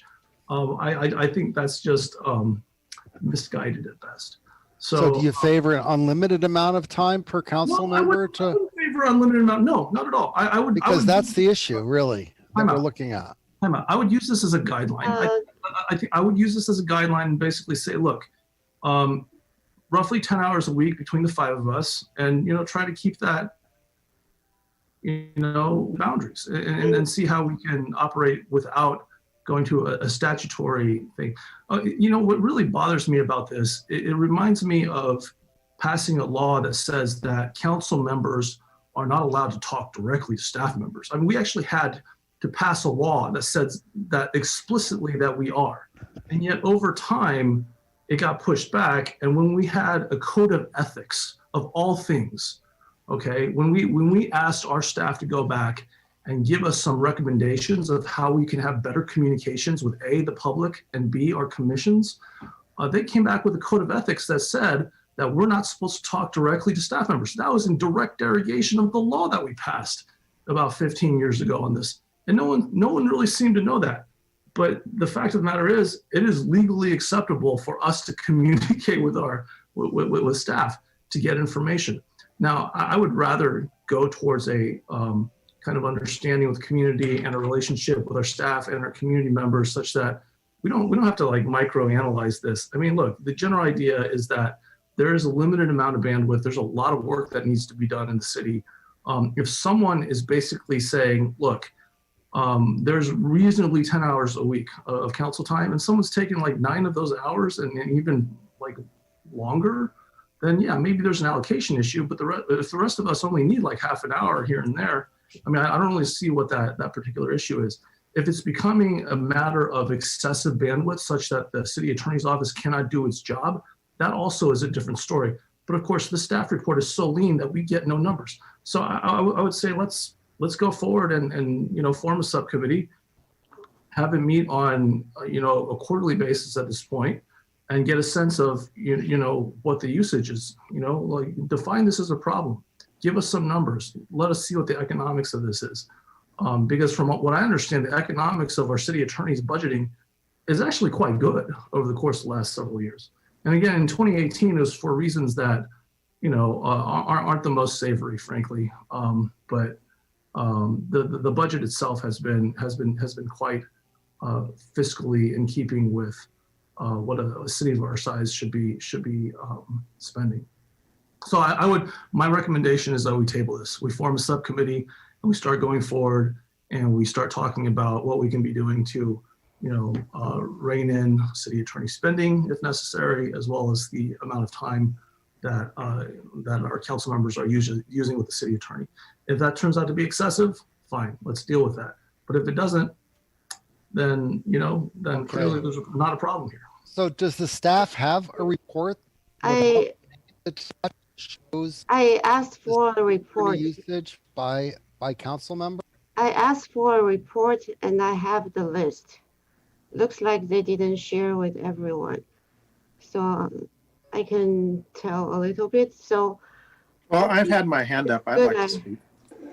Actually, I had my hand out. Actually, Leon was ahead of you according to Zoom. So you can go ahead. And I can also summarize. Okay. Let me first say that I think it's important to make sure that we don't overuse attorney time, to make sure that we keep a tab on things. But then I disagree that there has to be equitable amount between council members, because some council members spend more time on certain issues, some council members spend less time on certain things, and then it depends. And I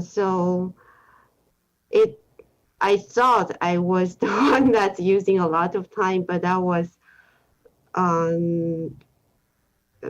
a few months ago because of Westport, because there were a lot of issues with the project, because I was not satisfied with the staff report on these projects. As a result, I had a lot of questions. And then, so I asked for a list from Heather. She gave me the list that she can summarize. Then I find out, wow, I did not ask one single question since April. I've been so busy. I'm sorry. I should have asked more questions. But then I think this goes up and down. I thought I was the one that's asking a lot. Turns out I'm not. And Heather can summarize. So I really think in order to make any law or policy, we really need to understand, is there really a problem? Is there a problem that we cannot solve by better coordination, better understanding of collaboration between us? Yeah. Okay. So Heather, you want to summarize the right, Heather, Yeah, and I just emphasize again that this came out of a council direction to look at limiting city attorney time. So I don't have a position on this one way or the other. And I think there was a lot of discussion at the last performance evaluation about city attorney bills. And so this was seen as one potential way to reduce that. And so it was brought forward as directed.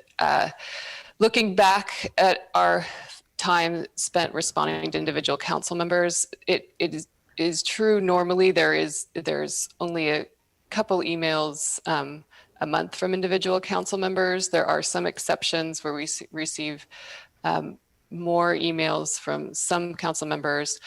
The majority of emails take less than 2 hours to respond to. They're usually pretty quick responses. Some emails do take longer to respond to. I would say often those are where council members are asking us to delve into issues that have been raised by members of the public. The exception to this sort of pattern of just a few emails from individual council members is when we have very controversial decisions coming before the council, and that can be quite. We can receive dozens of emails a week with repeated questions and multiple questions from individual council members that can take tens of thousands of dollars to respond to. So we're happy to do whatever work council would like us to do. I'm not sure we've hit a capacity issue. There might have been a couple times in the year where my office was spread pretty thin, but that just meant we would delay implementing other projects. And I think we have managed to juggle that. It's just a matter of how much time the council wishes my office to spend when there's kind of deep dives going into particular projects on issues that may not be directly related to the immediate answer or questions before council or issues that are being raised earlier than in the process than when the information isn't available through staff reports. All right. Thank you. Rod, go ahead. Thank you. From my perspective, I appreciate the mayor and vice mayor asking this to be agendized. I don't think anybody has to look at this as, we're trying to take away anybody's privilege. This isn't about how much attorney time we spend. This is about the process by which we publicly and transparently go about setting priorities, right? So the existing law that covers our city employees says, as I understand staff as presented tonight, right, that when I, as an individual council member, want to do something, it's okay for staff to spend a little bit of time responding to that. But past a certain amount, it becomes then enough of a burden, right, or work for valuable staff members, right? So whether they're contractor employees really isn't the point. It becomes work that by its nature, right, precludes the priorities that council has set for the year. We have a work program. We review our priorities. We do it on an annual cycle. And then we all get to weigh in. We hear members of the public weigh in. We respond to that by saying, okay, here are the council priorities. We then go through a budgeting process, right? So that really, as policymakers, that's our primary mechanism for getting an open, transparent discussion on all those things that we value. And, we come to the table with different things, but the whole point of the five of us working through this process is to set a list of priorities for the city as defined through the work program, right? When any of us say to the city manager, look, we want you to, instead of doing that thing over there that we all agreed we were going to do, you want to go work on something else.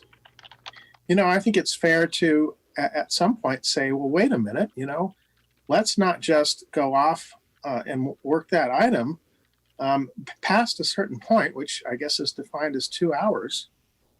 We actually want a majority of council members to debate and deliberate in public about that.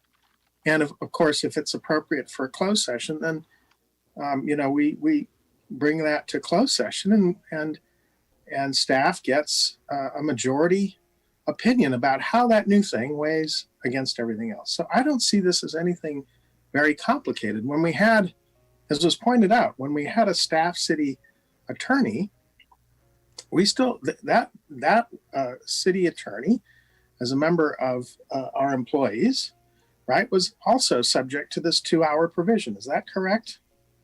Deborah, Heather?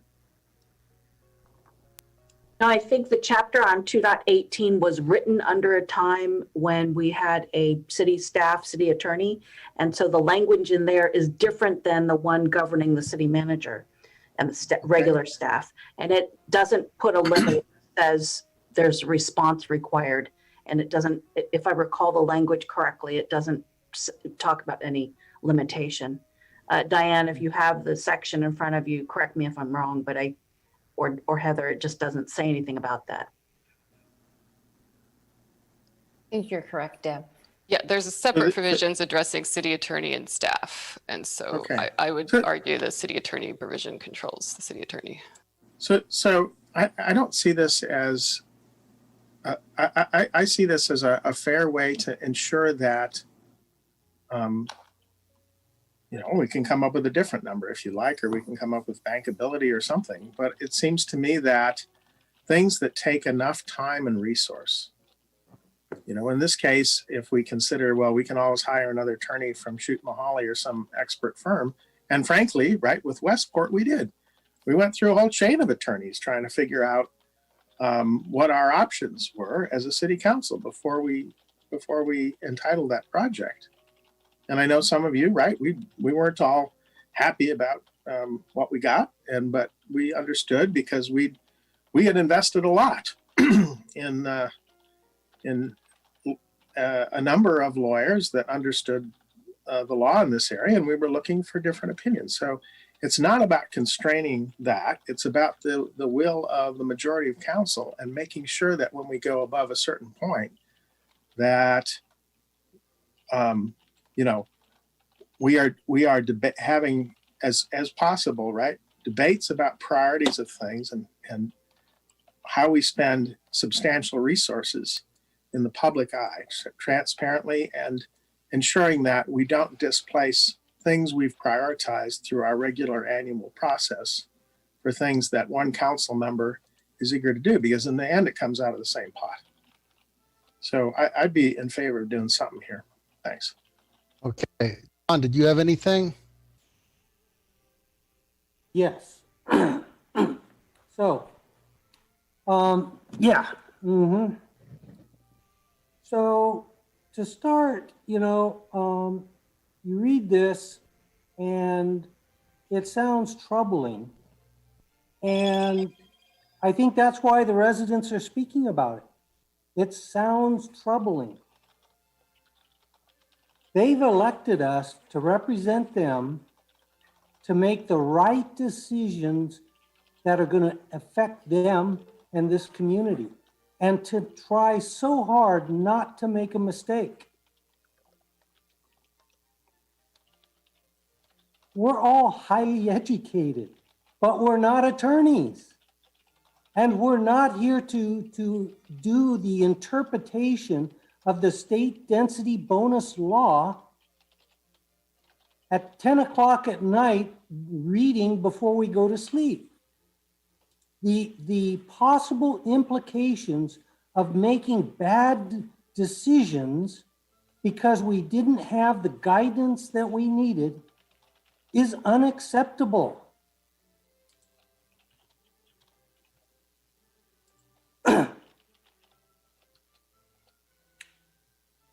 I believe there is a lot of room for improvement with how we get our guidance from the city attorney.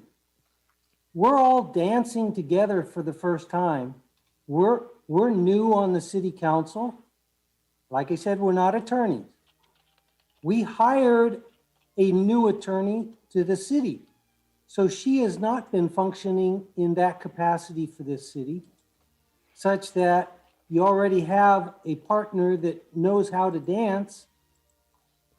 So where do I think we can improve the amount of cost, the amount of time that's needed? For something like the state density bonus law, when we ask questions of the city attorney, give us guidance. What does that law to truly entitle the developer to? We don't want to do anything illegal and shortchange him, but we also do not want to do anything that is going to shortchange the residents of the community. And so when we ask questions on interpreting a law, it could be that one or it could be another one, give us the direction, the guidance as best you can, just like you're the coach of a basketball team. Some of the guidance that we get upon a first question asked looks like a legal contract. with multiple pages that took time to prepare. Tell us that you're asking about what does this state law entitle the developer to?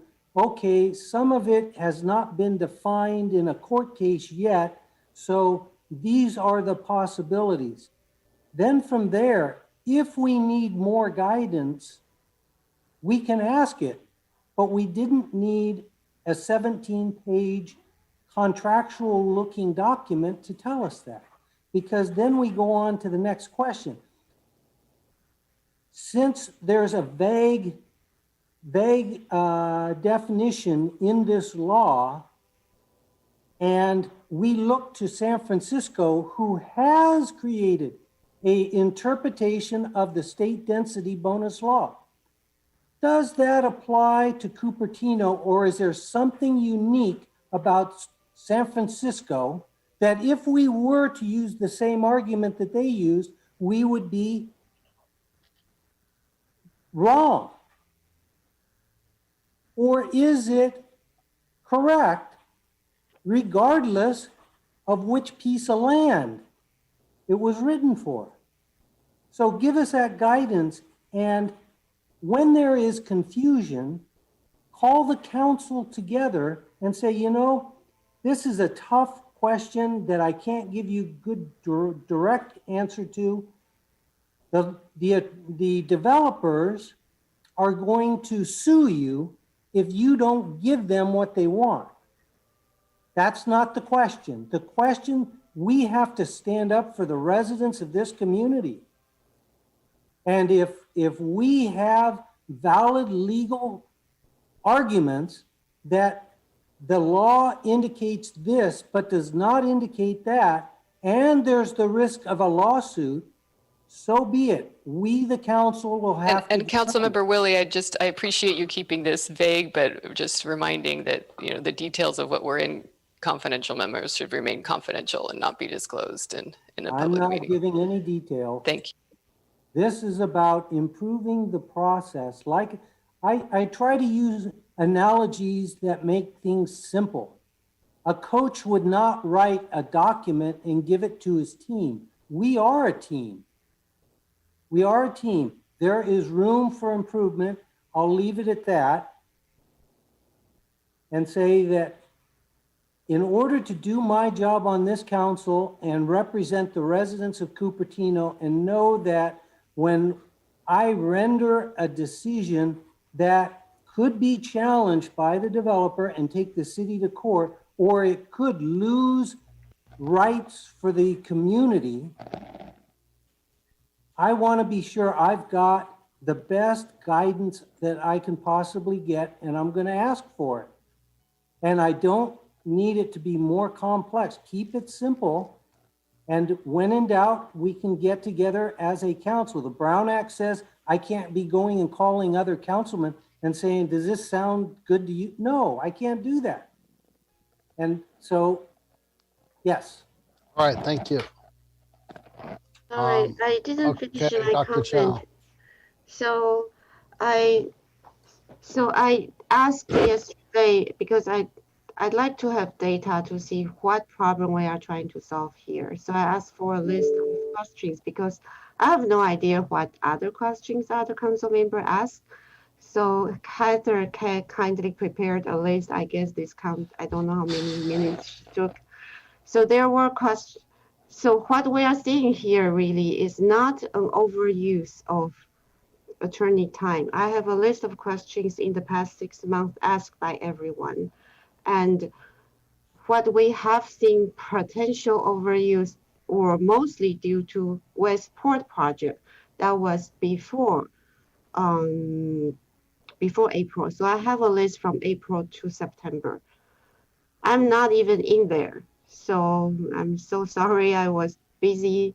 We have questions as about residents complained about code enforcement issue, closed session minutes, and Los Altos SB 35 lawsuit with like the summary, Lehigh cement issue, reach code, and various issues, and Valco Loop Road questions from residents.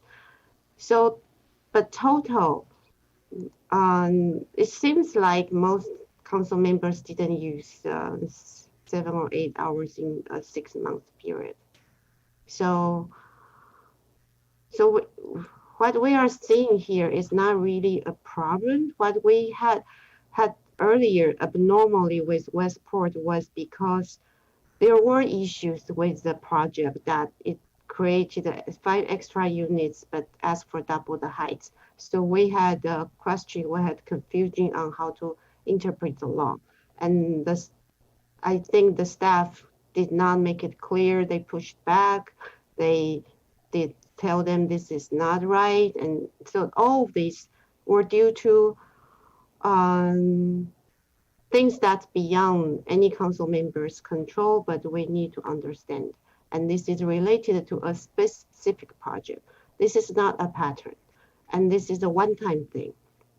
So this kind of thing I hope do not happen if we fix the process to be more clear on what the city expects of projects and applicants. So I think, and when we don't see a real problem supported by data, and then we are saying we want to set a limit, this shows we are distrusting each other to make the judgment on what kind of questions we want, on asking questions from our city attorney. So are we not trusting each other? That's a big question for all of you. And then I think also we need to consider, are our questions related to an upcoming agenda item? Do we want to set a limit to a question that's related to an upcoming project, or like reach code, or an ordinance, or an issue that's in the work program? Do we want to set a limit on that too? And then also I think what happened in the past is there were some questions that should have been answered by staff, but it was not.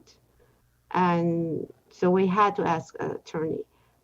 And then that's something that could be fixed if the planning staff were more proactive in answering questions and be responsible for answering them.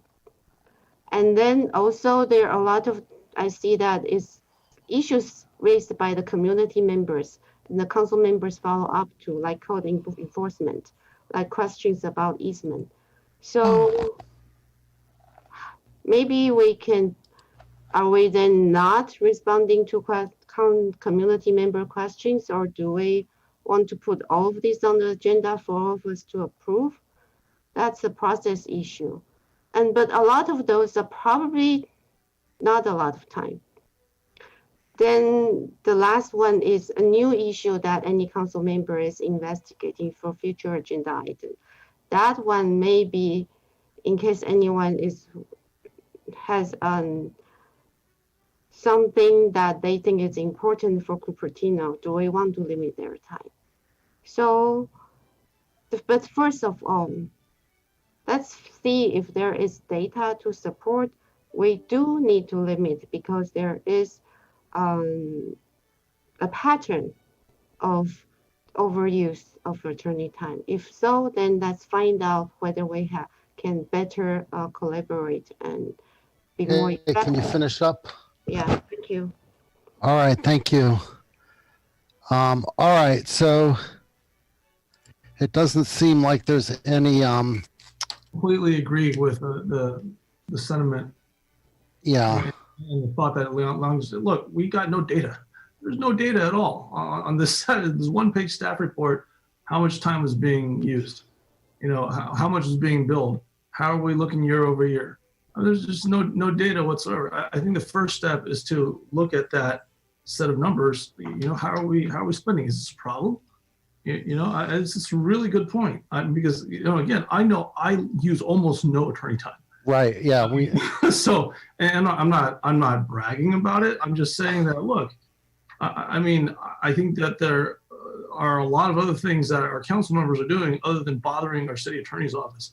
And by basically saying, when we say, can you rein in the costs, to come at us with a statute that basically says limit your council member time to 2 hours a week.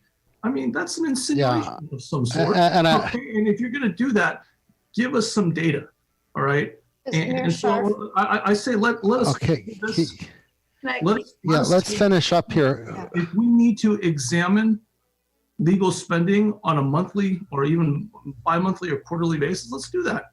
Make it a subcommittee. Make it you make it vague. Make it legally permissible with regard to how you describe closed sessions and agendas, and break it down in accordance to what the spending is.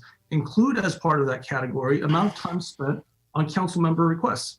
I mean, define your problem first, and then maybe we can talk about passing a law with regard to this. But if you start with this and say, look, we need to pass a law, 2 hours per council member per week. I mean, there's an implication being made there that just, the more I think about it, the less it sits well. So let's look at some numbers here. Okay.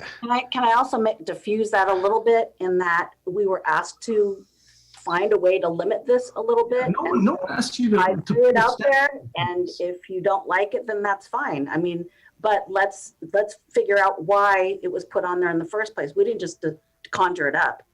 So we took a stab at it, and we didn't get any, Yeah. There are many Maybe laws I that can, we don't conjure up. Like we're allowed to talk to staff, or let's take minutes over closed session items, and that just aren't really understood or identified by the people. Yeah. So Darcy, I'm not sure. Let's not put laws on the books for things that we don't really need to correct from a statutory perspective, to speak nothing of even a financial perspective. Show us that this is a problem. There's an implication being made here, and neither one of us was consulted about whether we want to pass a law regarding this. Are there any jurisdictions out there that have a law like this in all of Santa Clara County? That's one of the questions I would like to ask. Before we entertain something like this. So let's go back. Let's table this. Let's keep an eye on the spending. Let's find a way to make it known to council and the public how the spending is going, and then let's take it from there. Let's figure out what makes sense as a remedy. Are you done? So, Mayor Scharf, could I just make a comment on the staff report? First of all, this item was requested of staff. We were directed to bring forward a suggested change to the Muni Code that would allow the council to limit individual use of city attorney time by council members. So we were specifically asked to do that. Okay, I don't recall it being a I recall asking for some kind of policy regarding excessive use. I don't recall it being a Muni Code. The passive there, you were asked by whom? You were not asked by the mayor. You were not asked by the vice mayor. I mean, this is one of those. No. We were certainly. We did ask. I remember talking about the bills and going, "This is getting excessive. Can we look at what we can be doing?" And this is the next that I recall of this issue, that we have a proposed statute in front of us, limiting to a very specific amount of hours, on a weekly basis, without numbers in front of us with regard to whether this is part of the billing issue. So, if there was a particular request, then maybe that's part of our process as well. Maybe this should be written. But I have no recollection whatsoever of saying, let's go change the municipal code. Oh, and let's make it a couple hours per council member. I have no recollection of that. You were not that directive. What was said to us upon the closing of one of the closed sessions, I forget the date, was let's find a way to limit the city attorney time. That's what was said. So I made a suggestion. Y'all didn't like it. All good. So. All right. Yeah. I just wanted to mention, Mr. Mayor, that the reason the staff report is very lean is because the staff, we have no position on this. It's really up to council how you want to handle it. And and there was no reason for us to put a lot of data into a staff report to prove that it was necessary, because it's really a matter of council policy. If you want data, we'll provide data. But because this idea didn't generate with staff, we don't have and we don't have a position on it. We really don't have. Right, but the idea to solve the idea to address it with a change to the law came from staff. I kind of agree with Darcy. We did, this is a long time ago. We did try to find a way to rein in the legal expenses, but I don't ever recall requesting that we pass a law like this to do it. And That's okay. I mean, that's fine that council can I also dislike want to it. say Yeah. one other thing, and it really was upsetting at the time. And when previous residents spoke, and then I said, forget it, I won't say anything, but it is important to say it, because the residents said there's no benefit to residents of city council members using city attorney time. And that is just so 100% untrue. I mean, we're almost compelled to ask the city attorney's opinions on various things, and it does benefit residents. So I just wanted to get that out, because when I heard that, I was like, no one really said that. But I mean, it was just so out of line and so uncalled for. I wanted to say something about that. And look, you can look on the record on this. When we wanted to pass emergency rental protections at the end of, I think it was last year, we're talking about an urgency ordinance. And I stated that, no, you don't need all these, extra notice periods. That was actually a matter of looking at the law, okay? And let us understand what our laws say right now before we go and start making new laws, making particular implications about problems that might not even be part of the problem that we're trying to address here. Okay, so I say let's go back, let's examine this, let's look at the billing, let's look at how it's breaking down, and then make a determination as to what makes sense. Is it a policy? Is it something like a committee looking regularly and inviting the public for transparency purposes? This is not one of those things where you immediately ramp up to, let's change the municipal code, because. Okay, make a motion then. Make a My motion. motion is that we table this. Let's table this. Okay, I'll second the motion to table it. Let's vote. Well, in addition to that, if we could form a subcommittee here that would meet sometime next month to give some recommendations as to how we would go forward, either on a bi-monthly or a quarterly basis with regard to the evaluations of the bills, and some openness and transparency with regard to how our legal spending is done vis-a-vis the public, then I would like to make that part of the motion as well. So it's September. Okay. Do you have people you want on the subcommittee? I think naturally it makes sense to put myself on it. I am open to any volunteers. Does anyone else? I'd be willing to volunteer, but if there's somebody who has No, more, go ahead. I think it's better to have you people that we know will be here and going forward after the election. So we don't know what's going to happen yet. So I would volunteer, but who knows? And Rod has turned out, so I think it should be Darcy and either you or Leon. Okay, and then we'll just schedule a time sometime in late October, early November to have the first subcommittee meeting. I'd like to request that the city manager and the city attorney be there as well. So that would be my motion, to form the subcommittee and to table this particular item until a time indeterminate. Great, fair enough. I'll second the motion. Can we have All a right, who roll was call the vote? subcommittee was Willie and Paul? Yes, exactly. Okay, Councilmember Chow? Aye. Councilmember Sinks? No. Councilmember Willie? Aye. Vice Mayor Paul? Aye. Mayor Sharp? Aye. Motion carries with Sinks voting no. Of course it does. All right, item 11, COVID-19 response, coronavirus aid, relief, and economic security, CARES Act framework and funding priorities.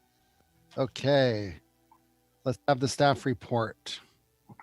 Good evening, Mayor, City Council members. Christina Alfaro, Director of Administrative Services, and with me tonight also Zach Korach, Finance Manager. We'll be doing something a little different this evening. We're going to be showing you a short informational infographic video that will summarize the CARES Act funding and recommendations before you this evening. And then staff is available should you have any questions after the video. Zach, can you go ahead and play the video, please?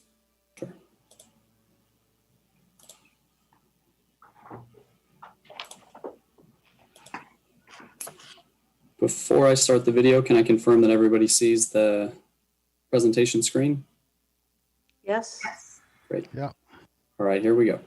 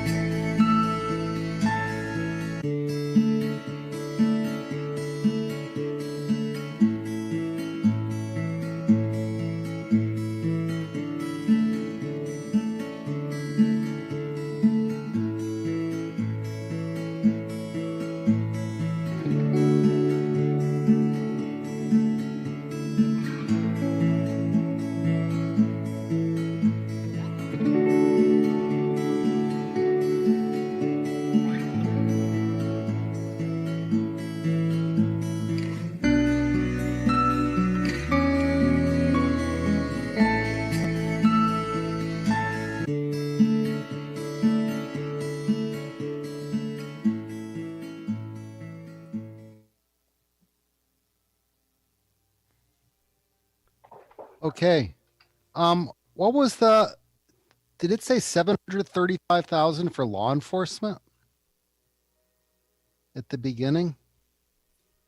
It did. So to give a little additional background, so the city is receiving $735,000 in federal funds passed through the state of California for coronavirus relief. The Treasury, the Office of Inspector General, is taking a position for administrative convenience that all public safety and public health workers, the staff time that corresponds to those to public safety and public health would be presumptively or substantially dedicated to COVID-19 response. What that means for local municipalities, specifically in California, is that the CARES Act allocations may be used for public safety and public health costs.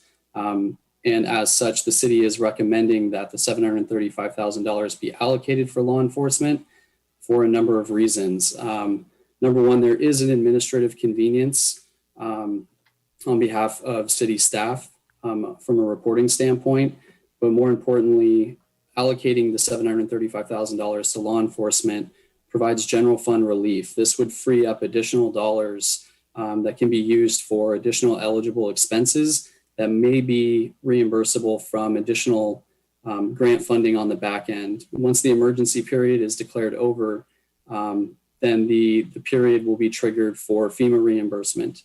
And so a number of the purchases or recommended purchases that were included in the presentation may be eligible for FEMA reimbursement on the back end. Okay, so this is, when I first saw that, I thought, oh, you're giving another $735,000 to the sheriff's budget, but that's not what you're doing here. Correct. Yeah, the city has already incurred those law enforcement costs as part of the contract service. But rather the city is just allocating use of the CARES Act funds that it's receiving towards law enforcement so that, again, administrative convenience and then also additional grant opportunities on the back end. Okay, so it's freeing up their money. Right. Okay, okay, all right. Provides the very city with good. more flexibility. Okay. All right, yeah, that's the question I had. Let's see. Anybody else? I don't see any of your hands raised yet. May I make a suggestion? And Sure. it might be that I might be truncating the process too much for folks, but you know, we have CARES Act dollars that come in a couple of different forms that are outlined in the staff report. So receiving money to kind of offset some of our COVID related expenses, I don't think is a big controversy. I think it's a good thing. And so I might suggest that you just, you know, talk to, if there's any public comment, for sure, take it, but see if you can just. Right, there's no public comment. I see one council member with their hand raised. Go ahead, John. Okay, so nice video. I mean, it helps to get us in the mood for talking about, you know, how we need help. The questions that I would have is trying to understand the numbers. They flashed by on the screen so quick. So the CARES Act money that you're referring to, is it 735,000, or do those different buckets that you were showing add up to more than 735,000? That would be my first question. You know, what is the total of the CARES bucket that's coming to Cupertino?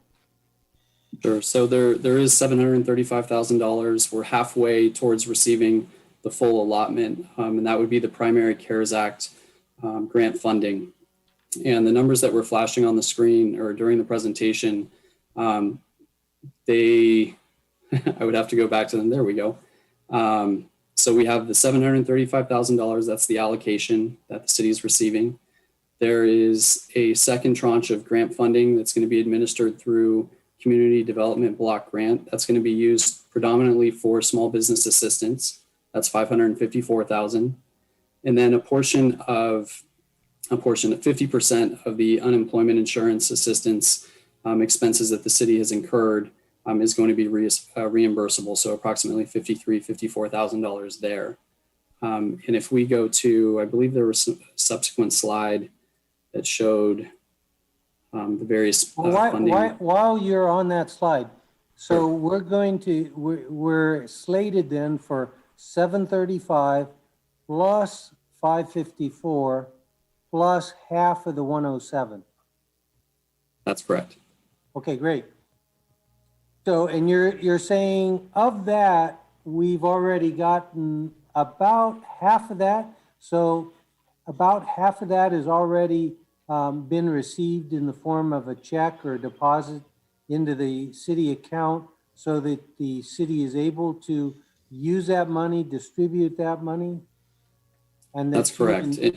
So to date, the city has spent approximately $155,000 on COVID-19 response, and the majority of that would be related to PP&E, work from home, teleworking capabilities, contributions to West Valley Community Services for tenants that are at risk of eviction, a number of events. It's not that the city was waiting for the CARES funding allocation. The city was moving forward and addressing the COVID-19 response. And so a portion of the $735,000, specifically $155,000, has already been spent. And the information that was included in the presentation would be additional recommendations for council to approve. I know for category 2, and I believe that was predominantly the additional personal protective equipment of approximately $300,000. There's various facility improvements and upgrades to comply with current health measures. There was $211,000 for category 4. I think Christina's pulling to it. Yes. Here we go. So did you have to come up with these categories for the federal government to then say, okay, Cupertino, you get the 735, the other bucket, and then half of the 107? Or how was that, how were those numbers come up with such that now that money is flowing to us? Did you have to tell them these are expected extra expenses due to the COVID? Or how did that get determined? So it was determined by at the federal level. There was $150 billion available for local, municipal, and county governments, and it was divided up specifically in California by population. So that was Cupertino's allocation amount, the $735,000. And when the state received those funds from the federal government, they were advanced to all the respective municipal agencies. And on the back end, through a reporting portal, these municipalities are required to report out how they're using their CRF or their CARES Act funding allocations.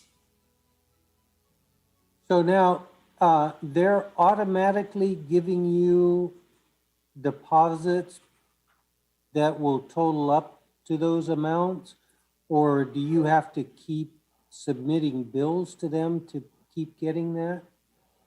So they provided the deposits, and again, we're halfway to receiving the full $735,000. And along the way, we are reporting out what we've actually spent to date, as well as what we are anticipating spending through the rest of the calendar year. But as we mentioned, staff are recommending, we have reported as such, that the $735,000 will be allocated, again, also for reporting purposes for law enforcement. And what that's going to do for our agency in particular is it will free up that $735,000 to address, in many senses, additional COVID-19 related items that would be necessary for the community. So my last question then is, so Congress, put this money, what was the first one? $2.5 trillion. And now they've got another one that's, I want to say was 1.5, but maybe it's $2 trillion. Is there more, is there more money in the next bill, or is CARES totally out of those and those are used in different ways?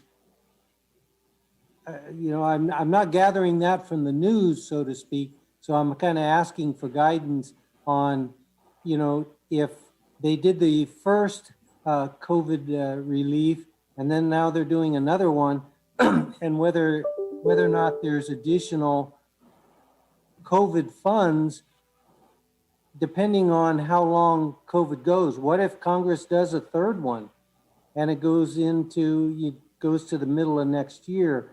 What's the landscape look like? And then I'll leave it at that for tonight. You've done a good job of explaining this, so thank you. No problem. And that very well could be the case. One of the objectives that we've worked very closely with the state of California throughout this process, and one of the goals, particularly through the reporting process, is to try to determine or quantify the extent of the financial impacts in terms of expenditures that have not been incurred yet, but municipalities believe that they will need to incur over the next 6 months. And the reason why they are putting forth such an effort to obtain all that data is to further advocate at the federal level for additional funds. It's very clear based on the preliminary data that the state has received from the approximately, I believe, 277 jurisdictions that had submitted, that the funding amount, the funding levels that municipalities have received is insufficient to meet their needs. Great, thank you. I do see I have one member of the public that wishes to speak. So welcome, Kitty Moore. Hi, good evening, Mayor Scharf. I just wanted to clarify or see if someone could clarify what out of this funding will be done for the small businesses in Cupertino. I know I'd heard a while ago that we had the $5,000 grants to small businesses, and I'm wondering if there's something more than that which is going to be offered, or if that's it. And with regards to the homeless encampment, there was some money that was shown being allocated there, and I'm wondering what that would entail and for how long. All right, thank you.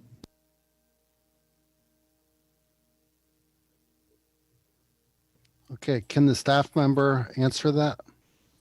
So I know as for the small business assistance, I know we have Angela Sway on the call. If I could see if we can get her welcome, online. Angela. Thank you. Let me see if I need to unmute her. She's not muted. Welcome. Yeah, you're on. Good evening, Honorable Mayor and council members. Yes, with the first tranche of funding that we had received, that original amount was $229,017. That did go towards the Small Business Emergency Relief Grant Program. 37 businesses received $5,000 grants. And so I believe then this additional funding in the amount of $324,922 would be available to be used towards a second round of small business grants if council and the city manager decided to focus the funds towards that. And then to answer the second half of Ms. Moore's question regarding dollars for the homeless encampment support, as you know, we have, this is just an example, we have provided hand washing facilities, debris pickup twice a week, and porta potties at the sites. And so that cost is being accommodated with part of that cost is, all of that cost is being accommodated by part of the funding as designated. Okay, sounds good. So I'm ready. Oh, Darcy, you're muted. Yeah, I'm gonna bring a motion. Oh, great. I was going to do it, but go ahead. Discussion, it's fine, but I move that we adopt resolution number 20-116, amending the budget and authorizing the city manager to accept $735,259 of Coronavirus Relief Fund, or CRF, from the U.S. Treasury, which is passed through via the state of California, and $553,939 in CARES CV from the U.S. Department of Housing and Urban Development, or HUD. That's my motion. Sure, I'll second that. Councilmember Zhao? Aye. Councilmember Sinks? Aye. Councilmember Willie? Aye. Vice Mayor Paul? Aye. Mayor Scharf? Aye. Motion carries unanimously. Great. We are on to council and staff comments and future agenda items. Do we have any staff comments? None from me at this time. Okay, any council members have any comments or requests for agenda items? Hand is raised. Okay, I see it. Go ahead. So the first one, I would hope that this agenda item would be really quick. I want to request that the fencing budget, the $765,000 that is specifically for fencing and specifically the privacy of the houses that have the trail right on their fence. You know, my memory is that the city staff had said $170 per linear foot, and that Councilman Paul had then, at the end of the evening, moved $200,000 more for the privacy fencing. And so I would like it to come back to us so that we can truly see, was that in fact spent the way we intended? I don't want to micromanage. I want to be sure that the residents are in fact hearing that we are providing for them the best we can. Hopefully I get a second. I'm not sure what you're asking for in the agenda item. You're not asking for more money, right? Nope, not asking. I would like to see the breakdown of the 765,000 and specifically how the 200,000 got put, because what I think I'm seeing is that it's not reducing that $170 a linear foot for the privacy of those residents. Well, as long as you're bringing it up, my question is, I thought we'd already had a deadline and sometime in August about letting residents choose. Is that true, staff? Right. I thought and then it this was all fall we were done. going to queue up a final decision on all this. Where does that stand?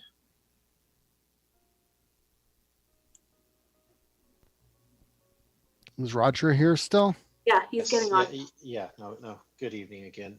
Yes, we did have a, I guess you'd call it a workshop with residents who live along the Creek Trail. And we did set the end of August as the timeline to receive their fence choices. Okay, so did we receive, we received choices from as many people, I guess, as elected to give us choices. So are we queuing this up for a decision this fall, or what's the deal? Yes, I think maybe absent 10 of the roughly 80 residents have made choices, and it is our schedule to have, we are at 95% on the plans, and it is our schedule to have this out to bid within the next month and to council in early spring for a recommendation to award. In the spring? I thought we were voting on it this fall, no? Well, the advertisement will occur, let's say in November. It'll be out to bid for a month and a half or so, then take the bid award to council. It could be to council as early as January, February. So what is Council Member Willie asking for? Just a report on how many people took advantage of it, or what? No.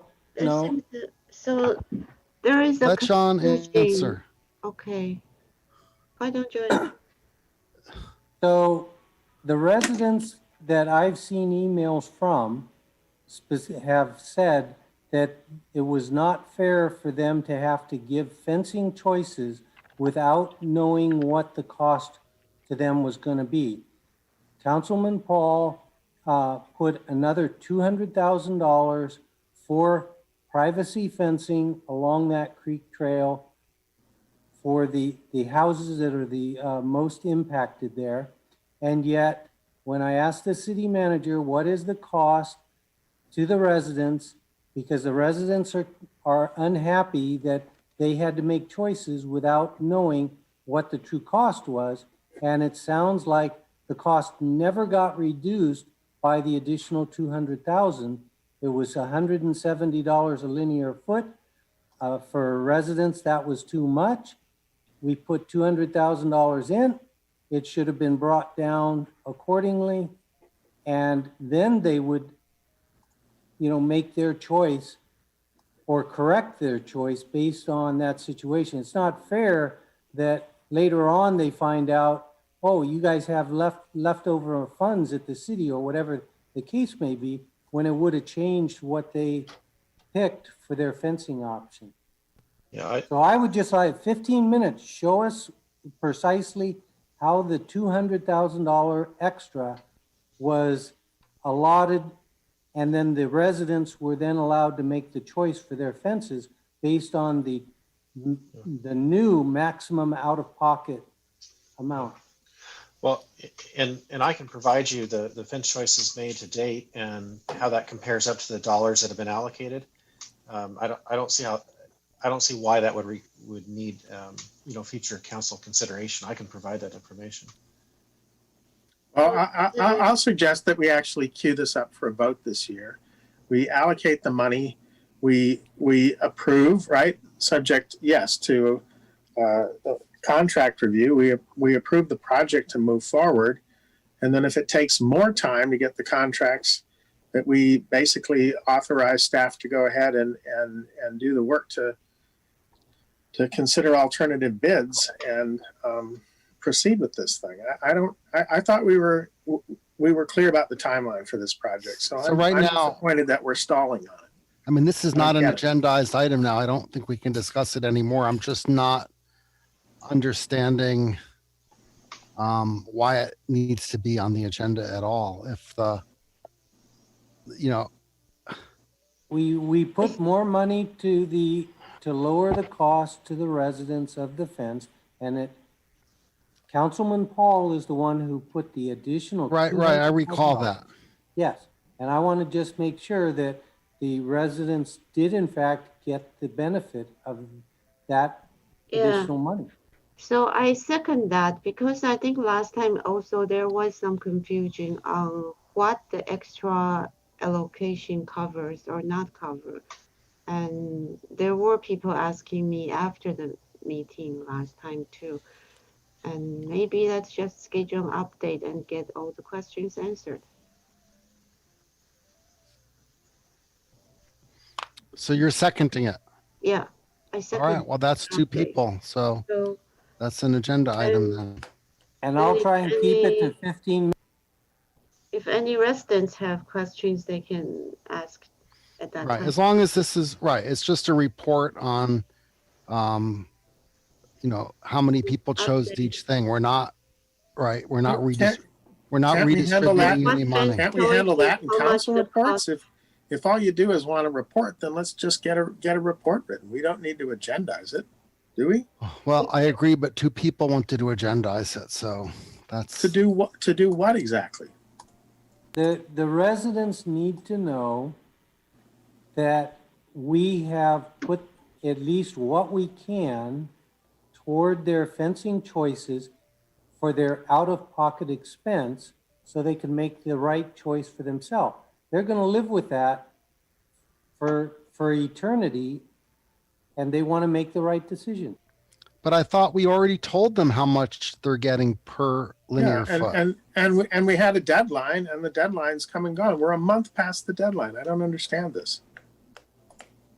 Well, if they, what, two people voted to put it on the agenda, so there'll be a report on it. As long as it's clear we're not reallocating any money at this point. We sure know how to rehash things over and over and over again and not get forward progress. I don't disagree with you, but I mean, my God. And I think this is because John has asked many times. He didn't get a satisfactory answer yet. Otherwise, he wouldn't. I realize there are people that want to do this, and I've realized there are people that don't. But honestly, we had a majority vote on this, and we've done it several times. So I just don't know why staff is dragging their feet. We never keep our deadlines. We said we were going to queue this up for a final decision this fall, and now we want to have another discussion. To what end? Well, I don't think it'll be a presentation, not a discussion, because it'll be a discussion, I guarantee it. Okay. Give me a break. Fair enough. You're going to have, if you want a report, then ask staff for a report. If you want to have a discussion, queue it up for a councilman. I did not put this on the agenda, but as you know, if two council people want to put it on the agenda, there's no choice. Okay. I heard a report being requested. It was, John said 15 minutes, so let's get the update. Right. So the agenda item is to have a report on, how people, what choices they made for fencing. It's not. And it's up to you. A thing to allocate or reallocate any money. It's up to you and the city manager to determine where these items go on the agenda. I mean, I think it would naturally fall under the city manager's report. This is just me personally, but can we move on since this has already been, Yeah, accepted? that's fine. It's on the agenda for a future meeting. Okay. Anybody else I have have another? nothing. I have nothing. I don't know. Does anyone else have other items? So I would also like a study session on the homeless situation in Cupertino. I mean, we get a lot of emails from the residents, and I don't feel that we really have our arms around what we in Cupertino can do. And so I would like that to, I think it's appropriate for a study session with staff telling us, you know, how we can move forward. We do have the one potential city work plan to get some hopefully into a work type situation, but this is more about the homeless housing and what can we do in that regard. You know, John, I actually think that's a good idea. You know, our mayor sits on the countywide homeless task force, and it is a topic of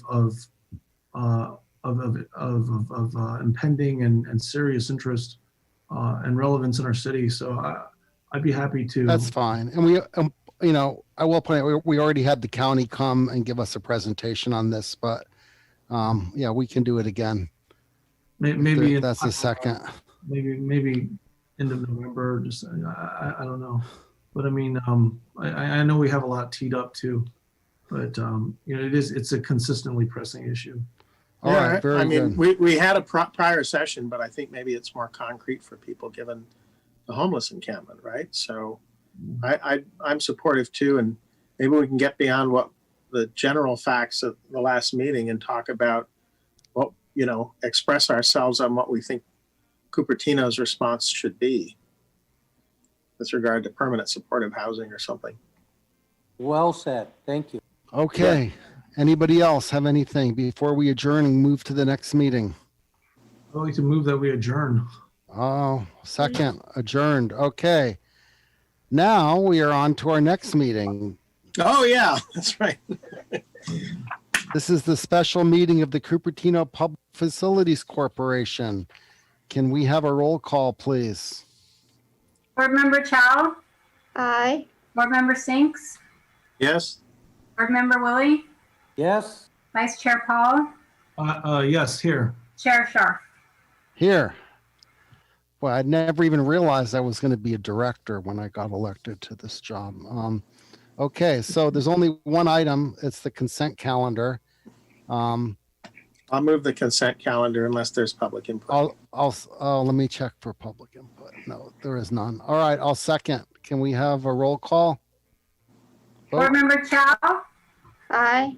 Board Member Sinks? Yes. Board Member Willie? Yes. Vice Chair Paul? Aye. Chair Scharf? Aye. Motion carries unanimously. Okay, we are adjourned at 10 o'clock. Oh, only 1 hour late. That's pretty good. Good night. Okay, good night, everybody. All right, thanks. Aye.